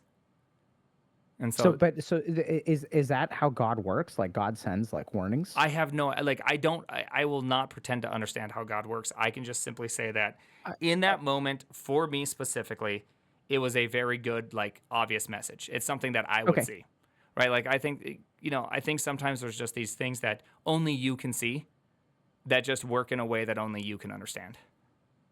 Okay. But that there is, I'm with you about the lack of objective truth there. Yeah. But for you, that feels and is interpreted as a message. Yeah. Yeah. Okay. Like I would not say that is like I may even be drawing wrong conclusions or just like I don't take things as gospel just because I see something that happens. But I realize that there's certain things that just like I don't know. And when I was getting my life back together, just like one of these weird coincidences happened where I'd wake up every single day and I'd look at the clock and it'd say 2:22. I remember even sitting in bed for like 15 minutes, like, I'm not going to look at the clock. I'm just not going to look at it. It's stupid. It's not going to happen. Look up, it's 2:22. And my mom was also having it every day. And we just like also having what? Waking up and seeing the clock at 2:22, and we like laughed about it. And it's just like this really weird experience where it's just like repeating numbers, just something weird that always me and my mom always just been weird about repeating numbers. And it's just like right when I get my life or trying to get my life back together, I just keep on waking up at the same time, repeat. Like it's so stupid, and there's nothing like I don't know what it meant. It just meant something. That's how it felt to me, right? It's just like okay, there's something there that's just it's comforting in a strange, weird way. Yeah, it's sort of like a glitch in the matrix. Exactly. It doesn't necessarily have meaning. So it's not like there's a Bible verse that is like something 2:22, but it's like you can look up all the 2:22s and nothing would make any sense. Yeah. It's just some sign of a glitch in the matrix. Yeah, like that. And so you were saying you were putting together your life. What did that look like? Putting together my life just looked like me trying to quit porn, quit smoking, trying to create new friendships, and just reading a bunch. And in fact, at one point, I kind of gave up the whole computer science thing, and I was actually going to go to seminary for a while. Nice. But I realized that I could not stop being an engineer. I like broke down a piece of paper and started like drawing and creating some sort of program in my head, and I was like, I'm a programmer by nature. This is like who I am. There's that quote by the guy who ran. Do you know the Chariots of Fire movie? You know that guy? I forget his name. Eric something. But I know there's a movie, Chariots of Fire. Okay, very famous story where he was supposed to run he was supposed to run a 100, and it was on a Sunday, and he just refused to run on a Sunday. So he instead went to the Olympics and was like, I'll just run a 400. And so he went and ran the 401, which is crazy. Back then, you could just do those things. I assume people weren't as optimized as they are today. Like Eric Little, that's his name. And he said that when he runs, he'd feel God being happy. And so when I program, that's how I feel. Like, it's just like, this is the thing I think I'm supposed to do. Because even when I try not to do it, I can see myself like, I'm over there like drawing out boxes and diagrams. I'm like, oh, this is the thing I'm supposed to do. And when you, so how did you, so you fall in love with programming, you're considering seminary for a little while. What were you reading, by the way? You may have heard of it, the Bible at that point, because now that I believe it, I better at least read it, understand it a little bit. Okay, so you're reading the Bible, and then how did you get, how did you, and around what time is this? So we're like... I was about 20 years old, somewhere right in there, 19 to 20. Okay. And then how did you start working as a programmer? I finally went back to school, dropped out again, went back to school, started doing good. Really struggled, by the way. Like, you know how some people, they talk about how, like, the light gets flipped and all of a sudden they're better. You hear all those stories. I had none of the light flipping situation other than feeling guilty. But I started studying, and then all of a sudden about a year into like kind of going through college, all of a sudden I just got really good at it. I remember I had to spend 6 hours a day, 3 hours in math class because I'd just take one math class over the summer, and then 3 hours in the help center. Math class, help center. Math class, help center. I just do this over and over again. And then finally by the end, I was just the best at it. And then it's just like all of a sudden I was just good at math. And then I finally got good at it. I instantly got good at it after hundreds of hours of effort.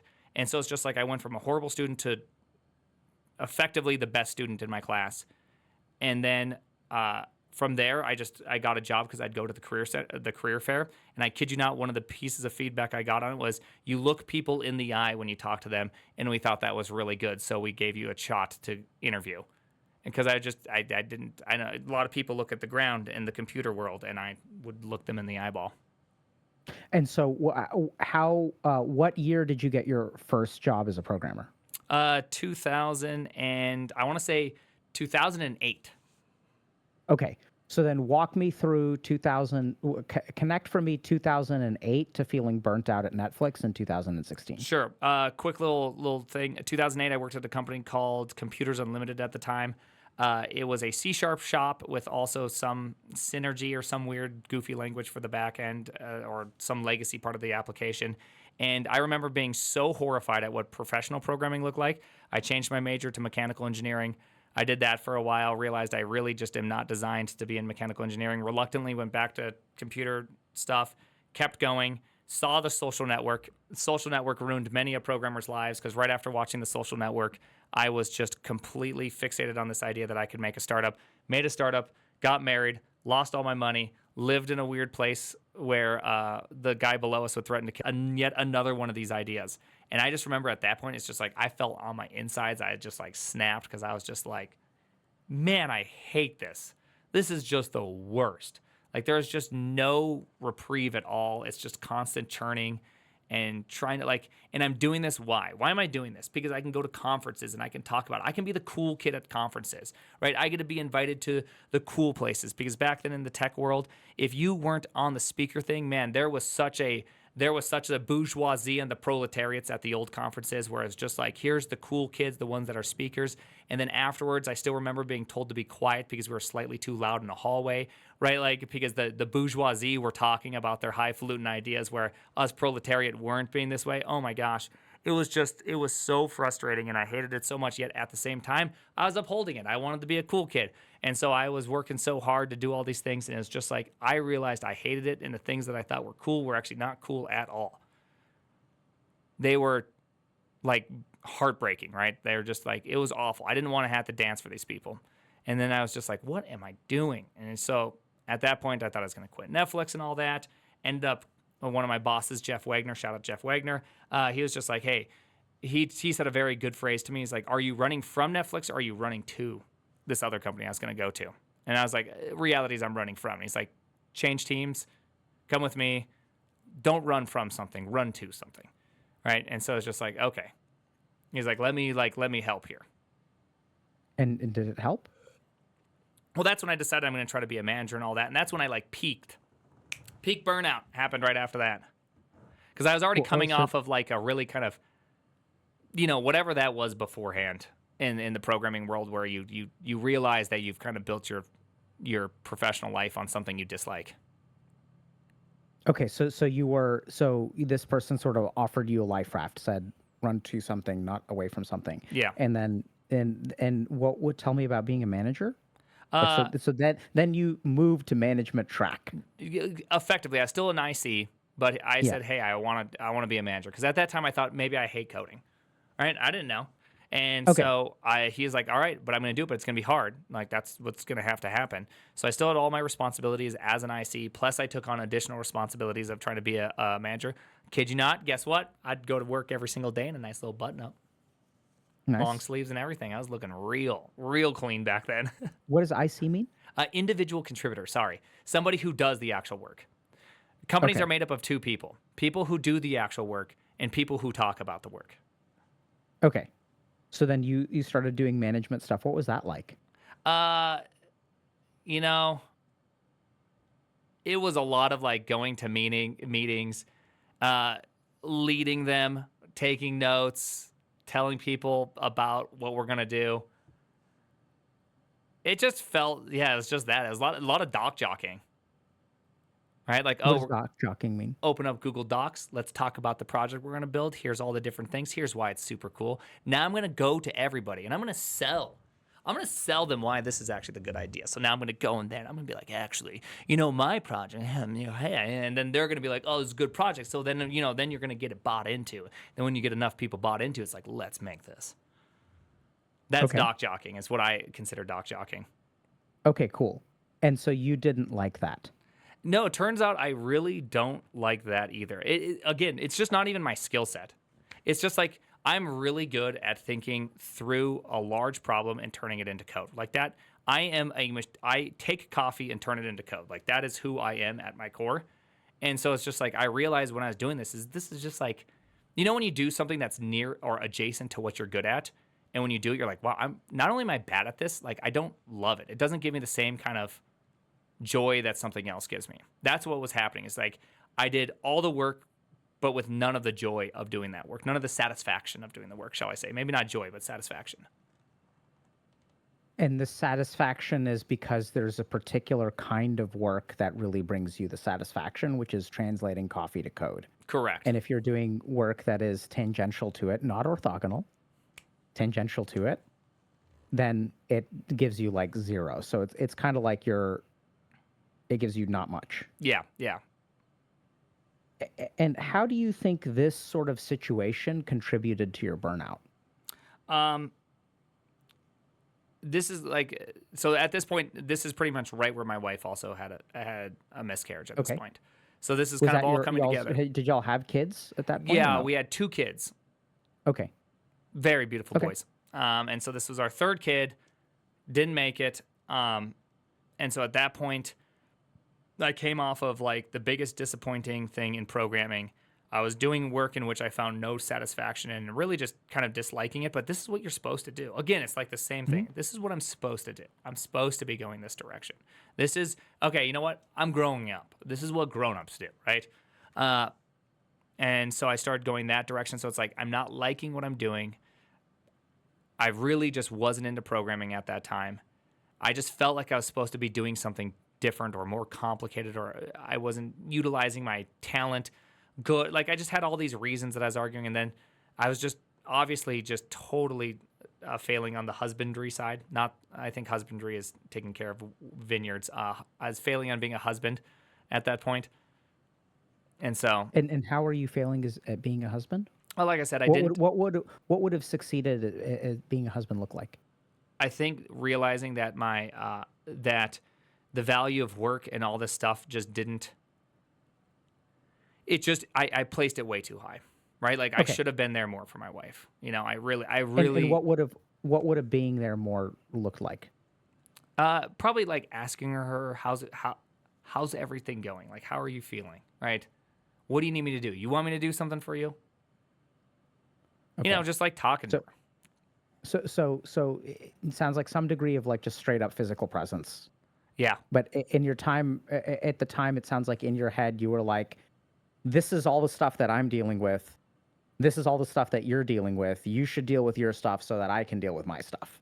Yeah, that's how I took it, because I took it as like two equal problems here. Okay. And then I also had no idea anything about postpartum depression. I didn't really get that stuff. Can I think for a second? Yeah. May I use the bathroom while you're thinking? Yeah. Oh, perfect. I'll be right back. Anytime you want, bro.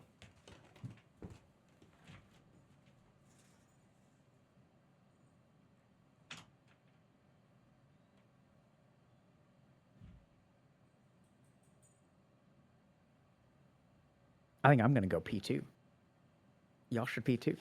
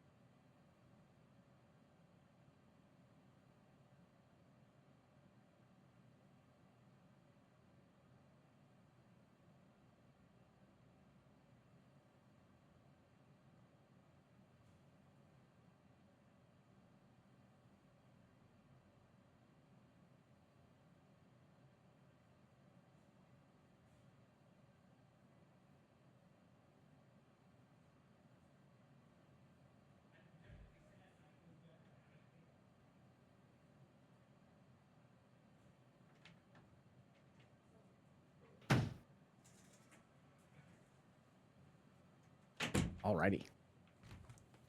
All right, hey.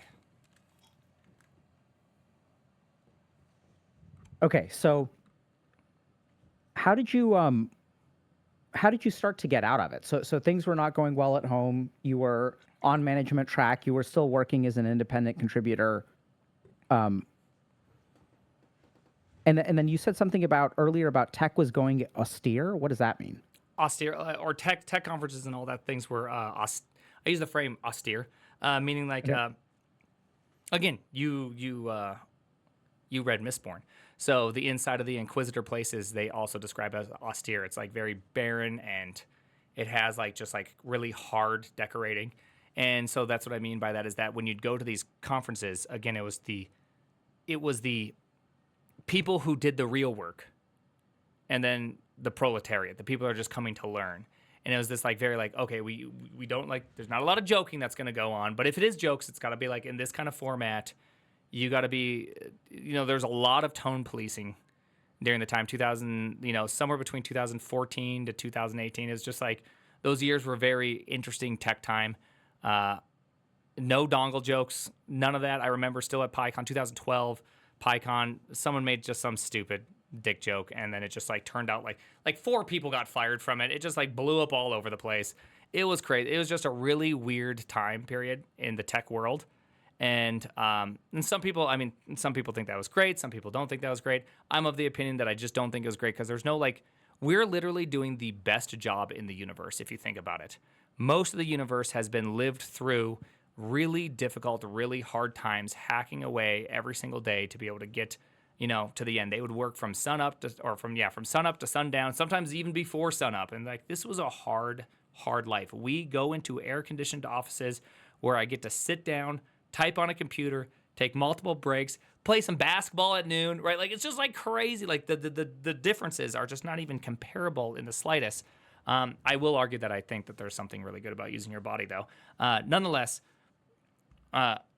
it's just how have we built a conference and kind of a culture around this really, we're gonna really be like this when we're doing the greatest thing in the universe. What the heck's going on here? And so I just felt like at that point, this is when I told my boss, I'm not going to be a manager anymore. And this is also when I started watching Twitch and all that and just kind of disengaged for a little bit and just really just didn't know what I was doing. That's kind of how I solved it because I had to still go to work. I still had to make my deliverables. I still had to do everything despite how I felt. So I just disengaged. And then you mentioned something about a side project.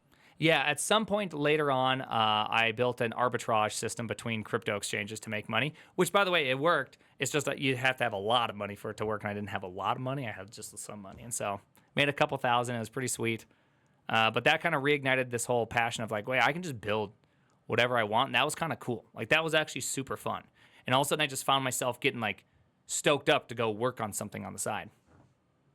And how long would you say you were disengaged? Probably a year and a half. Okay. About 2018, I think, is when I became engaged again. Maybe late 2017. Okay. Can I think for a second? Yeah.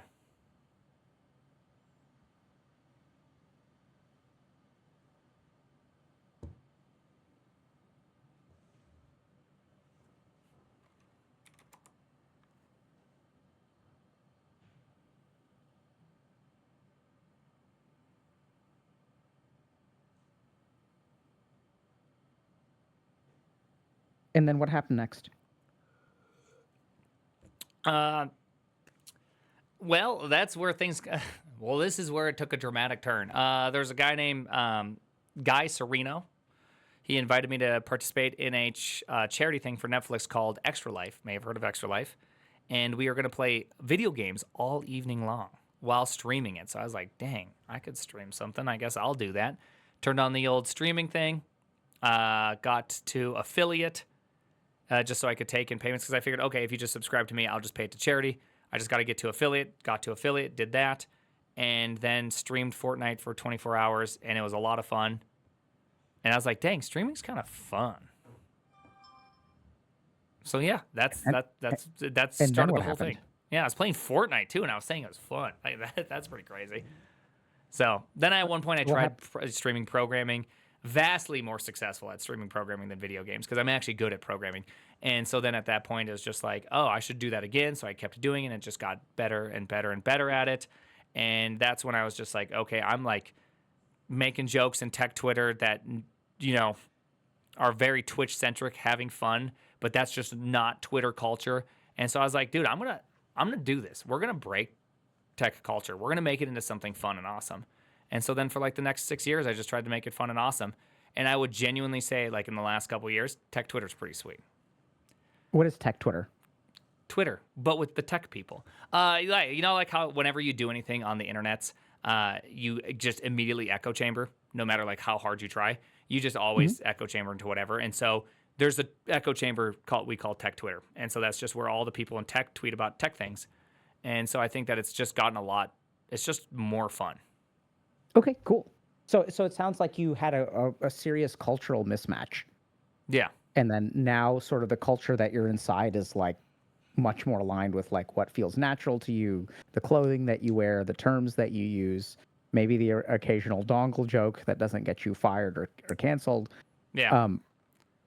And so I feel satisfied with the scope of this conversation so far in terms of understanding your story. There's still a ton of stuff that I could potentially talk about or ask questions about or share. I feel like I'm at a transition point. Are you okay with that? Is there something that you still want to share, something that you want to talk about, ask about? No, if you want to transition to something different, yeah. Yeah, so what I'm kind of curious to like a little bit more like moving into a little bit more prescriptive space. So you shared your story of burnout and you sort of said, you know, early on that like you don't think it's because of one thing. So if people are facing burnout, what are kind of the takeaways that you have from your journey and what you've seen for other people? Like, how do you avoid burnout? Where does it come from? Like, where does it come from? Number one, how do you avoid it? If you're burnt out, what do you do? Yeah. My only couple pieces of advice I have is one, like you have to like really think about your situation. It's in my general experience, it's not just one thing.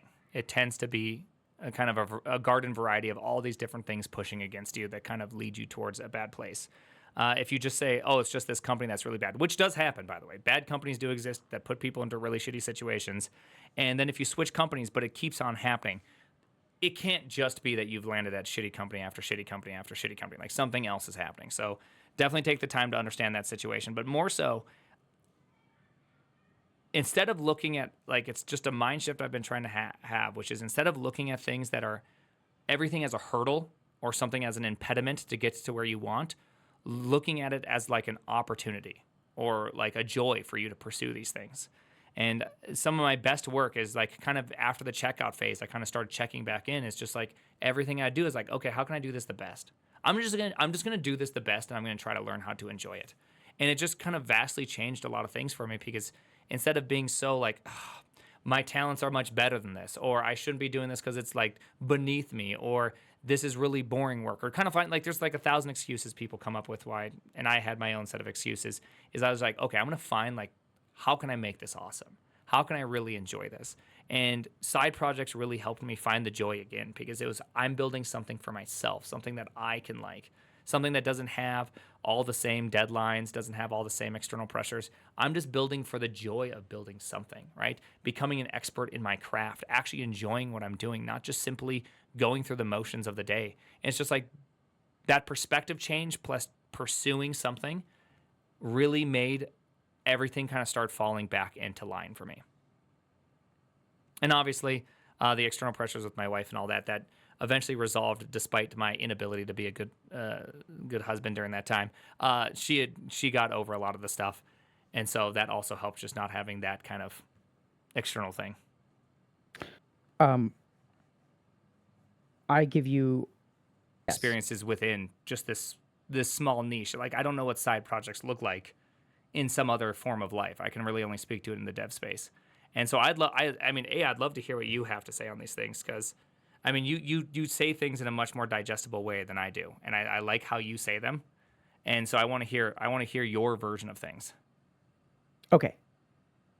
Give me a moment. If that's okay with that. Yeah. Are we about to absolutely bust out a little whiteboard time? Oh yes. Can I jump? Here, I'm gonna jump over to your stream. I'm gonna mute it. We're gonna do a lecture. And yeah. I love what you said.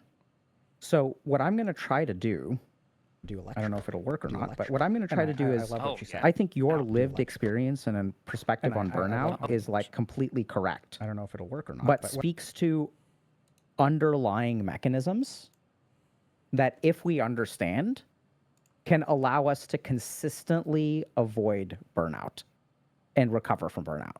Can you consistently avoid burnout? Like, is that a real 100%. 100%. Right? So let me just try to figure out what I'm trying to do. Even if it's even if it's something really external, like my mom dies.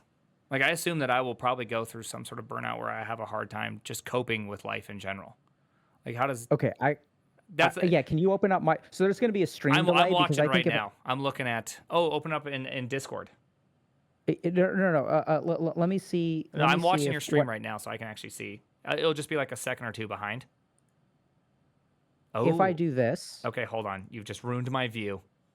Hold on one second. second. Now, can you see me on Discord? I can see you on Discord. Hold on. Yeah. Hold on. Discord. You can see the screen share on Discord, right? I can, yes. All right. Okay, good. So then there won't be a stream delay.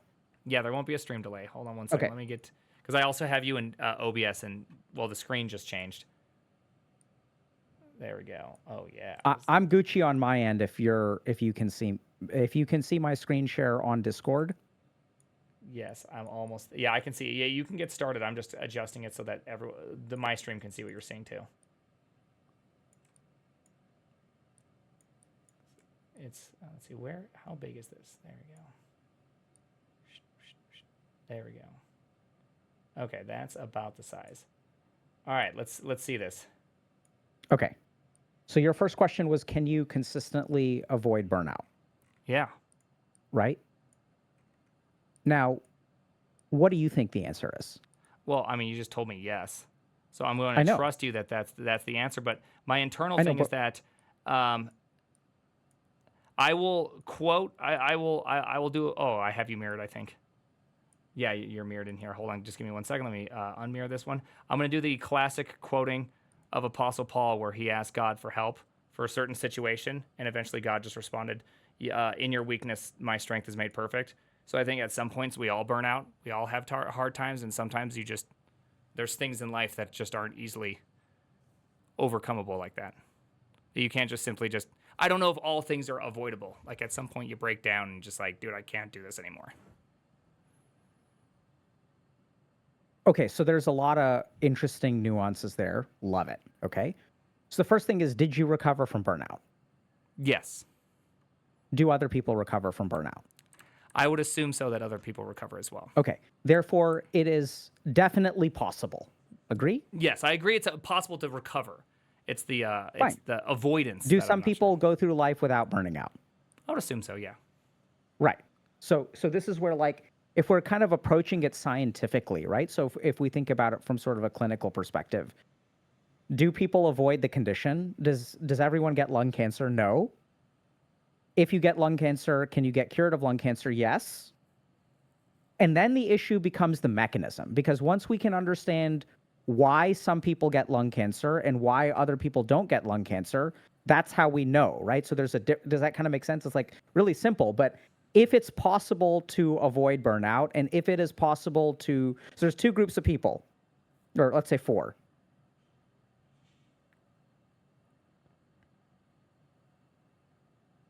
Avoid burnout.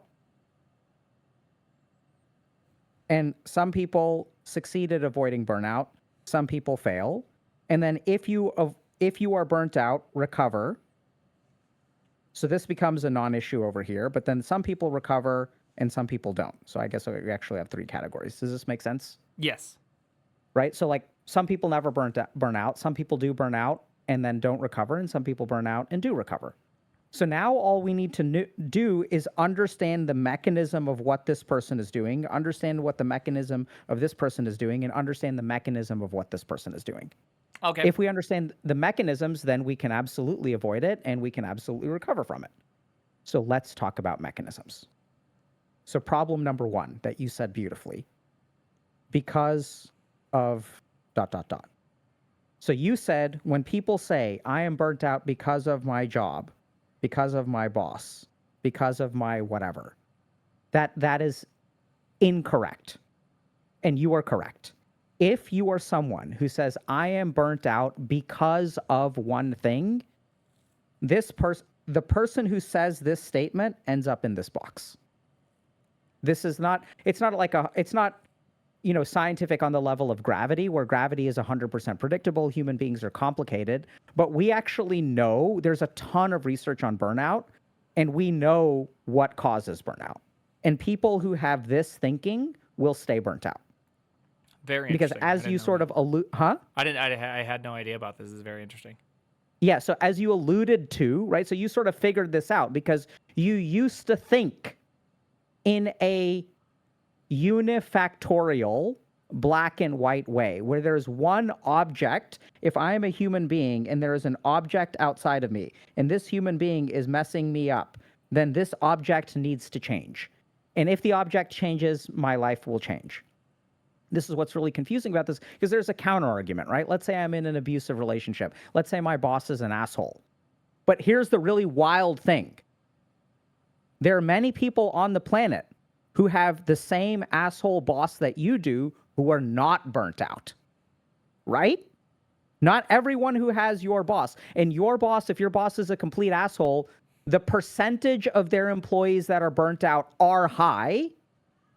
They may be higher because the boss is worse, but it's not 100%.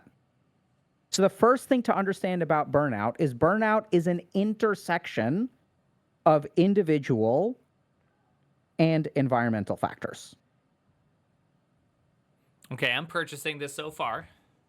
Okay, great. You can let me know if you don't feel like buying it at any point. Yep. This is also why companies suck at fixing burnout. Oh, you didn't Because have to what say fixing burnout. You could have just said suck. It would have probably done the same thing. Sorry, it was a corporate joke. We dunk it on corporations. Come on. Sure. So yeah. Okay. Fine. So here's what companies will do. They'll say, okay, you're burnt out. Here's a subscription to a meditation app. Here is a coupon for therapy. Right? So what the biggest mistake that companies make is the same mistake that people in this box make, which is that they put the burnout as the responsibility of the individual. So I was running a burnout recovery program for 1 year. I was in charge of it, and we trained about 600 physicians across the country in burnout prevention. One of the first things that happened is we'd go to a program and we'd say, hey, if your doctors are burnt out, we can help with that. And they're like, awesome. We would love your help. Okay. And then the key thing is that the company would say, okay, if I have a doctor who's working a shift from 8 to 6 p.m., can you start your program at 6 p.m.? And we would say no. We would say that if you want us to do your program, all of the doctors need a 2-hour block once a week where they sign out their pagers. This is not addition. So this is a big mistake that companies make. They say you should fix burnout on your own time. Certainly not on company time. Doesn't work. So anytime the company points the finger at the employee and says you should fix burnout, and anytime the employee points the finger at the company and says you should fix burnout, it doesn't work. Because by nature, by definition, and we'll get to what these are, the features of burnout are an intersection of something within you with something in your environment. That's how they're created. And the more that we understand that it's like you have a contribution and they have a contribution, the better off things are going to be. And in your story, so here's, I'll give you like a couple of really simple things. Okay. So one is effort that is wasted. Number one cause of burnout, IMO. So a lot of people think, oh, if I'm burnt out, I should work less. One of the most critical mistakes that people who are burnt out make is that they work less. And I love that in your story, we have an organic example of that. In my story, too. Work is a major source of fulfillment, is a major antidote towards fulfillment. The problem is it needs to be the right kind of work times the right kind of attitude. So number one source of burnout is when you want to work hard, you try to work hard, and it's wasted.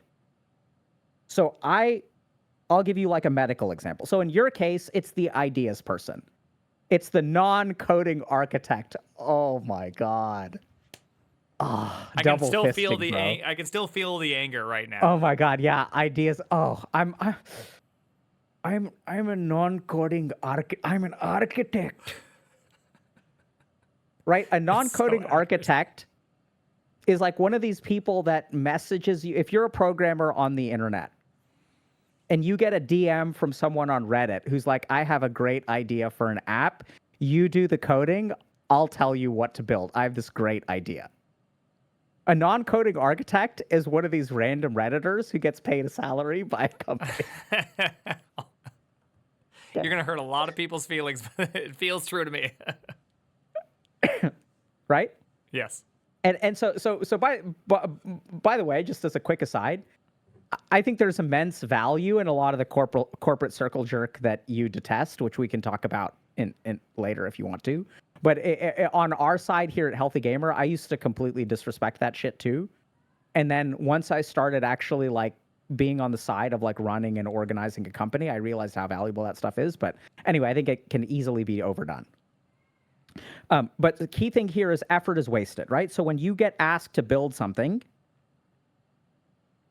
and then it gets scrapped because the non-coding architect did not have an idea that was like a good idea, but you built something, this is going to burn you out. So in my case, what this looks like is I sit with a patient,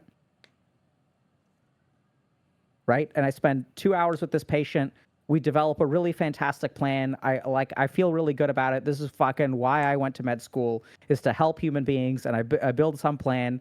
We started engaging in the plan, and then I get a message from a pharmacy that this patient's medication is not covered by their insurance company. And then what I do is I talk to the insurance company, and then I do 6 rounds of back and forth. They have this automatic like rejection of things because that's how they work and stuff like that. So I do a lot of like labor that is like all of this effort requires all of this extra labor that I don't enjoy in order to become realized. So wasted effort is what burns people out, not working hard. Okay. There are also other issues of like autonomy. So human beings get burnt out when they want to do something in a particular way and someone else tells them to do it in a different way. That burns people out. The key caveat here is that under the assumption that so people need to have their autonomy be able to be expressed.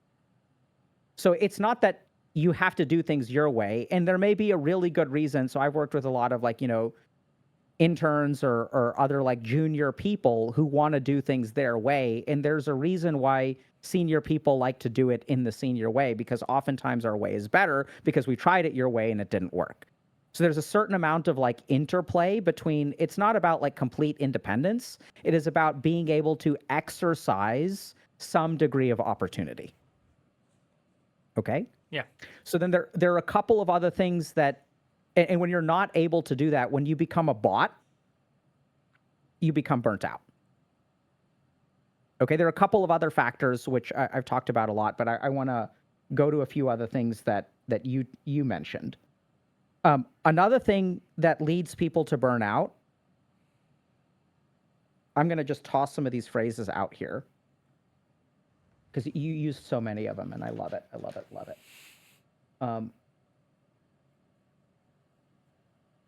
Okay.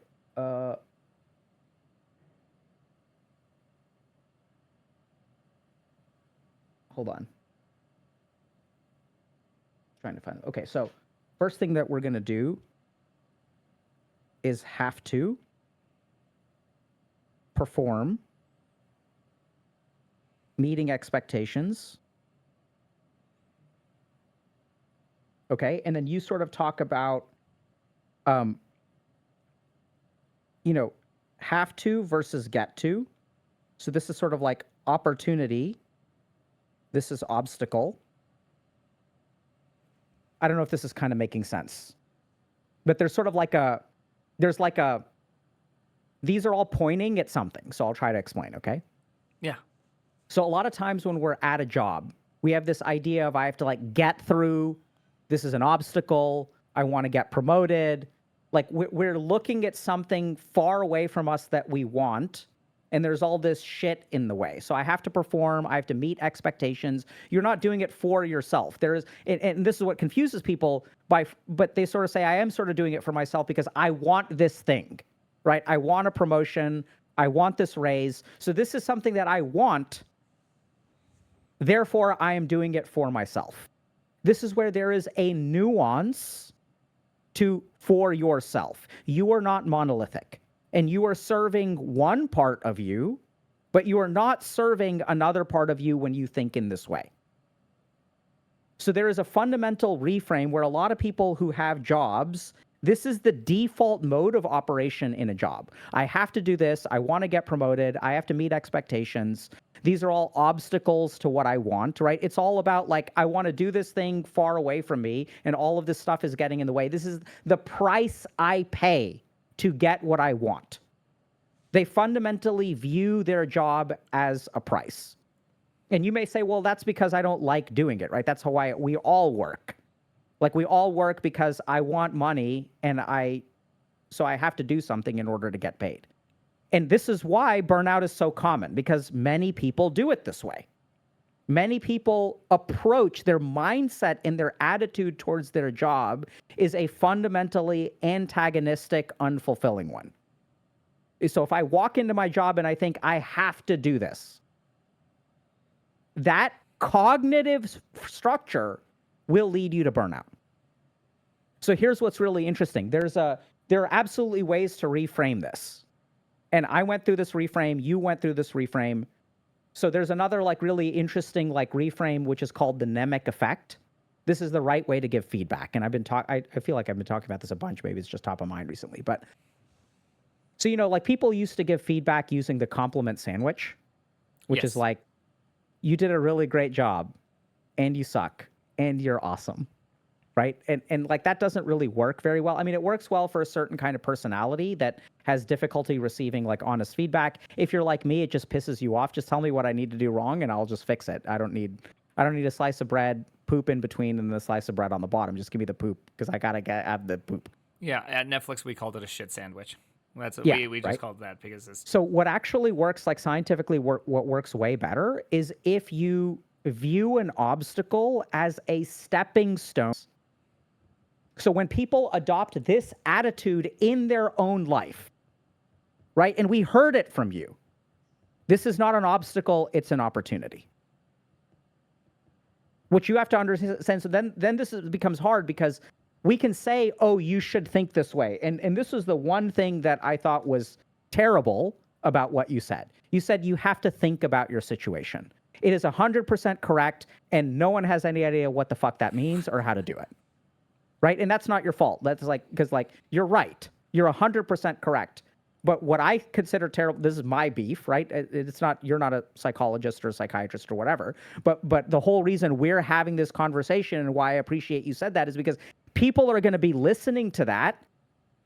But Prime, when they wake up tomorrow at 8 a.m., what do they do? Yeah. Right? How do they think about what are the steps of thinking about your situation? So this is a fundamental reframe that I would embellish. I would lean into what you said because it's the right principle. But I think people are listening to this like, what do I think? How do I think? So that's where if there is something that is an obstacle, think about what it is in service to. Think about how this is an opportunity. And literally, this cognitive reframe will change the way that your nervous system functions. It'll change your cortisol secretion. It'll change your reticular activating formation. It will change your ability to go to sleep at night. Right? Not 100%, but like there's plenty of scientific papers where I can back up those as being reasonable statements. So the way that you perceive the things around you changes your nervous system response. Right? If I get fired by my job and I think to myself, oh my God, I need this job, versus I think to myself, holy shit, thank you. I was going to quit anyway and I wasn't going to get severance. Now that you're firing me, I get severance.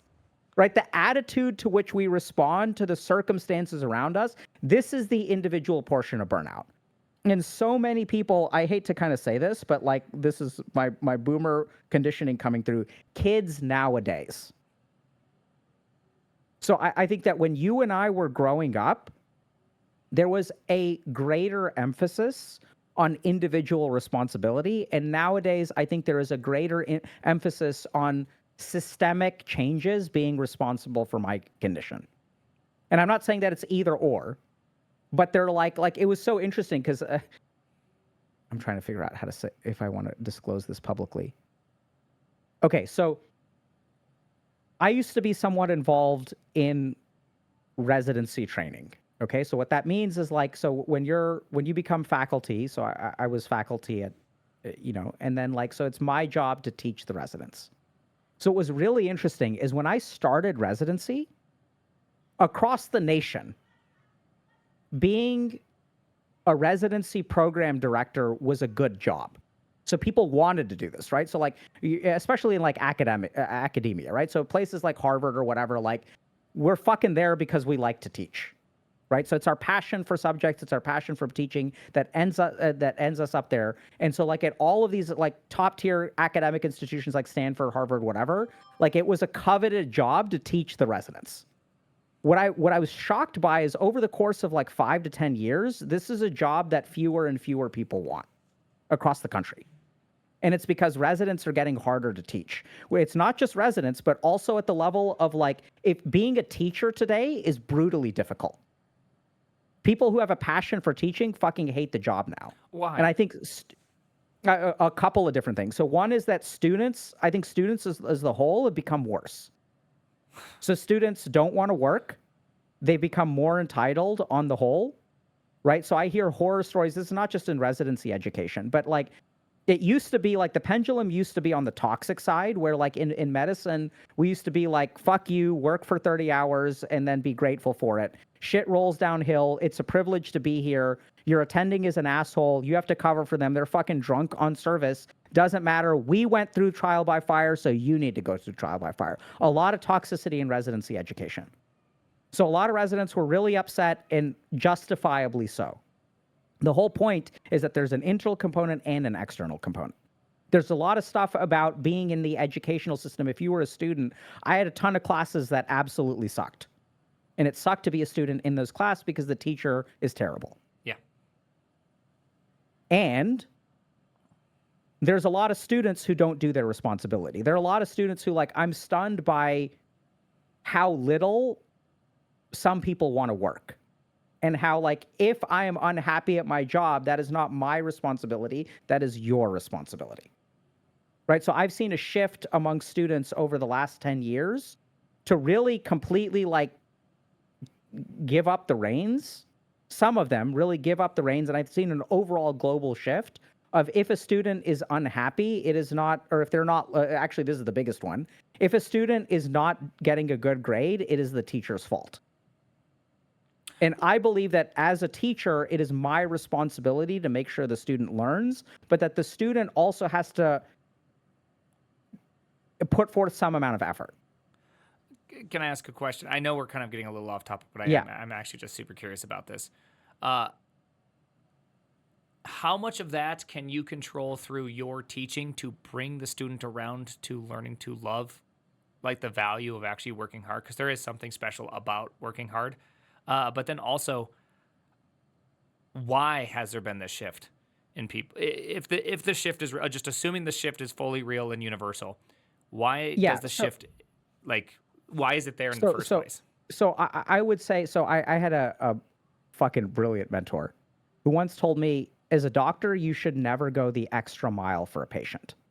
And this blew my mind because I was like, I thought as doctors, we go the extra mile. And he says, a doctor who goes the extra mile for a patient goes a mile too far. And the reason for that is anytime I go the extra mile, someone else walks 1 mile less. And if I walk 2 extra miles, they walk 2 miles less. So the more that you do for people, if you do what is beyond your duty and really go above and beyond, you are allowing someone else to not do their portion. So when you ask me, it's kind of an answer that I can't explain, but how is it your responsibility as a teacher to be inspiring? Absolutely. Can you work hard to help a student be inspired? Absolutely. How much should I do? I'm going to say 50%. I should do 50%. The student should do 50%. Now, I think that there's a certain amount of basic duty I have as a teacher to recognize that each student is in their own place and that some students may require more effort and some students may require less effort. I don't really think about it that way because what I really think about is it's a qualitative difference in the kind of effort that they need. So some students are, when I do 50%, when I expend 50 kilojoules of energy to help this student, it's going to get them to show up to class. One of the real tragedies in the world today is that what we do is we give those students extra attention. What I should be doing is giving 50 kilojoules to my star student as well. Yeah. They just need a different kind of kilojoule. Since you show up to class, since you get straight A's, I should be expending the same amount of effort for that student too. But where I'm pushing them is in a different place. So I'm actually ideally exerting the same amount of effort for all of my students. It's just, what does that effort look like? Am I going to send 3 emails to one student asking, why aren't you showing up to class? And then for someone else, I'm going to send 3 emails to people that I worked with at the MIT incubator for startups that they have because I have a student that I think is exceptional. I think both students deserve 3 emails. That's great parenting advice. Yeah, right? So our kids have different needs. And sometimes, I'm not saying you have to send 1 email a month for everybody, but like, I think generally speaking, I think it's really sad that we live in a society where people who are falling further behind, do they need help? Should we help them? Absolutely. But we're walking a really dangerous road because the moment that you start doing work for another human being, the most natural evolutionary response is for you to do less. Yeah. Right? And I'm not saying that some people don't need more help. Like clinically, like, I think you should do what people need, generally speaking, within the bounds of what you're supposed to do, like within the bounds of what you do. So there are absolutely some patients that, like I'll communicate with more. I accept more responsibility because they're not able to accept responsibility. But generally speaking, over the lifetime of my clinical relationship, I don't want to go the extra mile. If you need some more help now, that's totally fine. But like once you get your shit together, I'm going to stop doing more and you're going to start doing more. That's the goal. And so I think, anyway, does that answer your question? Yeah. Yeah. Right. So I know that was kind of like a weird rant, but I think like it's really dangerous. So here's the last thing that I'll say is like, what worries me about this is that if there is a group of students who is relying on the systems around them to fix problems for them, you are disempowering yourself at a terrible level. Right? So should you expect the people around you to live up to their responsibilities? 100%. But be super careful about giving your responsibility over to them.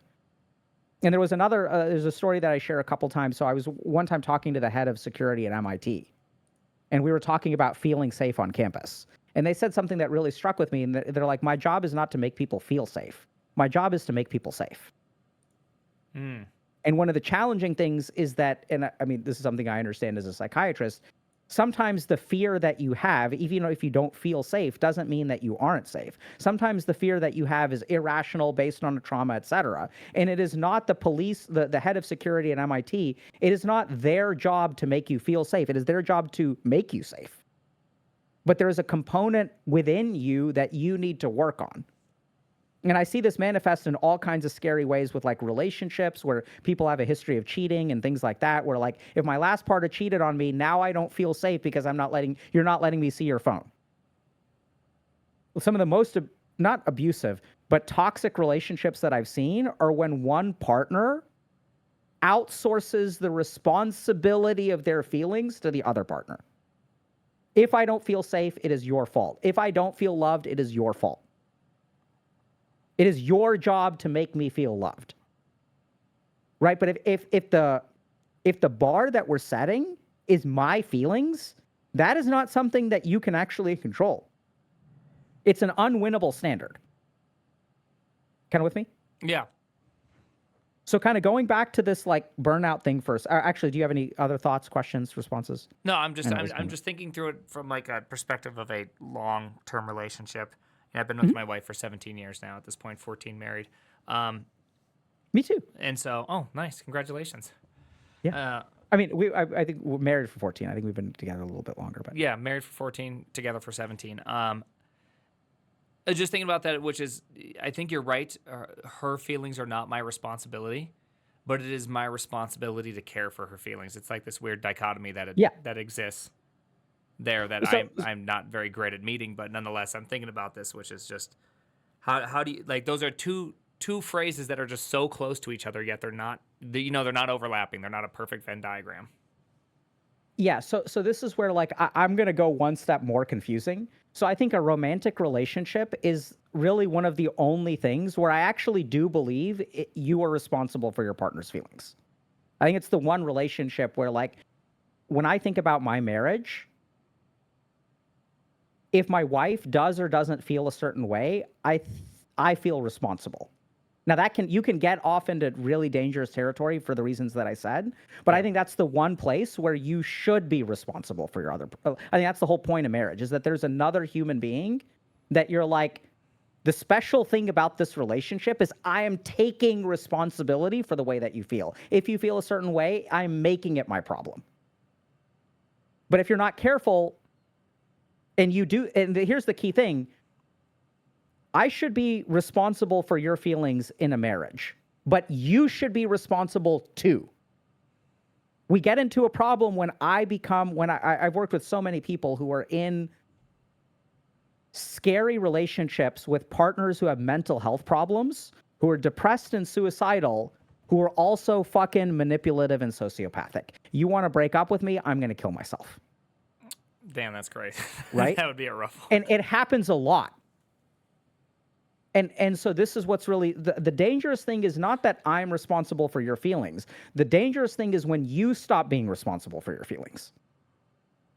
And this is where ideally, like, I think we actually pretty easy transition back to burnout, which is like your burnout is your responsibility and it's your job's responsibility. Both of y'all have shared responsibility over this. So it is their job to do what they are responsible for, and it is your job to do what you are responsible for. Okay? Okay. So reframing to opportunity, right? So if you have these kinds of thoughts, I have to perform, I have to meet expectations. Try to really think about how can you make this for you? What would excite you for it?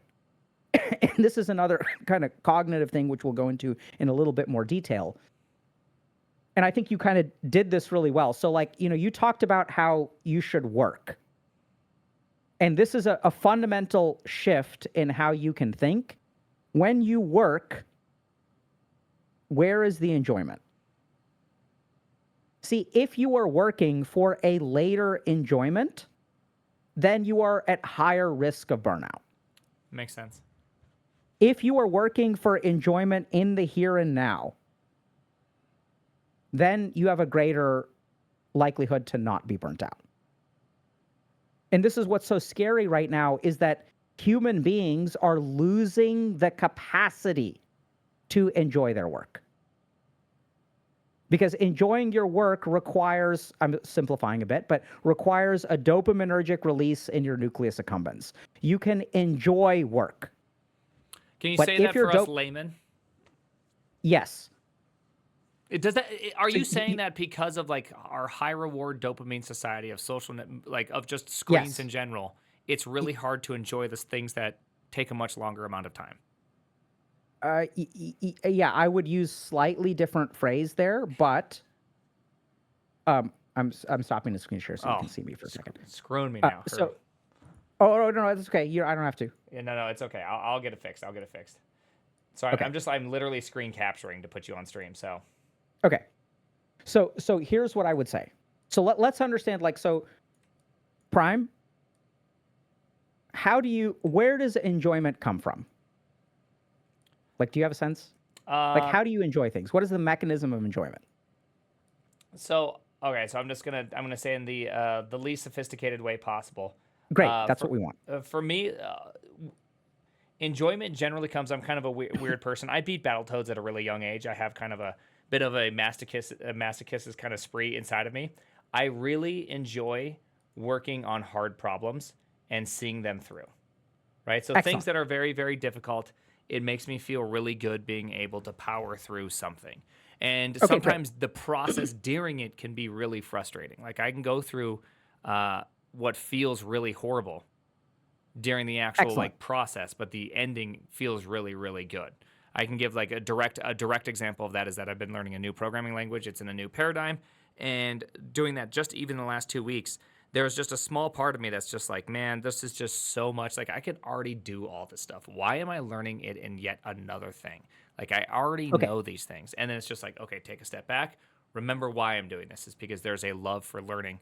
And I got to remember like this. And so just happened yesterday for me. And I just took a step back. The thing that I love to do is to create.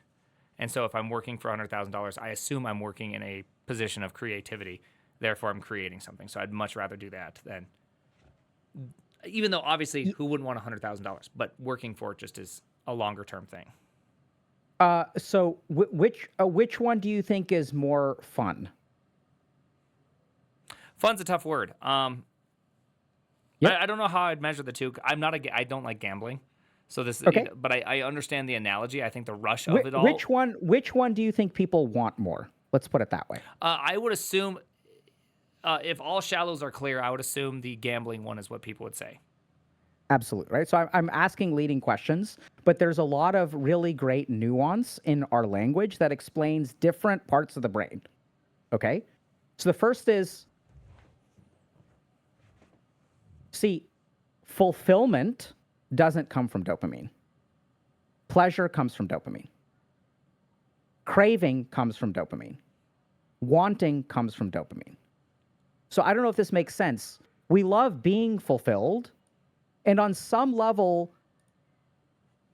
a lack of fulfillment feels like emptiness within us, but it doesn't motivate us towards action.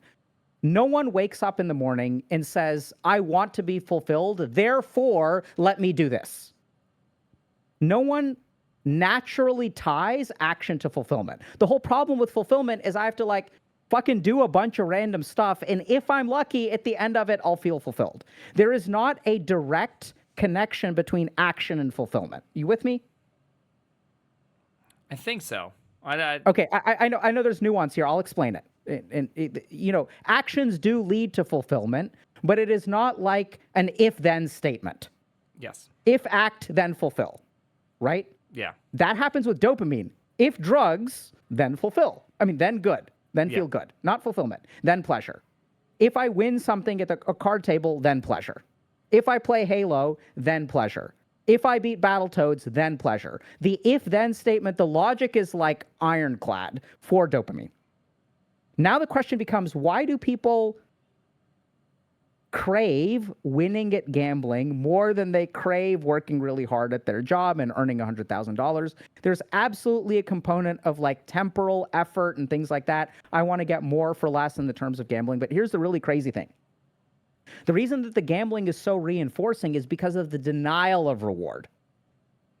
So if you look at studies on video game addiction, we get addicted to video games that deny us things, not video games that give us things.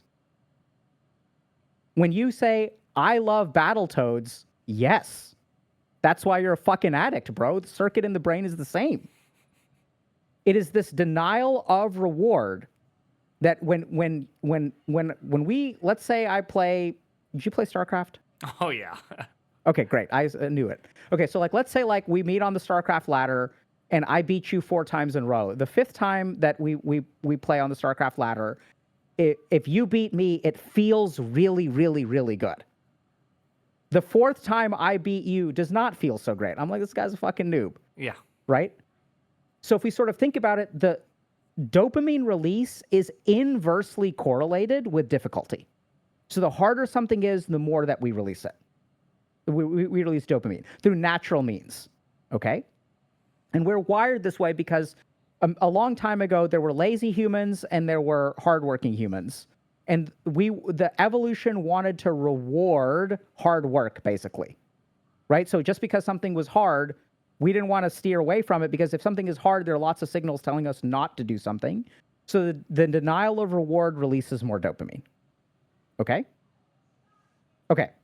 So now we get to like work and enjoyment, and I know we kind of got off on a track here, but so this is what's really interesting. When your brain is very sensitive to dopamine, right? If you're sensitive to dopamine, you're more prone to addictions. That dopamine feels really good for you. The really cool thing is that since you are sensitive to dopamine, if you can ever put yourself in a situation where you work really hard, you will get a ton of dopaminergic response. And your brain will love it, and you will reinforce that behavior. And we see you as a living example. Addicted to drugs, now addicted to work. And in a good way, right? Like you feel so much pleasure from programming. Now, here's the problem. In the society that we live in right now, we have so much easy activation of dopamine that the hard work path to dopamine doesn't work for a couple reasons. One is that the brain, if I give you a choice between working really hard for $100,000 and $100,000, here, just open this box and you get 100K, the brain is always going to pick the easier option. So now we have easier sources of dopamine. The more insidious thing is that our dopamine stores are essentially limited on a daily basis. So if I release dopamine through a video game, there is less to be released for hard work. Dopamine is actually a primary motivating neurotransmitter. It's what induces cravings, motivation, and behavior. But when we get rid of all of our dopamine, there's none left for the desire for hard work. And so it's really scary, but I think that like people who are addicted, it's sort of this like very like feast or famine kind of approach, right? So if you have a dopamine sensitive brain, you're more likely to fall into social media addiction, video game addiction, drugs, or whatever. But if you can ever break out of that, and the same addictiveness to which your brain is drawn to substances, if you can ever show your brain that you can get this through Battletoads, through programming or whatever, you will be hooked. Your brain will absolutely love it. So it's really fascinating. But so I was addicted to video games. Now I really enjoy my work, and tons of patients that I have, like part of the reason that I loved doing addiction psychiatry is because the patients, when they bounced back, like they went from like -100 to like 1,000. They would crush it so hard. And it's like this thing that is pulling them into this substance is now just shifted towards professional development and growth. And it's like amazing. I know it was kind of a tangent. Thoughts before we go back? No, I think that makes sense. It's just, it's a very technical set of words for something that I feel like is in some sense observably true. Oh, I just lost you again. Oh, you put the thing back up. Yeah, sorry. I'm gonna go back to I should drawing. just make separate scenes. Okay, this is just ridiculous at this point. No, I mean, but what I mean by that is that it's very obvious that when I used to play a bunch of video games, it was so easy for me to just do that, and then I felt like I had no energy. So it's like I can very much so like relate Yeah. to that. I can go, oh, I understand that. I remember that. There's always like this. I can see it in my kids also. Like my kids, when they play a bunch of video games, what ends up happening? They're just like, it's really hard for me to get them to do other things because it's just like they've been kind of cracked out on dopamine for a little bit, and now they're just kind of acting a little bit goofy now. And so it's like observable, at least, is what I'm trying to say. Yeah, I can see absolutely. these things. Yeah, and I think even the way that you were pushing back against certain terms, like if I ask you enjoyment, right? You're like, well, working really hard gives me enjoyment. That's maybe serotonin related, fulfillment related. A lot of what you're saying is your words and your subjective description of things, as you said, is like subjectively observable, maps onto neuroscience incredibly well, right? That's why we observe it, because it sort of fits with the way that our brain works. Kind of going back to this. Oh yeah, so Also, just to can kind of I summarize. interject one thing? I try not to, when I talk about work, I try not to use the term enjoyable, because I'm not sure if work is meant to be enjoyable. It's meant to be satisfying. I'm not sure if those are two overlapping concepts.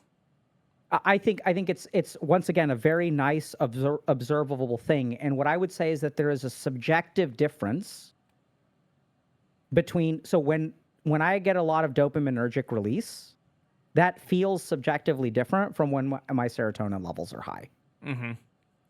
So the way I would describe that is dopamine is pleasure, right? But like when I climb to the top of a mountain and I get to the top, I don't feel pleasure.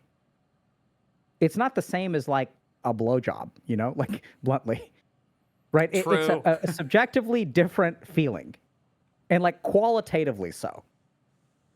It's a feeling of fulfillment. It's a feeling of contentment. It's even a feeling of relief.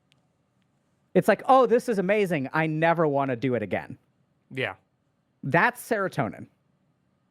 And it's simplification. And dopamine is, that was amazing. Let's go again. Okay. Right? And it's a different kind of amazing. So, and the really scary thing is that the two are inversely proportional sometimes. So when you have someone who experiences a lot of dopamine, right? So when you have someone who is flooding their dopaminergic circuitry using methamphetamine, their serotonin levels will drop. It's not technically sort of like that, but basically, functionally, it's like that. And right, so when you're an addict, you don't feel good about your life. That's like the weight, let's say. Yeah. And when your serotonin levels are high, you don't necessarily you're not enjoying it. It's not pleasurable, but you're like, it's worth it. This is good. I want to continue doing this. So there are absolutely two parallel circuits in the brain that interact with each other in this way. The more dopaminergic you are, generally speaking, the more your serotonin will drop. And the more serotonin levels are high, I would say the more resistant to dopamine you are.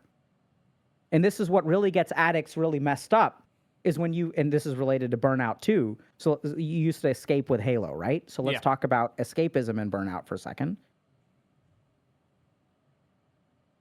When I have a serotonergic deficit, not technically. So you guys have to understand, I'm making functional statements. So that means this is sort of like how it works from a clinical perspective, but it's not like we're measuring serotonin concentrations in people's brain so we don't know that technically, but whatever. So when I'm serotonin deficient, 5-HT is serotonin. Then what happens is I feel empty inside. I feel a lack of fulfillment. And then what happens is my brain tries to fill this void with dopamine. So I'll escape because I don't feel good on the inside. My baseline is not content. And so then I feel empty, and then I'll engage in escapism behaviors. This will make burnout worse because this is what fixes burnout. Yeah, that actually makes a lot of sense. Those were my worst years. Was that time? Right, when it's a slog between I have to meet expectations, I have to perform, but I hate it.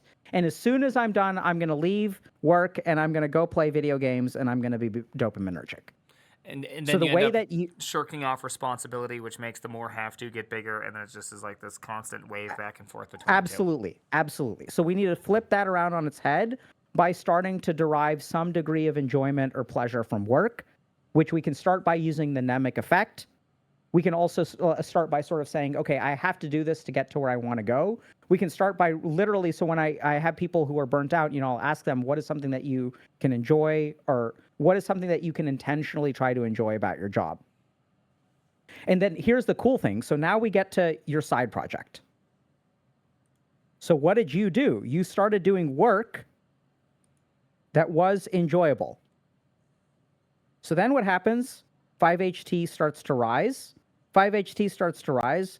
Decrease of void or emptiness. Decrease of dopaminergic activity,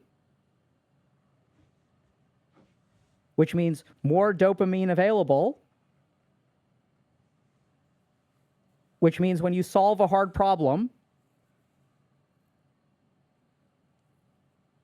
you get high dopamine release, and then this gets reinforced. This gets, reinforced, which means now you want to work. Does that kind of make sense? Yeah, no, this makes perfect sense. Right? So this is where it's like one of the biggest mistakes that people who are burnt out make is that they try to work less on the global. And I'm not saying that, so what you want to avoid is effort that is wasted.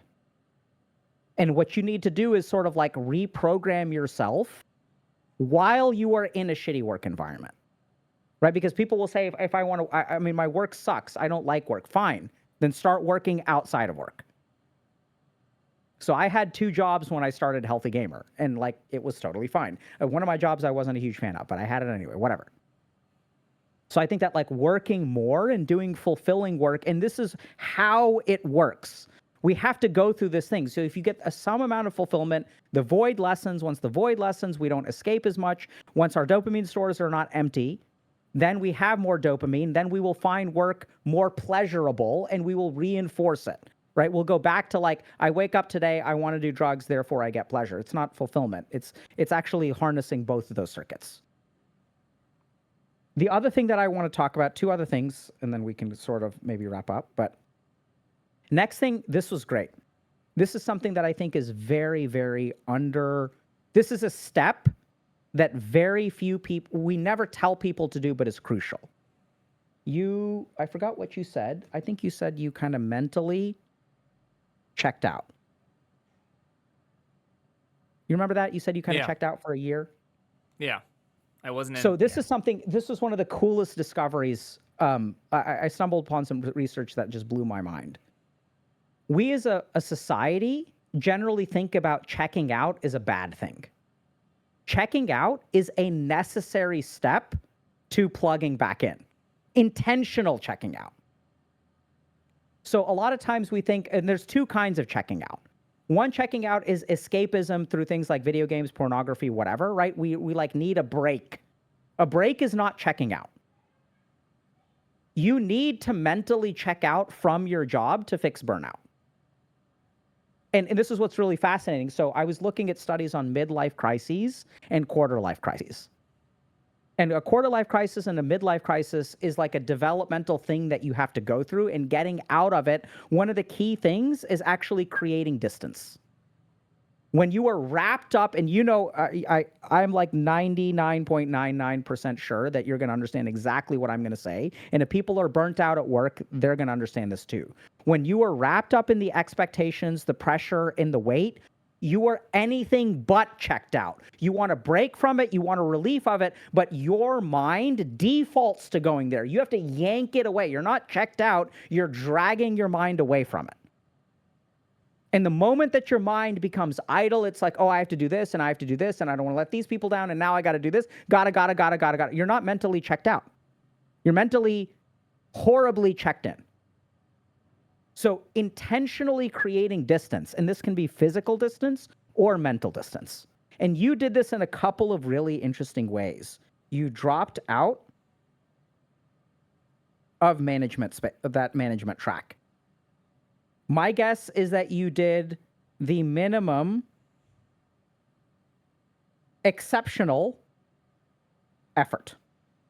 So I don't think you started slacking at work, but you did the minimum. I would bet money that you did the minimum to do a really good job. Yeah. And you used to probably do way more than the minimum to do a really good job. You would do a really good job, and then you were like, I still had my IC duties, and I started this management track. Right? So you need to mentally create space from your job. Stop thinking about it. Get away from it physically if you can. This is also really important for relationships. This is why you shouldn't like stay in touch with someone after you break up with them, because the brain and mind need space for new things to grow. I want y'all to think about your mind as one lot of land. And if it has a bunch of housing on it, you can't build something else. You got to knock down one of those apartment buildings to make space for something else. Make space in your life if you want to fix burnout. And that involves a very mentally checking out, which is not escapism. This is very clear, right? So think about all of the space in your mind that the job occupies. Clear as much of it. Okay, so ego and internal drives. Now, one of the biggest mistakes that you can ever make is for you to feel like, to have an internal problem with you that you try to solve through your job. I feel like I'm stupid. Therefore, I have to prove myself at work. I never had a father figure. Therefore, I don't want to disappoint my boss because I have a paternal transference towards them. I'm tired of being a loser. I want to be a somebody. I want to be a cool kid. I was never a cool kid in high school. I was a reject. I was this. I was this. I want to show people. And this is like so sad. I see this all the time in medicine. These nerdy little kids who struggled to date think, oh my God, now that I'm a doctor, all the bitches going to be lining up. Insecure teenagers make insecure doctors. And then they show up on dating apps and they're like, oh, once I'm a doctor, everybody's going to be lining up because women want to date doctors. They're still fucking lonely as fuck. So don't solve your internal insecurities at your job. Don't look for meaning and purpose through your job. Let the meaning and purpose come first and let the job be a part of it.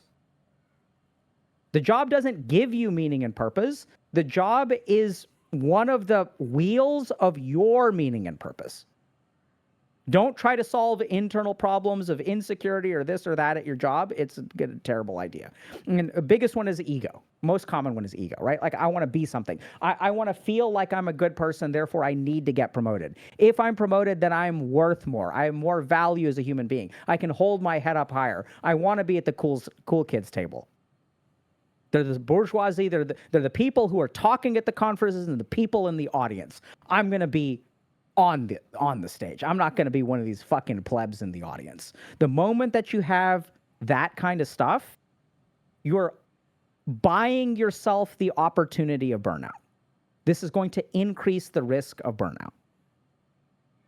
Why? Because if you're looking for paternal love from your boss, and you work really hard and you get some kind of validation, they're like, hey, I'm proud of you. And then you're like, oh,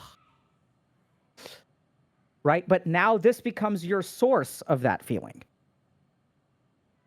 And so now you're like dependent on the job for feeling great, feeling like a good person, all this kind of stuff. And this is where I think a lot of times, I mean, sometimes jobs will take advantage of this. I think most of them are too clueless to be aware of it, but like you'll end up working way more than you need to. And you'll end up trying to look for answers in the wrong place. So I think if you go through these things, like these steps, and you understand this framework, you will move from this to this, and ideally this to this. Because you ask, can you prevent burnout? Someone who you're watching Netflix now. Someone who is internally content will not be at risk of this. Right? Like all this kind of stuff will be like, and there's all kinds of more detailed things, but this is basically how you do it. I'm going to stop screen sharing with you now, if that's okay. Okay. Yeah. Does that make sense? Yeah, that makes sense. You know, when you say all these things, honestly, like in all reality, the first thing I think of is like, damn, I got checkmated by God in the sense that I didn't plan, like, if those steps are truly exactly what you need to avoid all those things, most of the decisions I make weren't some calculated decision. They weren't like, oh, okay, I need to do this now. It was just like, I just kind of fell into that place. And yes. even that thing about like finding your purpose first. It's like, you know, in the beginning of what we were talking about, I fell into my purpose by simply going, man, I guess I'm gonna go to seminary now. All right, I'm gonna do this, and then it's just like I kept finding myself going back. I literally bought a protractor and various things to like map out something. I was like, dang it, I can't help but to like want to build things. Like I think this is who I really am, and so it's like I built all these things by accident in that order, not having any. It wasn't planned, right? Like I didn't come into this being like, oh, this is like the steps we need to take. Oh, it was certainly planned. Well, Just not from my perspective. I not by you, right? So I fell into this hard. I think checkmated by God is a great way to put it, right? So like I know you know this. This may be confusing to other people, but like this was your path. This was designed, right? Like you had your own Garden of Gethsemane. Right? I wouldn't say like it was that bad, but yes, I see what you're saying. Right? So you had the moment where like God very intentionally like enters your life. And now you see that like this was all part of your path and part of your journey and all this good stuff. And this is what God intended for you. And you know that your life is good. You have a lot of gratitude because God didn't sure it was painful, but like you're happy with where you ended up. And you're grateful for where you ended up. And God did you a solid, which is great. And that's what's cool about God is like God will fix basically whatever. And will take you from a polysubstance pornography addict 19-year-old to a happily married father of, I don't know exactly how many kids you have, who has a fulfilling career, right? And like, you didn't do that yourself. Like, did you work hard? Absolutely. Is hard work a part of it? Absolutely. But you know that you got a helping hand in a way that you cannot accept responsibility for. Yeah. I am most certainly not foolish enough to say that I've done all these things myself. Yeah. Right. And I think it's hard for people who have not had that direct experience of like this thing swooping in from the outside and just like being there. And you're like, what the fuck is that? It's they're not going to understand. Right. It's really hard to understand. Yeah. But if you've had that direct exposure to God, right? Like, and people will say like, if God exists, why doesn't God reveal themselves? And I think God does reveal themselves. I just don't know why and how exactly, or I know some, but I think that there's a lot there too. So I think checkmated by God is a really great example, a really great way to put your journey in context. Yeah. Well, thank you for explaining my own life to me. In some sense, this was actually really useful. Yeah, thank you for sharing your life, because I think the cool thing is that like now hopefully people who are watching this can benefit from it. And we try to do, I mean, so we do lectures and stuff like this too, but like part of the reason that one of the things that I found is that working with people through this can be really helpful. And so I think one of the things I'm super proud of is like we developed a program that basically focuses on career support. So it's not psychiatry, but it's like understanding burnout prevention, reconnecting with purpose, like all this kind of stuff. And I'm really proud that like that program works really well. What's the name of the program? Oh, it's just a career coaching program. Okay. Right. So some time ago, I don't know if this kind of makes sense, but like the other thing that I sort of realized is that you can have all kinds of mental health problems, but half of mental health problems are like economic problems, and helping people become fulfilled in their career, get promoted and stuff like that. Like that's going to, like as a psychiatrist, I had so many patients who were like, if I could just improve your job situation, then that would help so much. There's like just so much about someone's like physical situation, whether they're fulfilled at work, whether they're making enough money, whether they're getting appreciated at work, whether they're over investing in work, that if these are the problems that I think become really, really important. And once you start doing well in that dimension, I really think it's sort of sometimes we focus on treating depression so that people can go off to work, but sometimes I wonder if we should be doing it the other way around. That if we can help people thrive at work, then their mental health will just get like boosted so much. And every time I talk to someone like you, I think about if you had someone who could have helped you along. And it sounds like you found like a really important mentor. That person who pulled you into the management stuff. But like how many people out there right now who are struggling, like if they get the right kind of support or they do get a helping hand, how much would their lives be altered? And I just think about that quite a bit.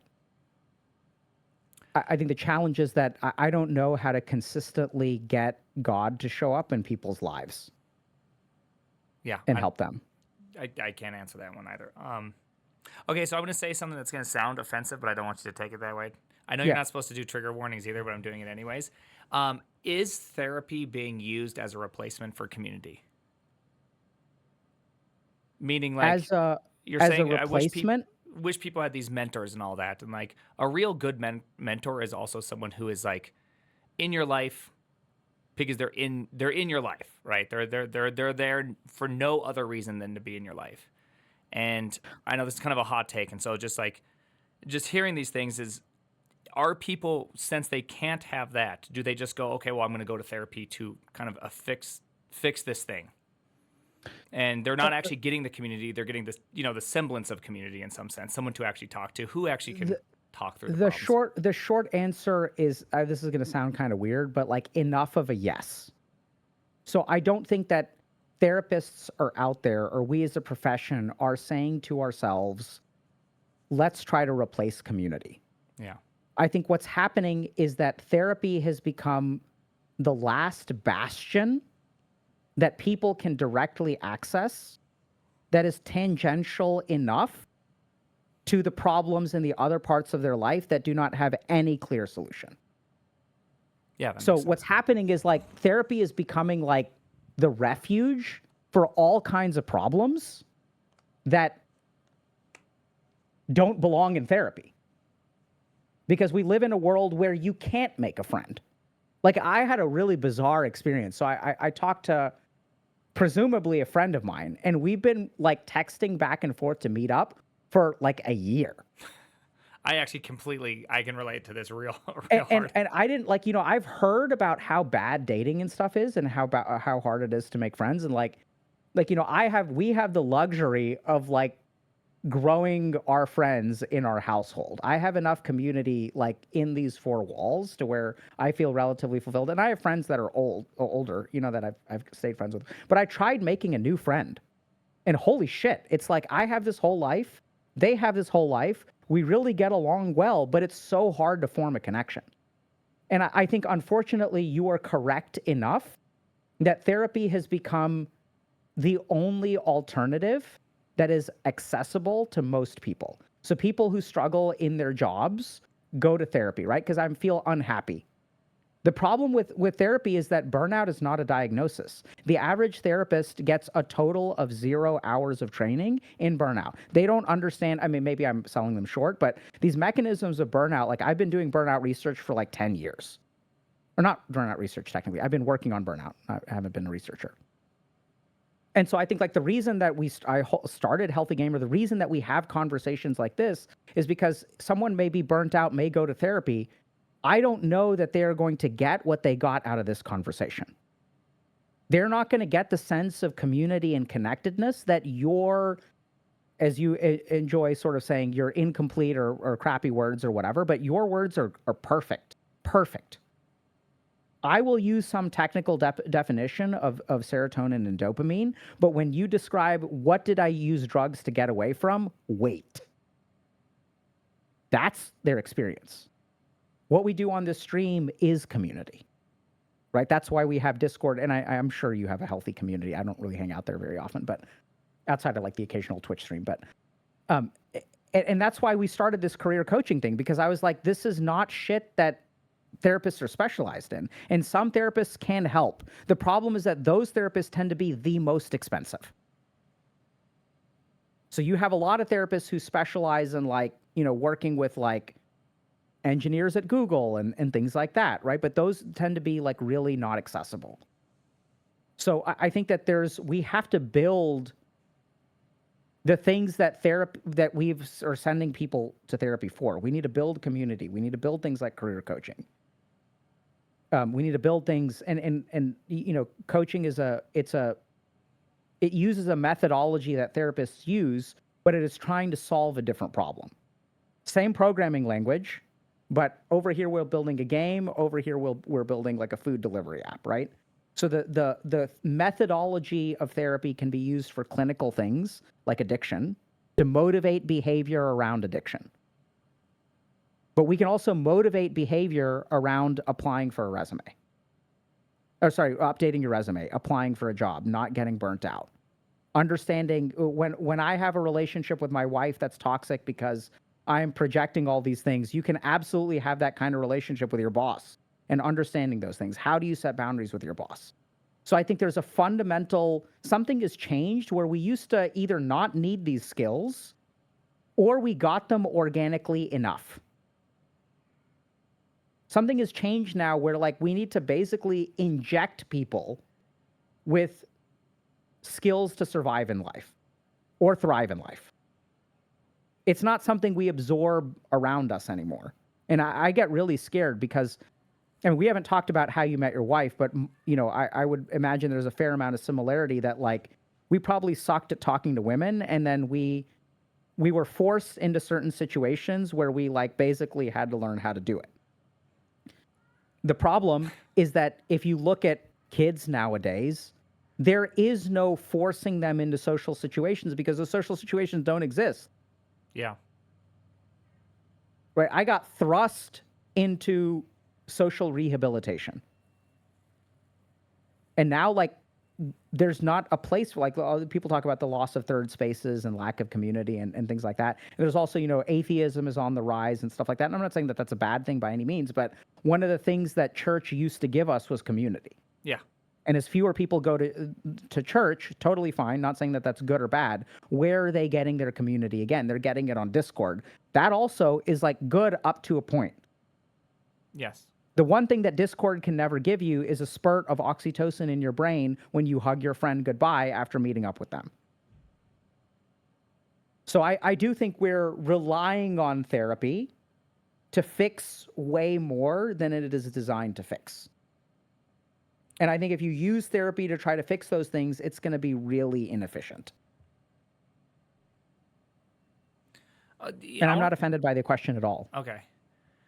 It's just an observation I've been just toying around in my head for a little while. I actually want to follow up on the Discord thing because I think that's super relevant. It's probably relevant for your community also, my community. And I think pretty much every internet community is that we've foregone a lot of physical meetups in place of like Discord meetups or being able to talk on the internet. And a conclusion I've been drawing, which is it kind of stems off the Aristotle principle, Papa Aristotle's principle of friendship. And one of the requirements is proximity.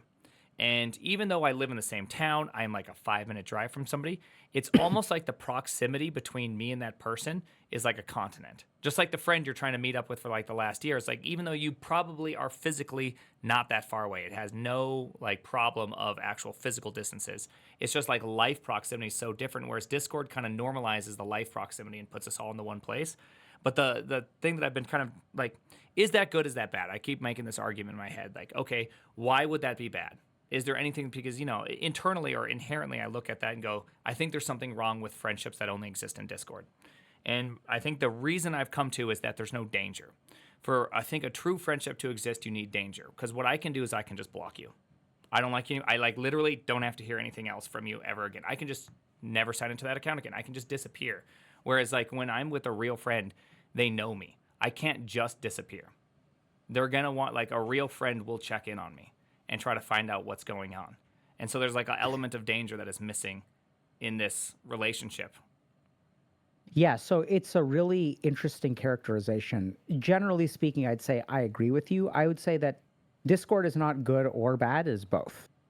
Yeah. So one of the craziest things that I had to explain to people many years ago. So I had a friend that I met randomly in a StarCraft match. Great. And then, you know, we became... Once I start satisfying a social need partially through Discord, then my motivation to leave the house decreases. So the moment that I start getting calories, I'm not going to work for nutrition. And I think that's kind of what Discord can very quickly become for people. And then you mentioned this element of danger, which I think is huge. Because I think that what happens on the internet, the moment that we put our primary form of social interaction on the internet, there's a fundamental replaceability that doesn't exist in real life relationships. And that's everybody. So you can replace other people and other people can replace you. That's why dating is such a mess. Discord can be such a mess. You get banned from this Discord server, you go to this Discord server. This is the crazy thing, right? If we think about someone who gets banned from a Discord server, what is the likelihood they'll get banned from another one? Very high. And what you'll find is there are people who get serially banned from Discord servers because there's no one there to normalize their behavior. You just cut the person out. There's no corrective action. Right? And this goes back to your point about danger, that in a real friendship, there is not a real friendship, just in human interactions, there is a necessity for tolerance of incorrect behavior. Everyone's like, oh my God, this person is so toxic at work. Thank God. Because if they're toxic at work and you have to deal with them every day, your ability to manage toxicity is leveling up. So now what do we have? We have a bunch of people who cannot tolerate toxicity from other people. You have a bunch of people who don't know how to manage toxicity from other people. And since I don't know how to manage someone misbehaving, and by the way, we have this attitude, right? It's not my responsibility to manage someone else's misbehavior, which makes sense. Like, I'm not saying that it is your responsibility, but if we look at the way that human beings have evolved, we all have collective responsibility, tribally, for each other's bad behaviors. We keep each other in check. And now we don't keep each other in check. None of us accept responsibility for somebody else. Whose job is it to teach an incel how to talk to girls? Whose job is it to help a man articulate his emotions? It's not women's jobs, certainly, right? And it's not our jobs. It's no one's job. It's the responsibility of the person themselves. We put all of the responsibility on them. Whereas if we look at what happens, generally speaking, in human societies, is there's basically a diffusion of responsibility. And so I think all of those statements about it's not my responsibility to teach anybody anything, I agree. But then we're still left with the problem of, if it's that individual's responsibility, I don't think that that works. Most human beings are not able to lift themselves up by their bootstraps. So it's not an individual's responsibility, but then like no one's responsible for it, so everyone's to blame. And that's what we see. When no one's responsible, everyone's to blame. I'm going to blame you, you're going to blame me. So I think it's a huge problem. And Discord is like not bad. I love Discord. I have friends on Discord, but I also have friends in real life. And the really scary thing is that people who are growing up nowadays, people who are like in their teen years, young 20s, they did not have the luxury of the world that you and I grew up in. And the world that you and I grew up in was fundamentally more forgiving when you fuck up. This world is not forgiving. Dang. That's real. All right, so with all that, I mean, how does somebody, because I'm sure there's a lot of people right now that this hits home for that aren't, putting anything in chat right now. How does somebody find these things? How do I mean, really, I struggle finding friends nowadays. Like it's hard. Like how do you fix this problem? So I think the problem is in your question. How does somebody find friends, right? That's the fundamental problem, is we're putting the onus of responsibility on you to find friends. I think the question that we need, does that kind of make sense? Like, that's the problem. Keep going. Right. Do you follow me so far? I follow the premise. I'm not sure if I agree with it. I want to keep on going so I understand the point. So I think that question is what has created the world today. Because then what happens is people like me, who are experts, answer that question. And then I say, if you're someone who's alone, you do X, Y, and Z to find friends. And then the real problem is I may give you an answer, but I have reinforced the fundamentally flawed structure that it is your problem to solve by giving you an answer. I'm playing into that discussion. So I think the real answer involves two things. One, there is something that you can do, but then like everyone needs to be asking themselves, not what can I do to find a friend, but what can I do to help other people make friends? How can I contribute to the community or the society that facilitates the growth and friendship of other people? And the reason I know this is the right answer is because you have a Discord server and I have a Discord server.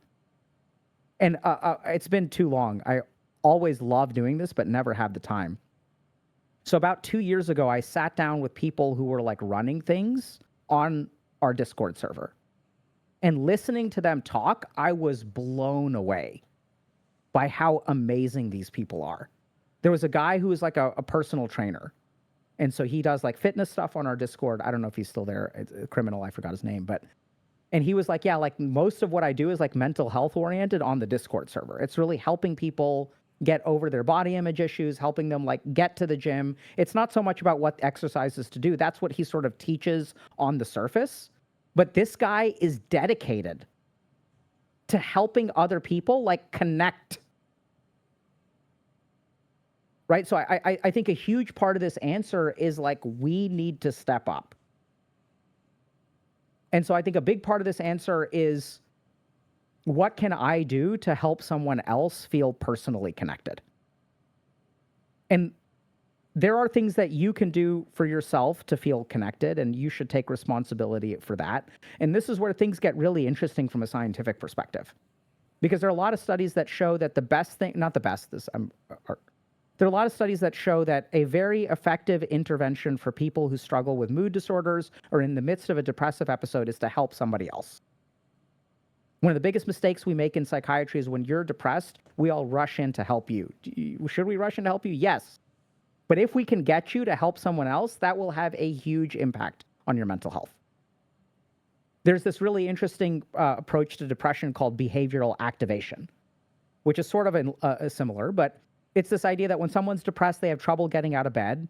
Let's heal their depression so that they can get out of bed. Behavioral activation says it goes the other way. You get out of bed first and your depression will improve.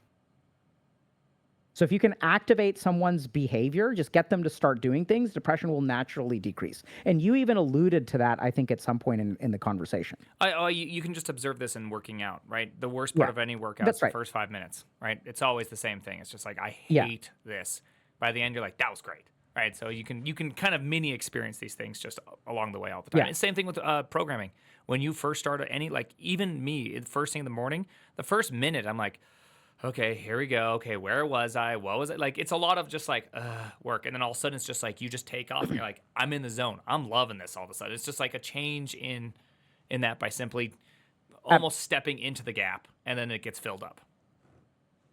So the one thing that I do want to address is you ask, what can someone do? And so I went off on this rant about you should focus on other people. But I do think that I'd say the single most important thing that you can do if you're struggling to make a friend is actually focus on your internal process that makes it hard. When you're in a circumstance for friendship, focus on your internal process that sabotages your ability to form connections. So I know this sounds kind of weird, but like, you know, dating apps are a mess, but part of the reason that they're a mess is because we don't use them. The more skilled you get at dating apps, the less of a mess they become, right? Sure. And so similarly, like we don't, yeah, I don't know. But like, you know, some people do really well. And the reason they do really well is because they have some social proficiency, like they're really good at texting.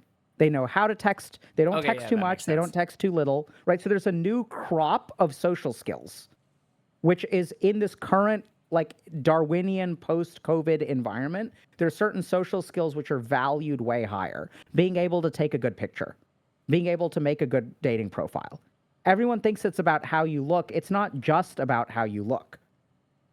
So there's a lot of cognitive difficulties that people have, internal anxiety, becoming mental mind readers, which is like when I'm sitting with someone else, thinking that I know what someone else is thinking.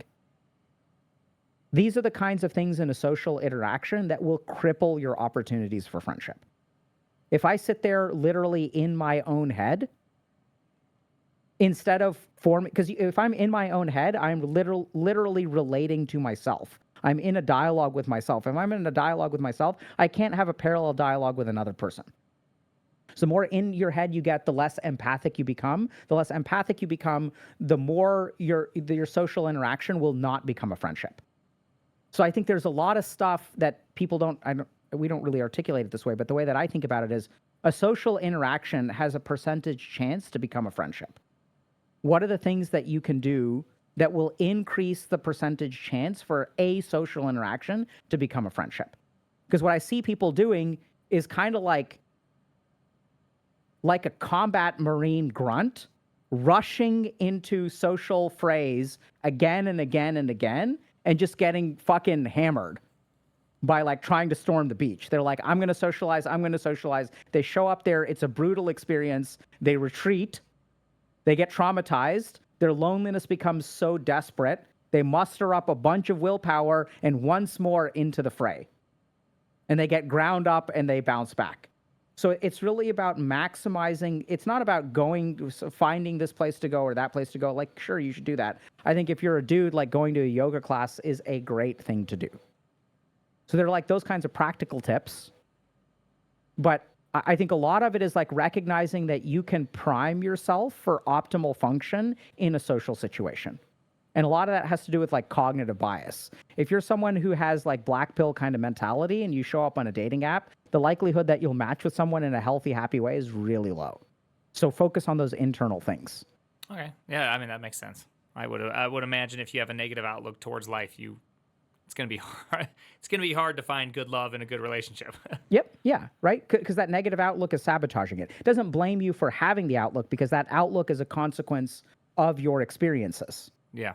But what people don't realize is that, I don't know if this kind of makes sense, but if I have an experience and my mind forms a conclusion, we assume that there's nothing in the middle of those two steps. This experience, therefore this conclusion. But there is a huge, I think I mentioned this to you earlier, like I think I called it, what did I call it? Like gatekeeping or something between, I don't remember, but like when you have an experience, the conclusion that you form is modifiable with intention. So the way that you receive feedback from people, the way that you know, all this stuff is actually modifiable. And I think that's a huge mistake that people don't realize. Yeah. You can get dumped by someone and think, oh my God, I'll never love again. Or you can get dumped from someone because you screwed up really bad. And then you can think, oh my God, I'm so fundamentally bad at relationships. I'll never love again. Or you can think, oh my God, I'm so bad at this. And I have 8 months of experience. Now I've learned some lessons. Next time I can do better. I like it. I like that. There's we never even touched on AI. We'll have to probably, I'll send you some thoughts on that at another time, just because we've gone on for so long, I assume. Yeah. It's about time for you to end things up. Yeah. How are you holding up? I'm doing pretty good. You know, this talk was actually really great, especially just to talk about burnout. I've been kind of in this process of a small like life fiasco, if we will. Lost my voice. I've been going through a lot of pain in my throat and went to an ENT person and there's nothing wrong with it. And so I've been getting medical massages. I've had this weird like just nerve and muscle problem in my neck. I think it's because I talk like, you know, if you've seen Idiocracy, I talk like that guy. That's the problem, is that I don't control my voice well. So I've been going to like speech therapy and all this kind of stuff to try to fix it. But good. Nonetheless, it's just like this week I was actually in pretty good amount of pain just doing nothing. So I just couldn't stream all week. And so trying to figure out that whole situation, and physical injuries tend to be one thing that gets me into like, I carry with me like a lot of like depression like symptoms whenever I get some sort of physical injury, because it's just like it's just really hard. I don't know why that's like my big hard thing. Is like when I hurt my knee, it just made me just go into a dark spot for a long time in my life. And so I can kind of feel the same thing right now with like the throat thing. It's just that I'm constantly in this battle and we're in the middle of like a remodel. So life's in the middle of like chaos right now. So I have all these things kind of going on. And I feel like in some sense, I was almost like walking towards burnout again. And so hearing just even talking through you with this has just been super helpful to like, okay, I got to just remember all the things I already know. Yeah. You know, I think we underestimate how easy it is to forget what we know. We blame ourselves a lot, but it's like, see, anytime, so you have like a default state of programming, which is usually based on your upbringing. And this is what's really interesting is that when I see people who like come out of a shitty upbringing, they like learn how to do one thing.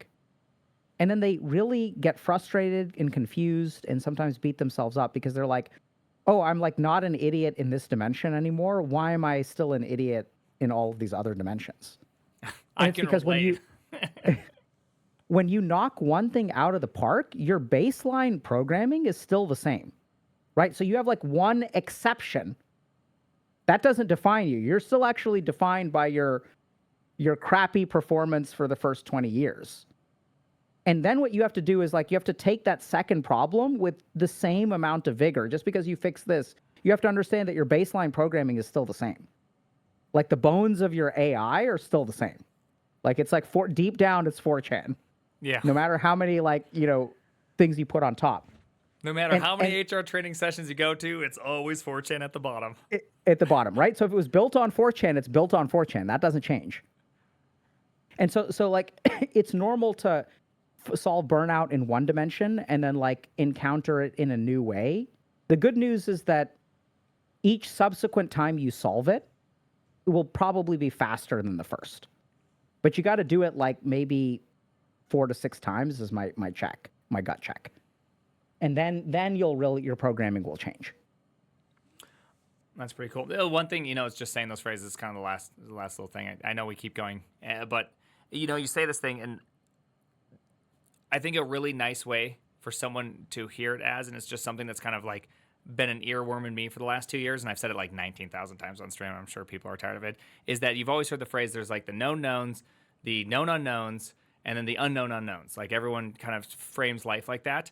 Well, there's a fourth one that I think that we never talk about, and this is like the one that gets me the most, which are my unknown knowns.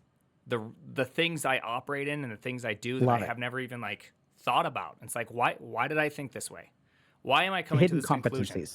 Right? And it's just like it's just this inherent.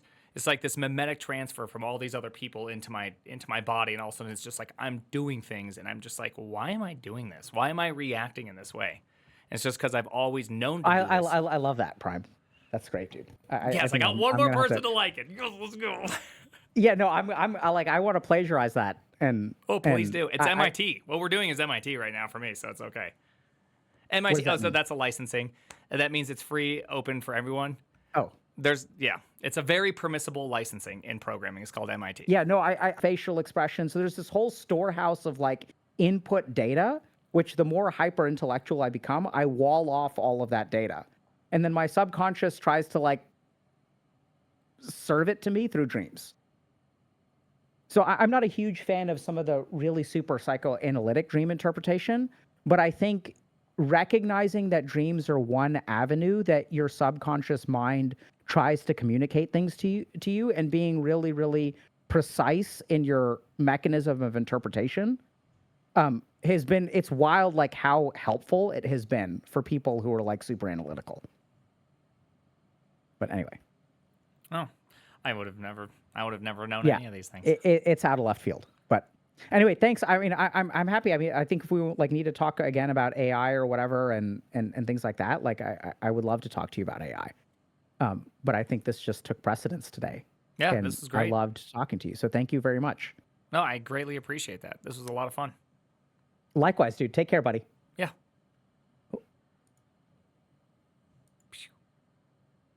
All right, people. Oh my gosh. I'm exposing myself. There you go. That's that. All right, my scene's all effed up. I'm gonna have to fix this. I'm gonna have to fix it. I'm not sure what's happening. There's words being leaked here about the meeting that we just got done having. I don't know how to change it.